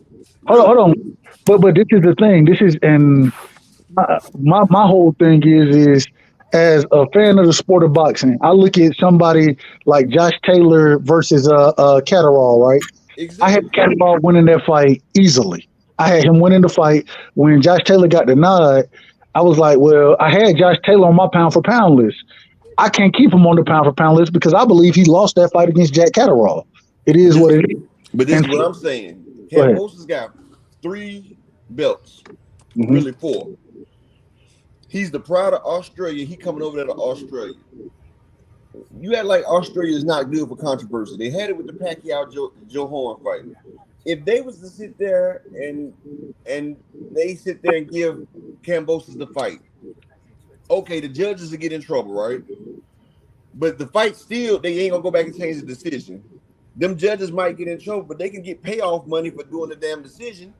They might not be able to judge no more in boxing, but hell, the decision is over. What damage is done. The thing is, and that's why I say this on a regular basis. We got to stop throwing fighters away because of a loss. We got to stop that. And I found myself on panels when Oscar Valdez lost to Shakur Stevenson, right? Shakur, I told everybody from the beginning Shakur going to beat the shit out of Valdez. That was his second straight loss, though, because Robinson's Conceicao. I agree with that. My thing is this, though. My thing, and I'm not disagreeing with that. My thing is I saw a lot of guys who I was arguing with prior to the fight who were telling me how Valdez was going to watch Shakur, how Shakur had never been up against this type of competition. The next time I talked to them after that fight, they were telling me that Valdez is garbage and and he should have never even been in the ring. He shouldn't even been a champion. You know why? Because that's the second straight fight he looked like that without his clenbuterol. That's not why. That's not why they did it. And I'm not disagreeing with you. I'm saying that's not why they did it. The reason that they did it is because they put their stock into Valdez, and then the only way for them to discredit Shakur is to say that instead of saying that Shakur was just a better boxer, a better fighter, instead of saying that, they came out and said Valdez was trash and that he should have never been in the ring. It had nothing to do with their affection or their love or their admiration of Valdez. It had everything to do with their dislike of Shakur. You know what I mean? Right. And But I think also you could put it in different categories, like when it comes to boxing, because everybody sees it. You got average, you got good, you got great boxers, and then you got God gifted. Shakur is in that God gifted status. Where it don't matter who he fights, he's going to win. He's God gifted. Everybody don't got that. You can train to be a great fighter, but when you got that gift from God, it's different. Hey, I think Shakur got that. I think Devin Haney gives Shakur a hell of a fight. I think it's a hell of a fight between them two.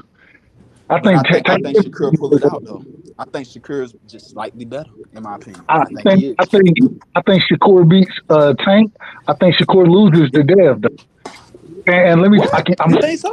Shakur beats Dev and Shakur beats Tank. I think Tank beats Yes, Dev. he beats both let of me them. just give you He the beats reason both. why. Let me give you the reason why I say that though. And I think both of them are, as far as talent goes, are at the top of the sport as far as talent goes. The difference is when I listen to Shakur talk about it, Shakur himself said he was like, man, yeah, me and Dev, I think we'll fight one day. I always looked at Dev as a weight class above me, a little bigger than me, a little stronger than me, and Like his that's little brother, though. He said he look at Dev as his little brother. Dev is the little brother. He's the little big brother to Shakur, if that makes sense. And so, in just going off of what Shakur was saying, and I think it's a 50-50 fight regardless. If Shakur wins, I won't be mad. If Dev wins, I won't be mad. But I'm just Shakur bigger than Dev. That's why I Dev think was it's like, more of how a much you weigh? 52-48 fight. true at all. Shakur is not bigger than Dev. Yes, the fuck he is. Shakur Okay. is bigger than Dev. If So you I see can, Now them they when they about the was same together at the size. gym, no, they was there, no there's, listen, bro. They was hold at on. the gym. You go look it up on Fight Hype. They was at the gym, and Dev was already near his weight, and he asked Shakur How before big this you? fight. He was like, And "How much you weigh?" I got you. I got you. I saw it. I got that. My problem is this. When I look at the bigger fight, when you say Shakur is bigger than Dev, Dev is probably 2 inches taller than Shakur, and he has a Dev longer, 5'9", Shakur 5'8". and he has a more wiry frame. Shakur has a 96. I Shakur mean has a, a longer a reach. 69-inch reach. Dev has a 72-inch reach. That length and that Dev has more ability to put on weight than Shakur does, in my opinion. And this is just an opinion, so don't take it as the gospel. I'm just If I saying, go check it out though. Dev frame can't hold as much as Shakur frame. Shakur got a What more up, sturdier Gans? frame. I disagree with that. I think Dev's frame can hold more than Shakur's. The problem is Dev has to work harder to make the weight than Shakur does. But see, but Shakur, he's 15 pounds over the damn limit, and he just drops it down. Because if you look at him, if you look at Shakur, you see he's solid. He's more solid than Dev. Right. No, that's not true. No, Dev is solid as hell. Bro, if you go look at the picture of them beside each other, bro. I'm trying to tell you. That's why Dev said, "Boy, you big as hell." He's like, "Man, how much do you weigh?" He asked Shakur, and Shakur was like, "Shh, I ain't telling nobody." That ain't why he Shakur asked. way bullying them boys right now, bro. Hey, but can I say something too? Can I say something too? Let me just I say this. think Not let you go. Let me just say this. No, the reason Dev asked the question wasn't because he's saying Shakur was weight bullying him. He's saying that it's harder for you to make the weight because you allow yourself to get out of shape more than I'm going to allow myself to get out of shape. That's what he was saying. That's why he said, I don't get that big. The reason he said is because I fight at 35, you fight at 30, and you get bigger than I do. I don't get that big because I'm not trying to drain myself to lose to lose that weight. That's what he was saying. Go ahead, my bad, brother. I didn't mean to cut you off. oh I no, you apologize. good, you good. I was just saying, like, really analyzing that fight. I think the difference, in my opinion, is that Shakur has slightly better defense than Dev. Because I Yeah, mean, and I'm just nitpicking, just little nitpicks. I've I agree. seen Dev get rocked in a couple of fights. I still haven't yet to see Shakur like really get rocked yet. And you ain't gonna And I see it. think, huh? You ain't gonna see it. Yeah, that's what I'm saying. I don't think, because that's what I'm saying. I put him in that God gifted category. He's got them Floyd Mayweather type of reflexes, man. We Where, talk about him and Bud be going full speed. Shit. but I'm saying I'm pretty. I bet you Shakur be tagging the hell out of Bud. Did you see how he was tagging? Did you see Shakur? Did you see Bud can Shakur? fight. I know, but did you see Shakur I beating think he can Udanis fight, Ugas? man. But I think it's more athleticism Did than y'all see skill, in my Shakur? Did opinion. y'all see Shakur beating the shit out of Ugas? He did? I didn't see that. I didn't see it. Go, No, I go, didn't go, see that. go! Pull up the sparring video with Shakur and Udanis Ugas. Ugas is 147. Shakur 130. Shakur was beating that motherfucker and was about the same size as Ugas if you look at it. Bro, Shakur beat up a lot of motherfuckers. I'm just being real. That's why I said I'm pretty He sure he beat up a did the lot of same thing to motherfuckers. Crawford. That's why I said. That's why I said. That's why Shakur. You see when him and Andre Ward was playing, like, oh, you get that off on me. You remember Andre told him, "You never get that off on me." I Like, just, hey, I ain't gonna lie to you. I think, man, Shakur, I think he's good, bro. It's on I his think way to the Olympics. and he was 18 years old at the time. Shakur the best thing out there right now. I rank it Shakur, Tank, Devin. I think Devin and Tank, that's damn near a 50-50 fight, but I just think that Tank will end up catching Devin before it's Yeah, over. and he'll stop him. He might Yeah. stop him. I think Devin I disagree with that. I disagree with that. I think Devin will box good with him for about 7-8 rounds. And I'm thinking Tank will go ahead and put him in, because I seen the sparring video. I seen, they was going at it. They was going at it. Sparring is totally different than a fight, and a lot of times and the reason I say that is a lot of times it's They was real quick. betting on that shit though. Go ahead. No, I'm talking about they was betting on it. I'm not talking about just regular sparring. They were betting on this shit. They But I'm went saying back. Dev, but The my other, thing is Tank go is ahead. literally Mike Tyson, bro. No, Tank he's is Mike not. Tyson. He's He Mike catch you Tyson. with a No, good shot. he is not Mike Tyson. He is not Mike Tyson. Man, You don't Tank think took so? out Barrios and Thurman Hell did. no. He's a mini Mike Tyson, bro. Man, Tank No, jumped he's up. not. No, he's not. I Man, think the he fuck is. he ain't. Tank Look, is, bro. Tank jumped up and knocked out Mario Barrios at 140. What is Yeah, that? That doesn't mean much. that's Mike Tyson, like, bro. Thurman could not even drop this man. Tank dropped him. Thurman came off of a 3-year layoff. I don't Okay, care. but Thurman The is a dude was a smaller full-fledged man. welterweight. Oh my! I mean, listen. So I think I agree that Tank carries power. The No, problem is Thurman once is a welterweight. He's supposed to be one of the hardest hitting welterweights out there. They said Thurman is one of the hardest hitting. Your power don't go. triangle theory does not work in the sport of boxing. In boxing, I can't say that because this fighter did this to this fighter, that's how It it's gonna does when it goes to Amir Khan with Amir Khan. okay. With boxing, your power is the last thing that goes. Ask George Wont. Now, Thurman was supposed to be one of the hardest hitting welterweights. This man is coming up 7 pounds to fight you. You didn't even drop him once. But Tank came up 2 pounds to fight that man and put him on his goddamn ass 3 times and stopped him. Go ahead. Got power, bro. I'm not disagreeing. The difference is there's levels to skill. In the sport of boxing, power is great to have, That's the last but if you can't you can't deliver your power, it doesn't mean much. And so, hold on, God, hold on. Let me just get my point off. Damn. And so, I believe I said this earlier. When we look at fighters, 90% of the time in the ring, the bigger skill fighter. Go ahead, guys. Go ahead. Go ahead, who? I don't know. Maybe I'm getting feedback. I was just saying the larger skilled fighter usually beats the smaller skilled fighter. And when it comes to Shakur and Devin against the Tank, I think they're just as skilled as he is. He has more power, but they have range, distance, and I think that their footwork is equal to Tank's, and so it's going to be a problem for them. It's going to be a big problem. Both of those fighters present a huge problem for Tank because of their range, their length, their size. Outside of Tank landing a big shot, that's the chance he has. The chance in those fights because we've seen Tank lose rounds against more skillful boxers. But see, Tank loses rounds because he's setting it up for that shot. Now, you see when he has to box, he will box it. But if he's sitting there and he know that he can set it, because he be calculating. He be setting his traps because he knows he's about to put the trap down. But if he go in with a fight like that, he knows that he might not get it down, so he know he's gonna have to box. Because you see when he went against the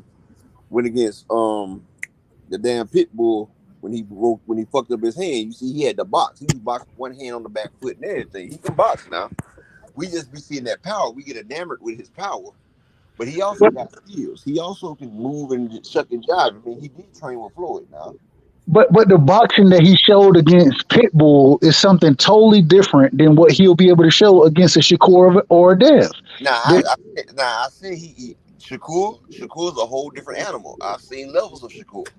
I've seen different levels, but on the Devin side, I think that's a more closer fight. I think you got Shakur on a level by himself. Then right up under there, you got Devin and Tank right there.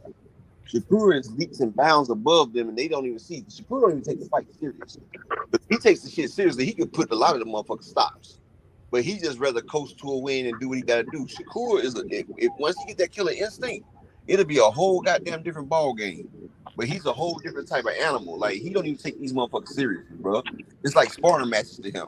Yeah, the reason it's like sparring is because the fighters that he's in against are usually smaller than him. He's more rangy and he's a better boxer. When Exactly. until he gets in the ring with somebody on his level, we didn't think that Valdez was on his level. We didn't think that Jamel Herring was going to be on his level. Nakatilia, outside of Nakatilla's a hell of a fighter. outside of having power, Nakatilia wasn't on his level as far as boxing goes, and Shakur showed that. And so I understand where you're coming from. My thing is Shakur is a little different because the same way y'all just told me he the same size as Dev. He made y'all just made the point that he may be bigger than Dev. You know what I'm saying? He's a big boy. And so when he runs into those guys who are his size, even somebody, and the fight I really want to see Shakur in right now at least is a Navarrete. I want to see him fight somebody like Navarrete, who's a bigger, longer, rangy fighter, an awkward fighter, throws uppercuts from from horrible angle, or he don't set shit up the way that normal fighters set shit up. I want to see that type of fight. I want to see Shakur test it at the lower divisions because I think if he comes up, I think he can beat it. I think Devin Haney gives him a lot of trouble. I got that as a 50-50 fight. I'm not sure who wins that fight. He's supposed to be fighting Shaqy Foster soon. That's gonna be a hell of a fight for him. No. Shaqy Foster is about to fight. Oh man, this fight just was talked about today. I can't even tell you who now. I'm talking about after he fights that. He's trying to fight the Korean now, but after that, he's trying to get with O'Shaqy because O'Shaqy been talking shit. So, hey, that's a good fight for him though. I like Foster. I like O'Shaqy Foster a lot. I think that's a hell of a fight. I want to see him and Shakur fight. I want to see that. Or Shakur versus him, or I would like to see him versus. Well, let Shushu get a couple more fights. I'd like to see him get Shushu, or maybe motherfucking Keon. I like Shushu as well. I don't think they're gonna move Shushu that fast though. For Shushu to get in the ring with them, Shushu only got what 7 fights now, 7 fights. A couple more fights from Shushu and a couple more from Keon Davis because they talking about moving Keon on the Loma trip. They trying to move him like they moved Loma. They talk about him, the winner of the Devin Haney-Kambosos. That's what Bob was talking about. Keon Davis. I mean, you know what I'm talking about? Yeah, what's the name? It's not Keon. It's I know exactly who you're talking about though. He trained with Bud. He trained with Bud. Keyshawn, that's the name. Keyshawn Davis.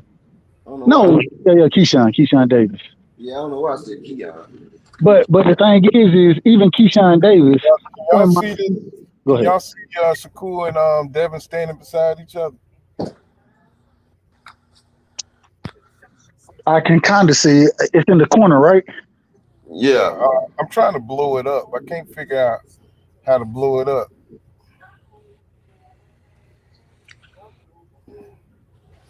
Let me see. Is it going? Let me see. I'm trying to bring it to the screen, but it's not. The one with Bud in it. Nah, the one with Bud in the middle. Bud and Bill in the background. Yeah, you see how big Shakur is. Can y'all see it now? Yeah. That's why I said Shakur, big boy. But this the difference, and I'm not disagreeing. I think Shakur's a big boy. I think Dev is even bigger. The difference is Shakur can carry. Go ahead. Can y'all see that good? Shakur used to the weight. Devin keeps his off. But you know, when they add more weight, Shakur be more comfortable with it because he used to carry it. That's what I'm trying to say. But the thing is when Dev is done, when he goes into this Kambosos fight, I believe after the weigh-in, Dev gonna end up being 153, damn near going into the fight. That's my opinion. Nah, I think when he rehydrates, Dev is huge, bro. Like if you go look at him against Jojo Diaz, he came in that fight big as shit, bro. Like he made the weight, but I think he'll make the weight. But when he rehydrates, man, he's so long and wide, like he has wide shoulders, a wide back, bro. Like the only thing Dev, in my opinion, the only thing I think he's missing, he don't have huge legs. You feel me? And so I don't know. I think that Dev keep the weight down because it's harder for him to make the weight than Shakur right now because of how big Dev can get. And so he got to make sure he stays in shape to make sure he can make the weight.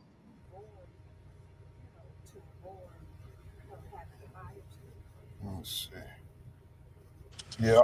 Hey, at the end of the day, I will say, man, Dev Shakur, regardless, and this is the energy we need to keep with these fighters. Dev Shakur, Tank, Boots, all of these fighters.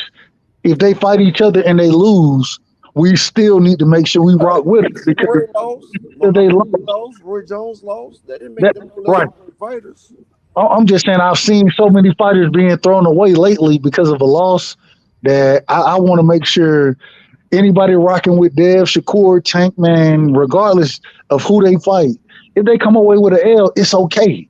Yeah, We can it's still great. rock with, bro. We still need to rock with them.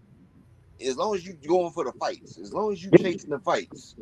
Now, if you go out there and lose to a damn bum, then that's different. And that's what we see Canelo. Well, I'm not gonna call Bill all a Bill bum. ain't no bum. He was just a cherry pick Bill's on not a bad. bum. Bill was not a bum though. He's not a Well, bum. he was a cherry pick going wrong. That man thought he saw something. He got his ass whooped. Well, hey, it's interesting. Eddie Reynoso, he done been on the street lately. You know, he put Martinez in the ring with Chocolatito. He put Valdez in the ring with Shakur, and then he put Canelo in the ring with Bivol. But All you of them know got their whooped. So Eddie Reynoso, problem? They he ain't been. none of the limelight's on them. The limelight's on Kinahan and all them. So ain't none of them been able to damn get their power juice. And you see all his fighters lost ever since the damn eyes been on them about the steroid shit. They ain't Facts. got a win since then. Facts. That's 4 straight losses. Oscar Valdez lost to Conceicao, then Martinez, and then Canelo, then Oscar again. Like they done had 4 straight losses. That's telling you that damn tainted meat. The motherfuckers ain't shit without their super juices. They need that. Look, what you say? They need that herbal tea. That herbal tea. Exactly. And they ain't shit without it. That's why when they took that mouthpiece in the Shakur fight, I guess he was trying to dip it in some good shit or something. Like, where the mouthpiece at? Trying to get that motherfucker a upcharge or something. See, look, I see Shakur and David right there. Yep. See him standing side by side. Mm-hmm. See, Dev is the taller fighter. He's the But longer. not even an inch, though. Not even an inch, though. Well, it's hard to look and tell, but even if it's not an inch, I know Shakur got a 69-inch reach. Dev got a 72-inch reach. That was his reach when he first came in. He done got a little taller, though. They ain't changed it. Like, they had to change Ugas shit. When they had his shit at 79. His shit wasn't no, 69. His shit wasn't no damn 69. His shit was damn near 75. Yep. They look close now. Yeah. They Shakur look done hit that close. spurt. Shakur done grew. He done grew up.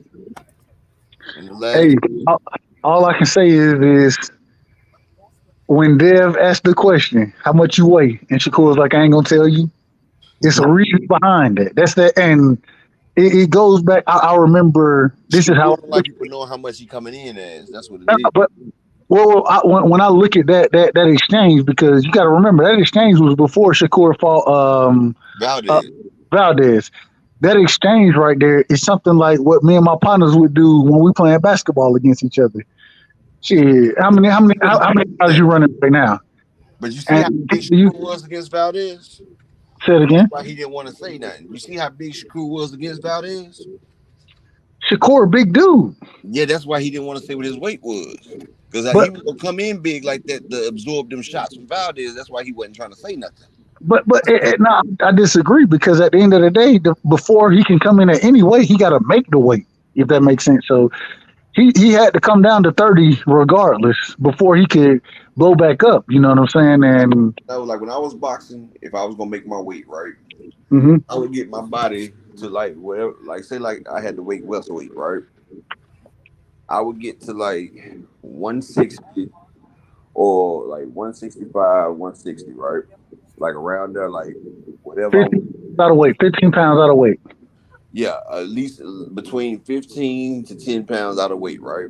Yep. And you know your body is 80% water. Mm-hmm. If I'm that close right there, I can cut the water out and make weight from that Exactly. I don't disagree. right there. So okay, I picked my weight that I want to start at. So like I said, I want to be around 160, 165. That's where I want to come in the fight at. So Let me ask this. So going into weigh-ins, right? The week of weigh-ins, what did you want to be the week of weigh-ins? if I'm going to week away, they say like 2 weeks out, I'm If 160. you're trying to, and we're gonna say you're trying to make 47. We're Uh-huh. trying to make 47. Okay. If I'm trying to make 57, the week of weigh-ins, I want at least be 160. Because you can cut 8 pounds in 2 days. Agreed. Yeah. So I had to get off about 5 pounds, and then I cut the other two. I really I could cut 8 pounds in one night if I just be happy with myself. Hold on, hey, real quick, brother. I don't know if this sound like and Pool. Let me know, but you sound a little muffled. I can barely hear you. Can Is you hear that me just now? That wasn't me. Can you hear me now? Nah, I showing them sparring. I'm showing Shakur and Devin Okay. sparring. Can you hear me now? yeah? Hello? You good, brother? You good? We can hear you now. Okay. Here Now, go your boy sparring right now. yeah, that's when they was younger. hmm Oh man, I ain't gonna lie to you. I put some into sparring. I don't put too much weight in sparring, bro. I don't. The reason being is because I know you can go in the spar and you can be looking to work on certain things. Sparring is different from fighting. It's different, and so I can go into a sparring session looking to work on certain aspects, and I may get tagged here or there looking to work on the aspects I'm looking to work on, but it still may improve what I'm trying to do.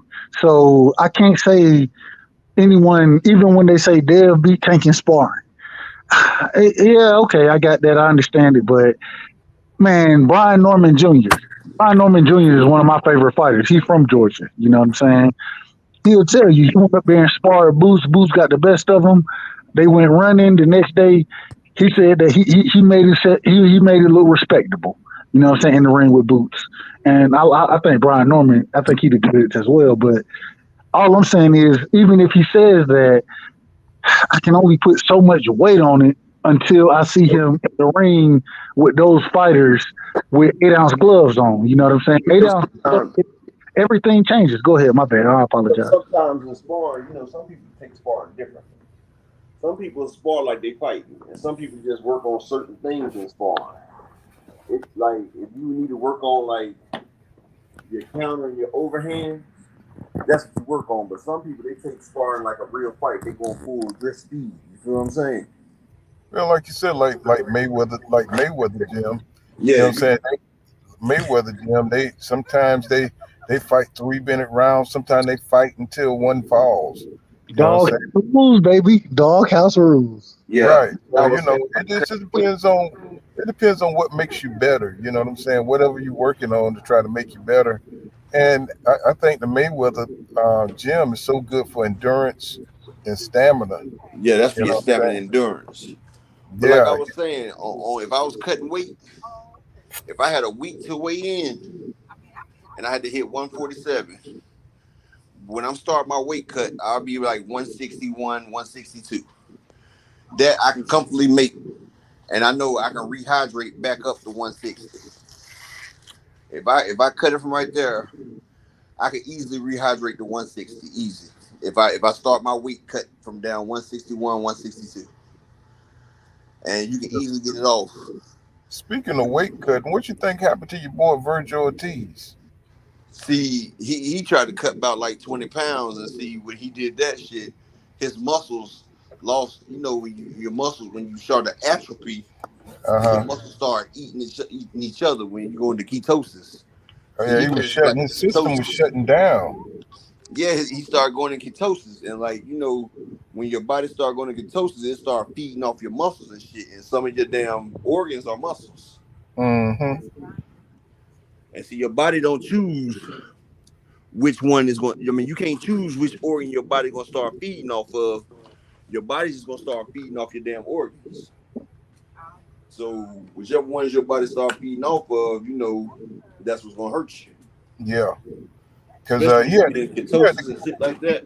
he was hospitalized for that shit, man. Yeah. I'm Trying gonna to tell cut too you, much weight too fast. I was shocked when I know he has a fight coming back against David Avanesian now, and That's a good fight for him. oh, David oh Avanesian, that's the one that got stopped by Cody Crowd. I mean, not Yeah. No, not Cody Cracks.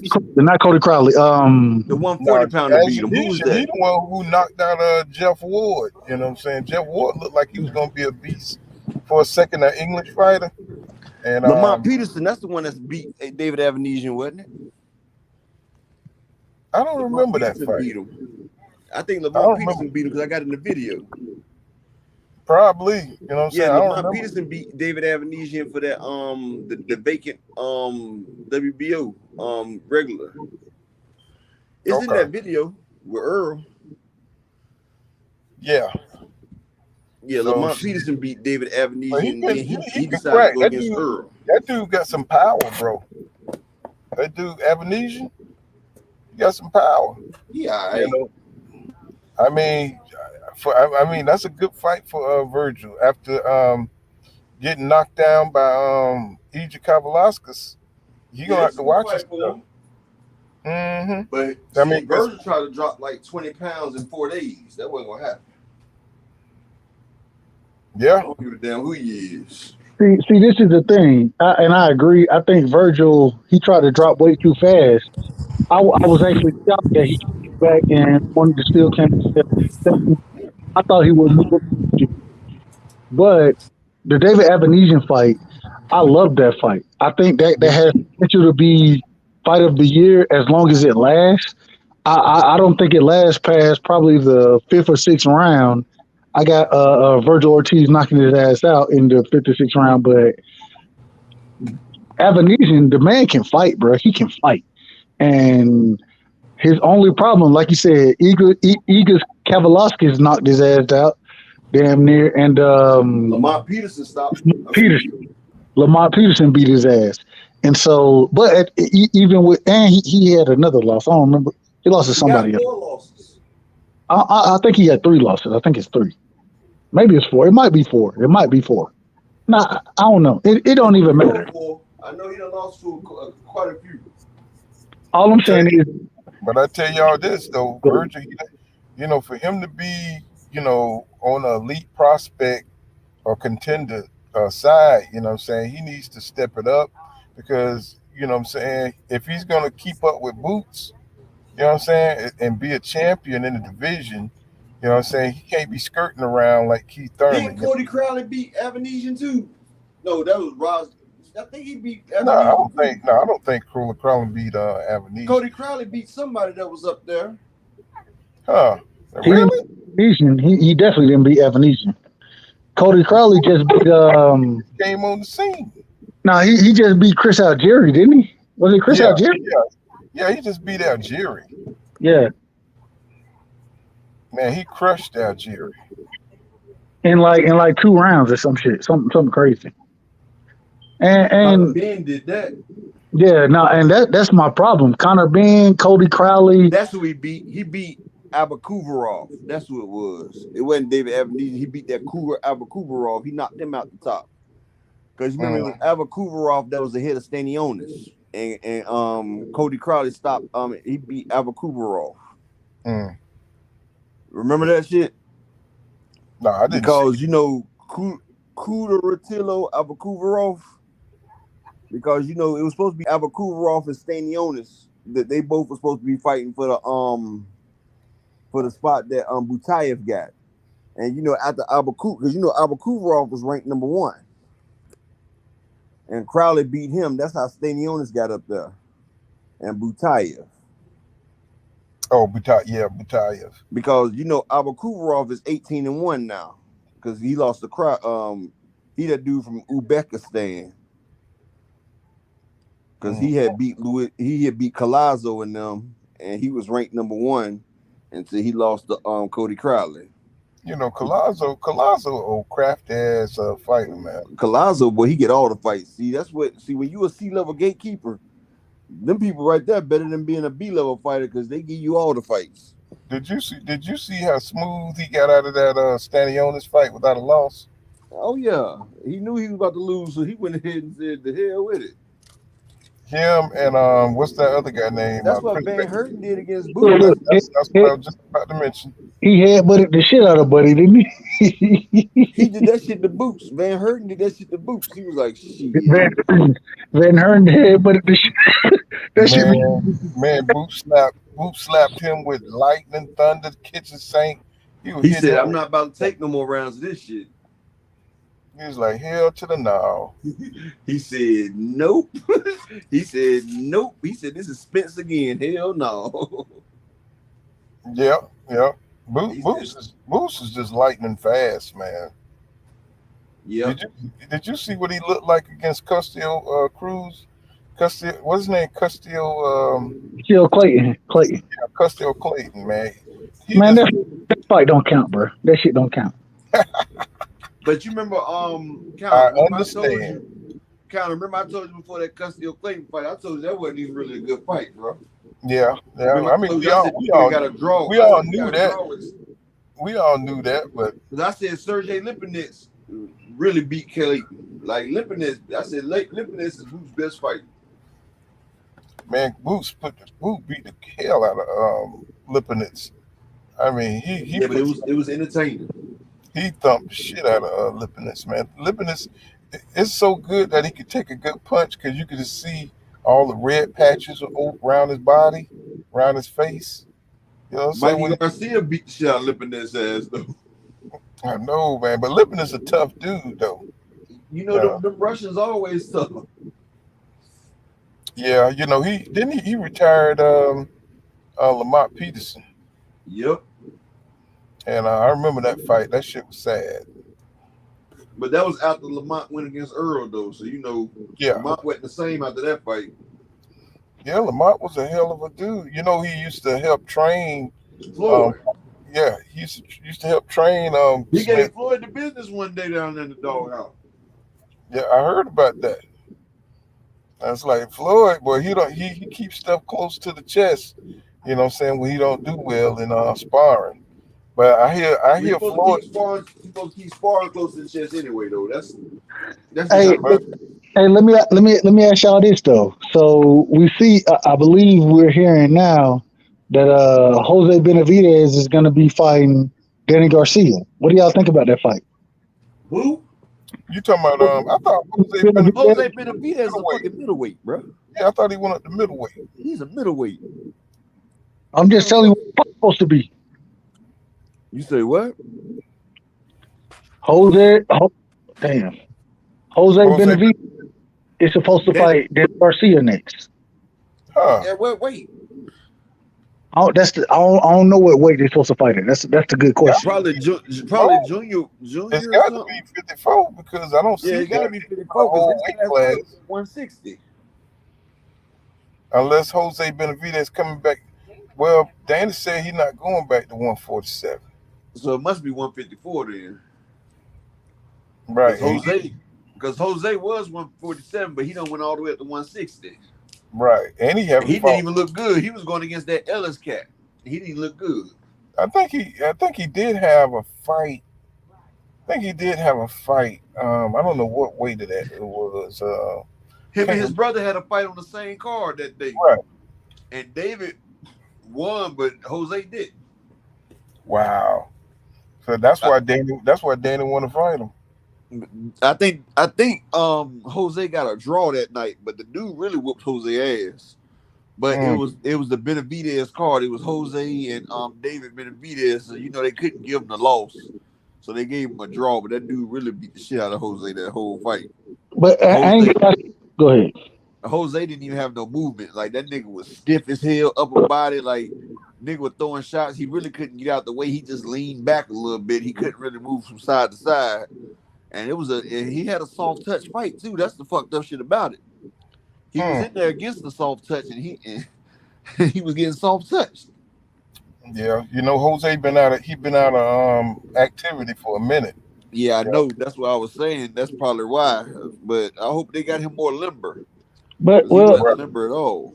hey, and Jose Benavidez, he been out for a while. Danny Garcia been out for a while as well. He been out since the Earl fight. Yeah, yeah. So I'm. Let me see. Hold on. Give me 1 second. Let me make sure I give you that fight is it ain't even in the making no more. It's about to happen. You know what I'm saying? Danny Garcia versus Jose Benavidez Jr. So we gonna see what Yeah. happens. Gonna see what happen with that. But You I know, ain't gonna, I it's like kind Danny Garcia in that fight. I like Danny Garcia. it's kind of sad to see Danny. You know what I'm Yeah. saying? Slip to that second tier. You know what I'm Well, he saying? was always really on that second tier. He just got that knockout of Amir Khan that pushed him up there. But Danny always been a. I've never seen nothing spectacular about Swift Garcia. Like he just was always a decent fighter. Like he was a Yeah, good fighter. Like my man said, you got God gifted, then you got great fighters, you got good fighters, you got average fighters. Now he was above average. He was a good fighter, but I couldn't consider him great. right. Like you see, every big fight that he had, like Porter, he couldn't get over the hump. He lost to Thurman. He lost to Porter. He Well, lost to Spence. there was some close ass fights though, bro. But I mean, close as hand grenades and horseshoes, bro. no, but Like, I'm saying if they would have ran it back, him and Keith and Porter, you know what I'm saying? There was some razor thin margins, you know what I'm but saying? And Keith I think Keith Thurman counted out the rounds. He said he won his first 6 rounds, and then he sat there and cruised the rest of the fight. That's what he said, and he mm, did. Like Kiefer rushed out there and get points fast. He'd get out there and get the points, and He he'd can win the say that, fight. but it was a split decision though. It still was a split decision. You know what I'm saying? well, Like, oh, no, he rushed no, that down. hold He on, real rushed quick. Go ahead. he rushed that down Jose Cita Lopez and tried to get points and almost got goddamn knocked out. You know what I'm saying? So, Yeah, he can't do that shit, rely on his athletic ability no more. You that's know who what Cody Crowley just beat, Josecito Lopez. I'm saying? Remember he Yeah. did it on he did it on the Earl card. Yeah, well, I knew that, but I thought when you said I thought you had beat somebody big or something, Nah, Coover. That was Albert Kuverkov. That was a big guy. He was number one. But that'd be a good fight for Victor Ortiz right there. Amatis Stanionis and Victor Ortiz.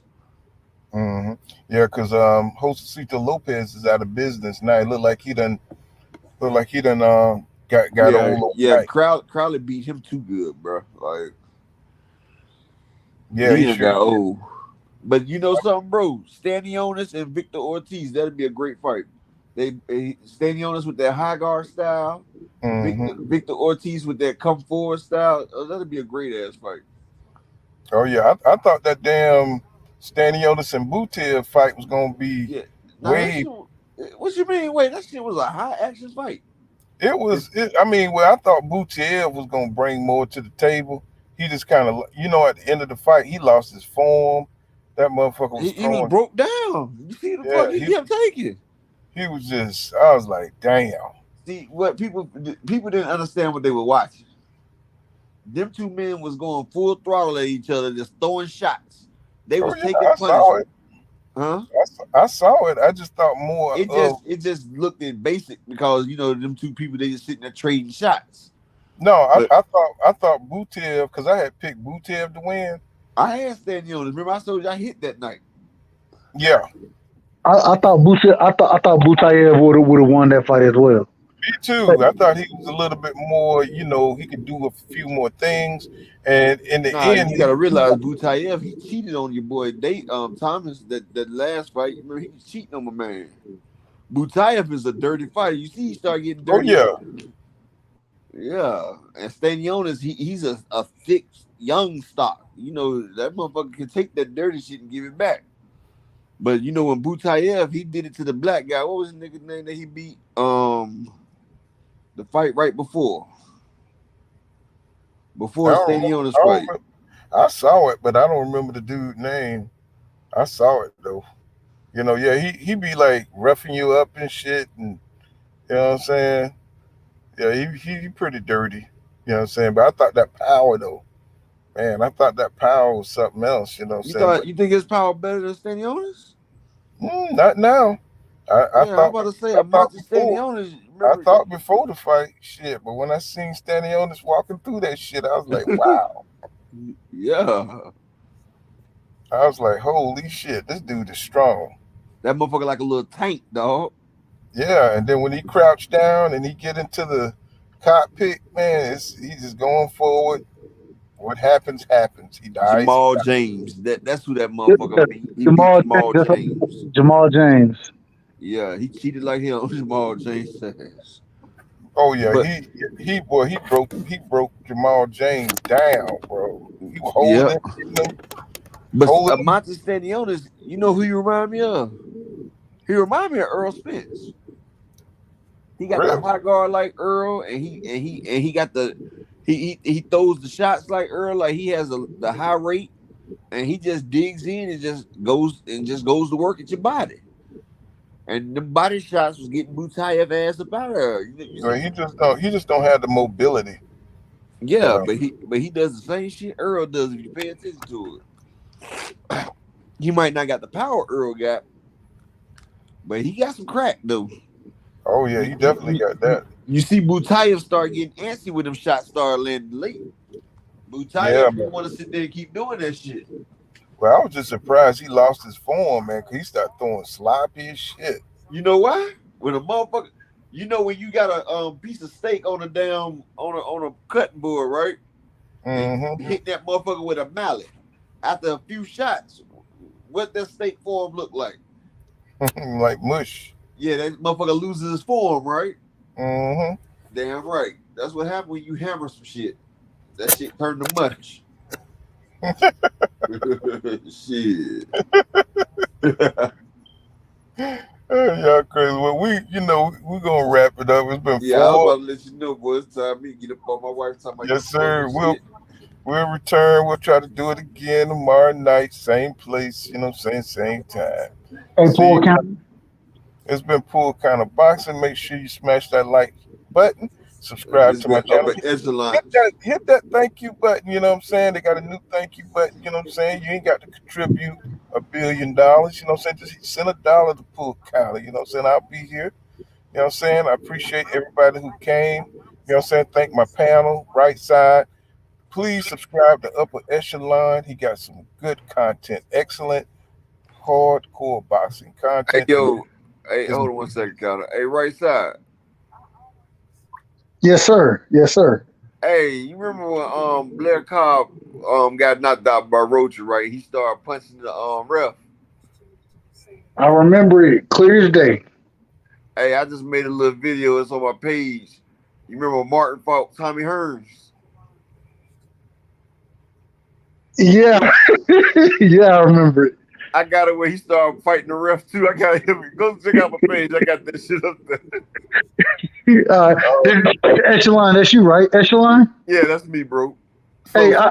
I subscribed to your shit the other night. I believe I did. I got to make sure. Hold on, give me a second. Before you jump off, Pool, give me 1 second, all right? Oh, go ahead, man.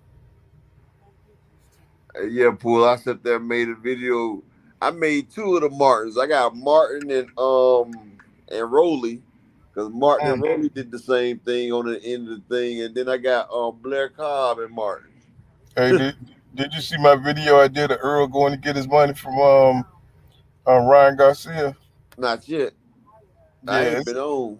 It's When I came on, I seen you was on. mm-hmm. I wonder if Ryan paid EJ. Remember how 50 Cent say they better have 50 money. You see when Earl shook that man's hand, he held on to that hand for a minute like, nigga, don't play with my goddamn money. For Hey, sure. hey, upper echelon, man. Hey, throw your shit in the private chat or in the regular chat. All I right. just so I can click on it. I thought I had hit you up, but I don't see you on there. So, All right, let me go grab it. Hold on. hey, echelon, you be opening the panels up and shit like that, or you just be doing videos? I ain't got that far yet, bro. You feel me? Hey, look, I ain't mad at you. I'm working on getting my channel off the ground. Yeah, you I know, this ain't, is the second week of the channel. yeah, I ain't got that far either, bro. I ain't got that far either yet. So, Yeah, give me 1 second. I'll be I right back. want to show you Grab love, this bro. I thing. definitely want to show you love. I rock with you.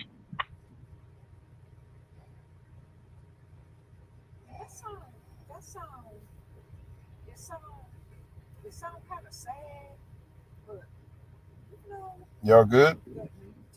Now, Oh, Echelon, where you throwing your channel at? oh, I think he be clicking off to put it in there. Let me see.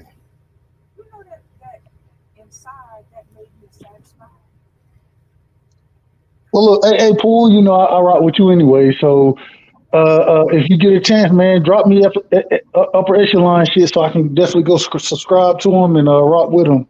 Oh, And no I get, doubt. I mean, I'll be here tomorrow night. So, hey, Hey, bro, well, I'm going to get it right now, bro. Hold on 1 second. Give me 1 second. okay, give him a second. Hey, Pool, I'm gonna just let you know tomorrow. Tomorrow is Tuesday. I gave y'all Memorial Day. Y'all can talk about Tank. I'm going Devin Haney crazy tomorrow, Pool. I'm going in on. I'm going in. I'm going in with Dev for the rest of the week, man. I got to go ahead and get prepared. I'm going in with Dev for the rest of the week, man. now, when is that Donier and Inouye fight? I thought that was supposed to be Tuesday. It's on Tuesday. okay. It'll be Tuesday, and it'll be like Tuesday morning. I think the main card starts at like 4 a.m. Eastern time. Donier, it may be 5 a.m. Eastern time. It's either 4 or 5. But the Donier, Hey, in a y'all. way, they should be in the ring somewhere about 8 a.m. Eastern time. So, and I ain't gonna lie to you, I rock with the Doniers. Rachel Donaire, Yeah, they cool as hell. I rock with both of them. The long ways, I done talked to him multiple times, and I rock with him. So, hey man, It's no in the need, it's in the chat, bro. no Nito is going to bring it home against my way, bro. He's going to bring it home. The Yeah, 40 I year hope. old is Oh going to yeah, beat some bucks, Donito bro. gonna tell Donito gonna tear nigga ass up. All Get right, that. Yeah, hey, Donier's definitely got that experience. Yep. Get Anyway, that man off the got damn that top. offense. Get that man out that damn pound for pound list. Damn it, he don't deserve to be up there. hey, Hey, real quick, full counter, man. Appreciate you, man. Appreciate you. Much love to you because you give brothers like myself, like upper echelon. You know what I'm saying? Kyrie, you give all of us, being Israel, all of us. You give us an opportunity to speak our minds and to really indulge in the sport of boxing. damn And much right. love to you, full counter. Much love to you for providing that opportunity, bro. Hell Oh yeah. man, And my I love it, links man. in the I learned just as much as you know what I'm saying. I talk it, so you know what I'm yeah, saying. man, my This links in the chat, people. Like, try to subscribe to me, Upper Echelon. I'm dropping new shit every day. It's right there in the chat, right there, Upper Echelon Sports Bar. I had to cut the name down some, but it's right there in the chat. Everybody subscribe to me if you want to. I appreciate it.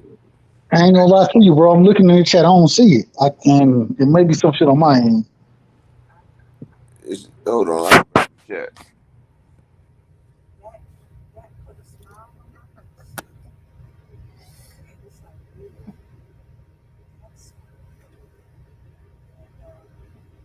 so Hey, I mean, all you Paul, have to do. you see it in the chat pool? You see it? No, I don't see it. Okay. I just wanted to make sure I ain't crazy. No, you saying, you know what I'm saying he must be using one of them Apple. There it is. There it is. Right side. Yes, sir. Regular chat, like in the chat with everybody else. All right. You see it right So side. no, he right side just clicked off. Yeah, you see it in the regular chat, don't you? Yeah, I see it. Yeah, I see it. So Did he say you see it? he'll get it. He'll get it out the chat.